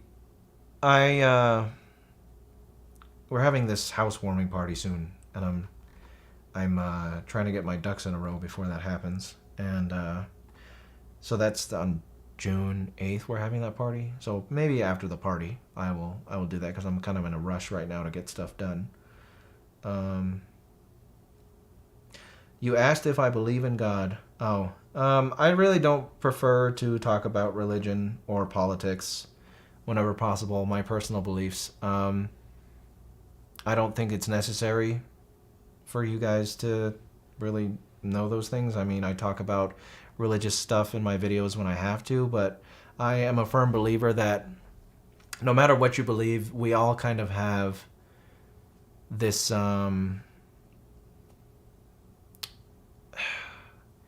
what is it? Agreed upon morality, objective morality, near objective morality, because no matter if you believe in Vishnu or Jesus, and nobody likes getting stolen from. Nobody likes their friends or family getting murdered, or at least very few people do. It's a very, very tiny percentage that would actually like something like that.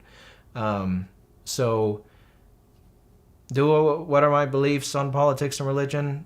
As far as you guys need to know, they're nothing insane, I can tell you that. But I just don't really like to talk about them. I don't think it's necessary, because I can talk about good and evil without having to talk about them. And that's what I do. But I'm glad I said your name correctly, Kaylin. I don't know if I got some more super chats while I was answering questions. I just got one, and I'm going to check real quick.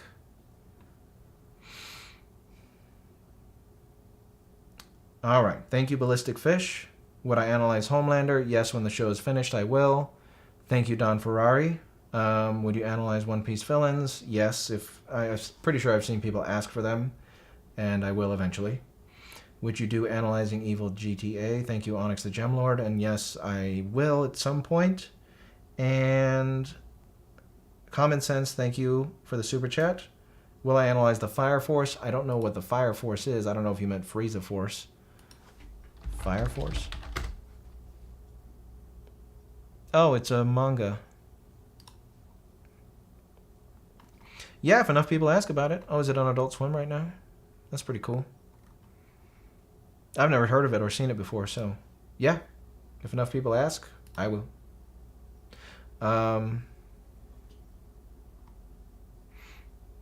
Let's see. Have a good day, thank you. Yeah, I am planning to either remaster or do an update video. I'll probably remaster Arthur Fleck when Joker 2 comes out.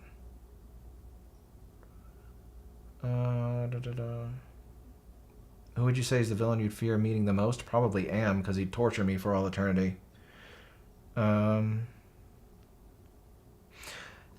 So honestly, I've seen a lot of people ask for Bojack, but as far as like personally liking Bojack, like whenever I saw Bojack Horseman like commercials for it back in the day, and I was like, this looks kind of dumb, but I've heard it's fantastic, you know. I also thought like Archer, the show Archer, looked really dumb. Like I thought the art style was bad, and then my wife, when we first got together, I started watching it with her, and that show is hilarious, and I love Archer. So I no longer judge books by their cover like I did with Bojack and Archer, so I'm sure I'll watch it someday. It's just back then I was like, this looks dumb, I'm not gonna watch it.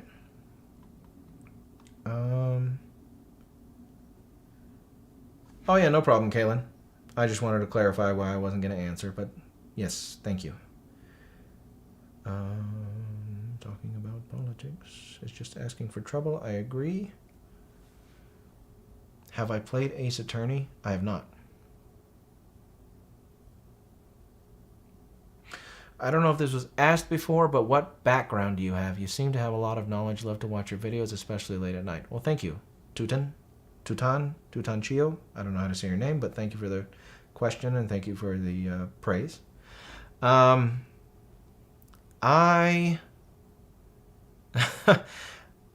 my knowledge is based around what I've been doing.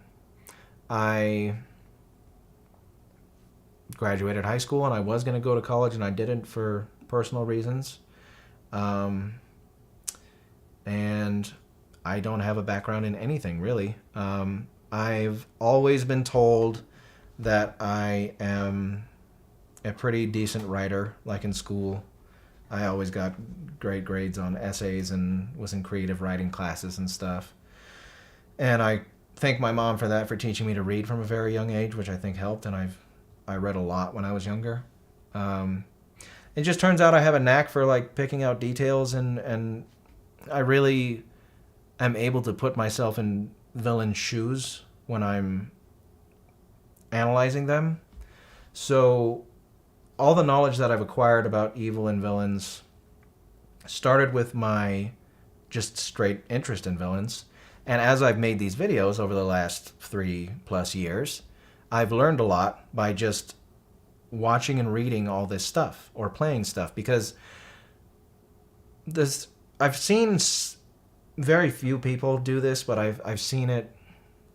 People talk about how fiction doesn't really have much value as far as real life is concerned because it's fake. But you have to consider that every piece of fiction is based off of real life in some way, shape, or form.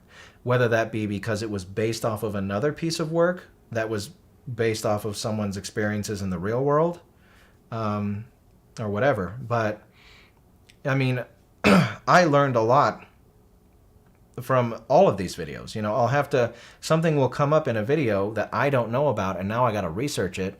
And so there you go. I've just expanded my knowledge. And I guess the only thing I have more knowledge in than some people is like history.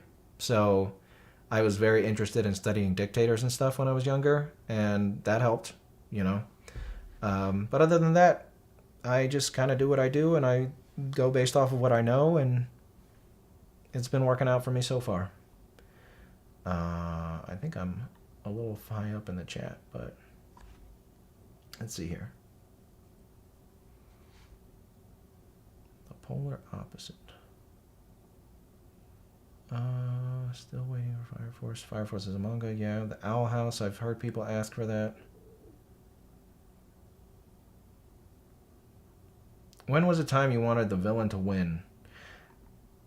I want the villain to win all the time. Because I don't want them to win because I like evil stuff to happen. I want them to win because that'd be kind of interesting, you know. The villain is pretty much always destined to lose. They might cause a lot more harm than some other villains, but they always lose. And it's kind of cool when a story, they actually win, you know. Which is part of the reason why I like Revenge of the Sith so much, because even though Palpatine loses in Return of the Jedi and then loses again in Rise of the Skywalker, Revenge of the Sith is you're watching the Sith win. You know, it's the Revenge of the Sith, and it's cool when that happens.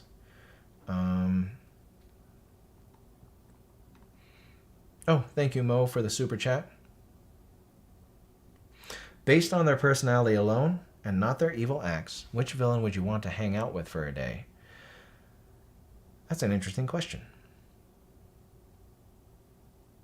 Who would be a lot of fun to hang out with for a day?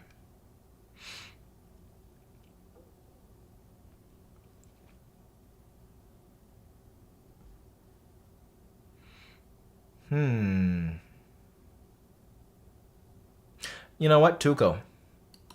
Yeah, I would hang out with Tuco. That would be so much fun. He's a crazy character. That'd be one heck of a day, hanging out with Tuco. Thank you for that question. That's a good question. Do you have a villain on here that you agree with philosophically? I mean, probably at certain points. One that stands out that I agree with philosophically.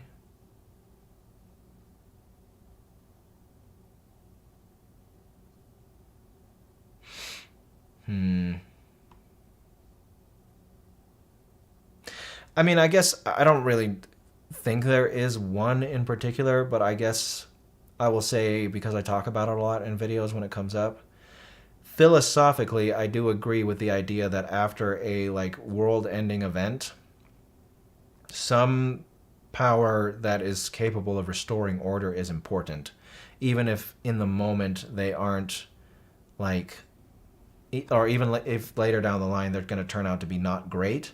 Restoring order in a post-apocalyptic scenario is the easiest way to stop people from dying. So things like Fedra, Northfire, Ingsoc, what they do to save lives in the beginning is great, but what they become is not fantastic at all.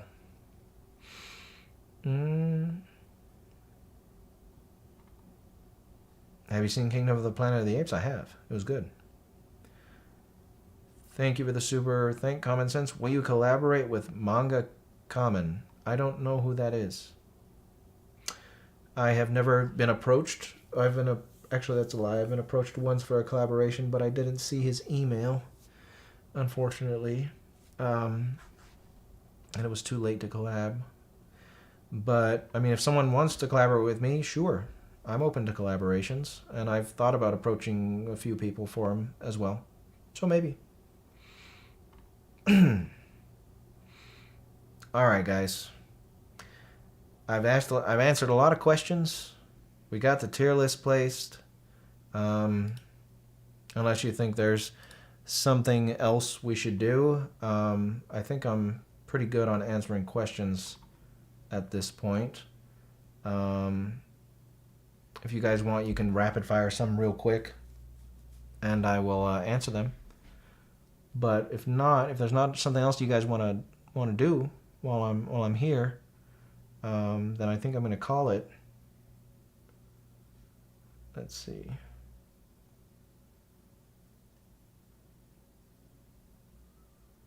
Bill from Kill Bill seems fun to hang out if you disregard his actions. Yeah, that's true.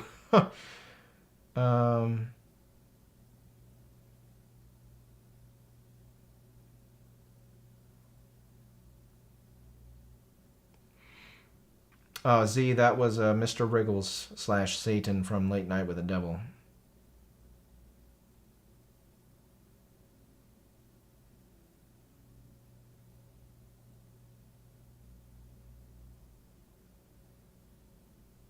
What was the most satisfying villain win other than Revenge of the Sith? You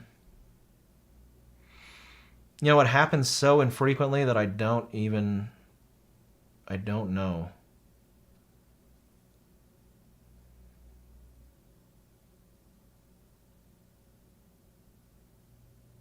Maybe Tywin saving the day in Game of Thrones.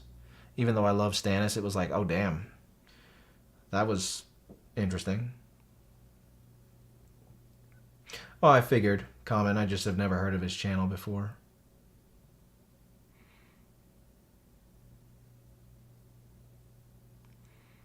Thank you, Kristen. I appreciate it. Right? Christian with a J. Thank you. Do I watch Cinema Therapy? I do not. Show editing. Finn, what do you mean by show editing? You want me to show you how I edit a video? I mean, my editor edits my videos. But this is my folder for each character. And I mean, if I go back to a old character, because I used to do the videos myself. John Doe. I used to use Audacity. I don't use Audacity anymore. Is it not in here? John Doe video project. So if I... Oh. And that's the thing. If I open something, then I use this shortcut. Shortcut. If I go... I open this... Oh, you were just kidding. Well, now I'm trying it out. Yeah, see, it's so old. It's missing files, and it doesn't know where to find them. What was one that I did? I mean, the Rosemary's Baby video I worked on partially, but I mean, Here, I can show you an example of why I dislike recording audio so much. And that's because when I go to like, what was a really long video I did recently? Let's go to Sauron. Let's go to Adobe Audition.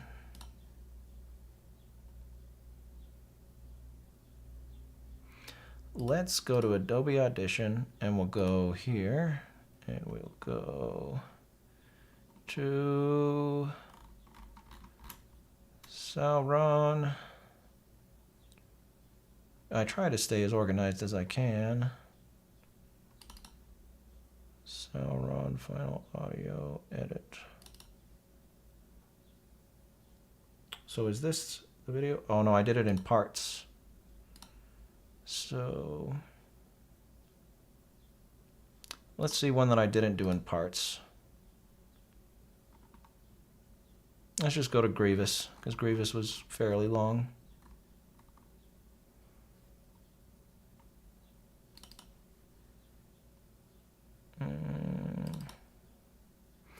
Bam. So this is an unedited audio.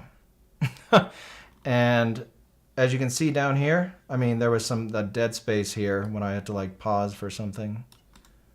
But without that dead space, 2 hours and 7 minutes to record I think it was like a 34-minute video.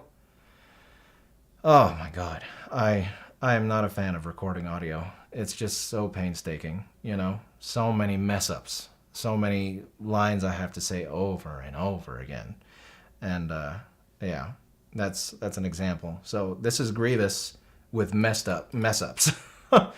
And fun. Anyway, even though you were kidding about the editing thing, there you go. There's a little insight into that. Who's a heavily underrated villain that you haven't covered? I don't know. I'm sorry, Elijah. Second favorite DBZ villain, Turles.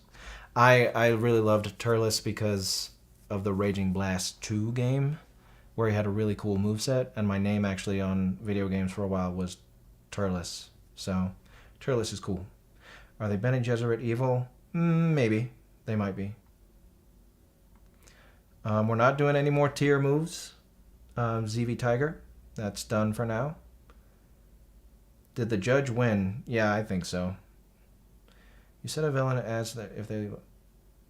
It can, if they look baby-like, add to their terrifying nature, because it's just so unsettling to see someone, an adult with a baby-like face, be so evil, you know? So that would be why. Saddest story or movie on the tier list? Maybe I Have No Mouth and I Must Scream. That's a pretty sad story. Or Rumi Hidaka, Perfect Blue. That's a sad story too. Favorite media you haven't covered? Naruto stuff. I haven't covered Naruto stuff. And Naruto is pretty popular and I like Naruto. I'm in the middle of writing a comic and still need a general character ideas. What kind of reoccurring side villains do I like?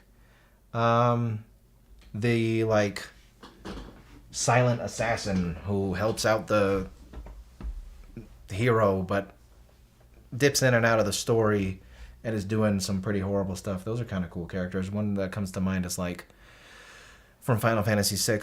I forget his name, but the ninja character. Shadow. I think his name is Shadow. That's a cool character. Favorite media you haven't covered? And like, show us a script. Show you a script? I mean, I could.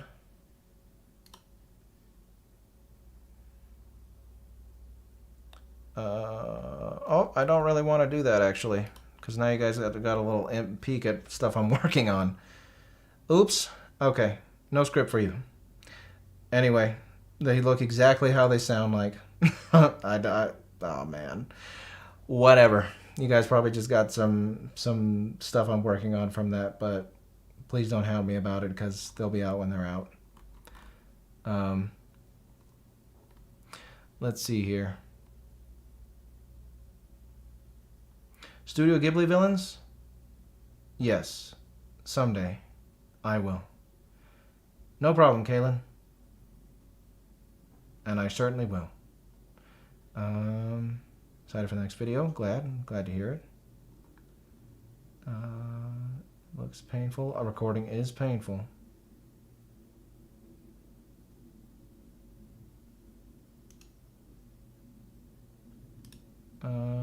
Hope your editor gets enough sleep. He does. I treat him fairly well.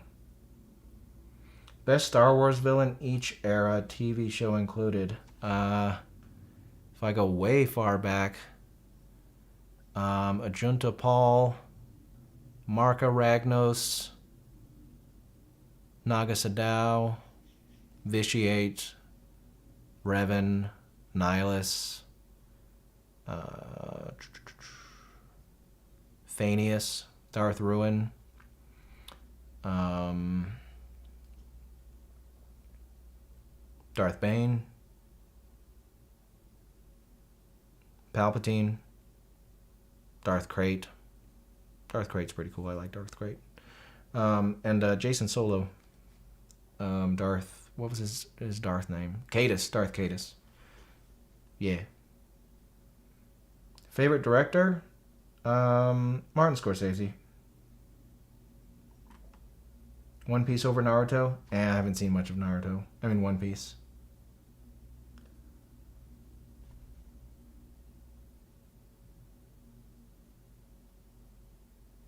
Super Ender guy? I mean, I don't know. Maybe.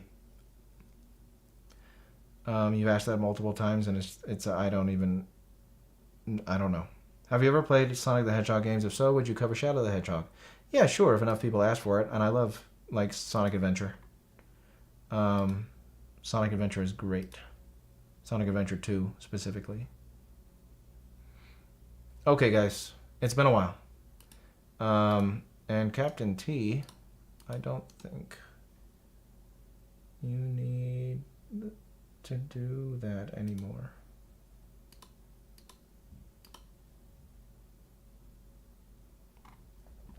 Okay. So that was it, guys. It was fun as usual. As usual, I've only done 2 of these, but it was pretty cool. I appreciate all of you guys coming around. Oh, and thank you, Thief of Justice, for the super chat. I don't think I got to that. Thank you very much. Any game villains you plan on covering? Gwyn from Dark Souls in the near future. Yes, I do. That's one of them. But yes, this was fun. Next time, maybe we'll play some games together or something. You know, maybe we'll get a game that everyone, like a lot of people, can take part in, and we'll all play together. That'd be fun. I don't want to just sit here and be a question machine the whole time. I actually would like to interact with you guys in any way that I can, and I guess a game, that would be a good way to do it. You know, we could all play together. That'd be fun. But it was nice talking to you guys. Nice having a conversation with all of you too. And I appreciate the love, and I appreciate you guys stopping by, and especially to everyone who gave me a super chat. That's very much appreciated. What type of game? I don't know what type of game. Whatever, something we could play all together, you know? Or as many of us could play at the same time, and it'd be hard. We got 135, and we had, I think the most we had at one point was 300, if this graph is showing me correct. Yeah, 320, 330, so that would be something. It'd be hard to figure out a game that 330 of us could play all at once, but yeah. Until next time, guys, we'll see what the next tier list has in store for us, and check out for those research streams. Probably sometime early next month. If I donated like $1,000, would you take a serious suggestion?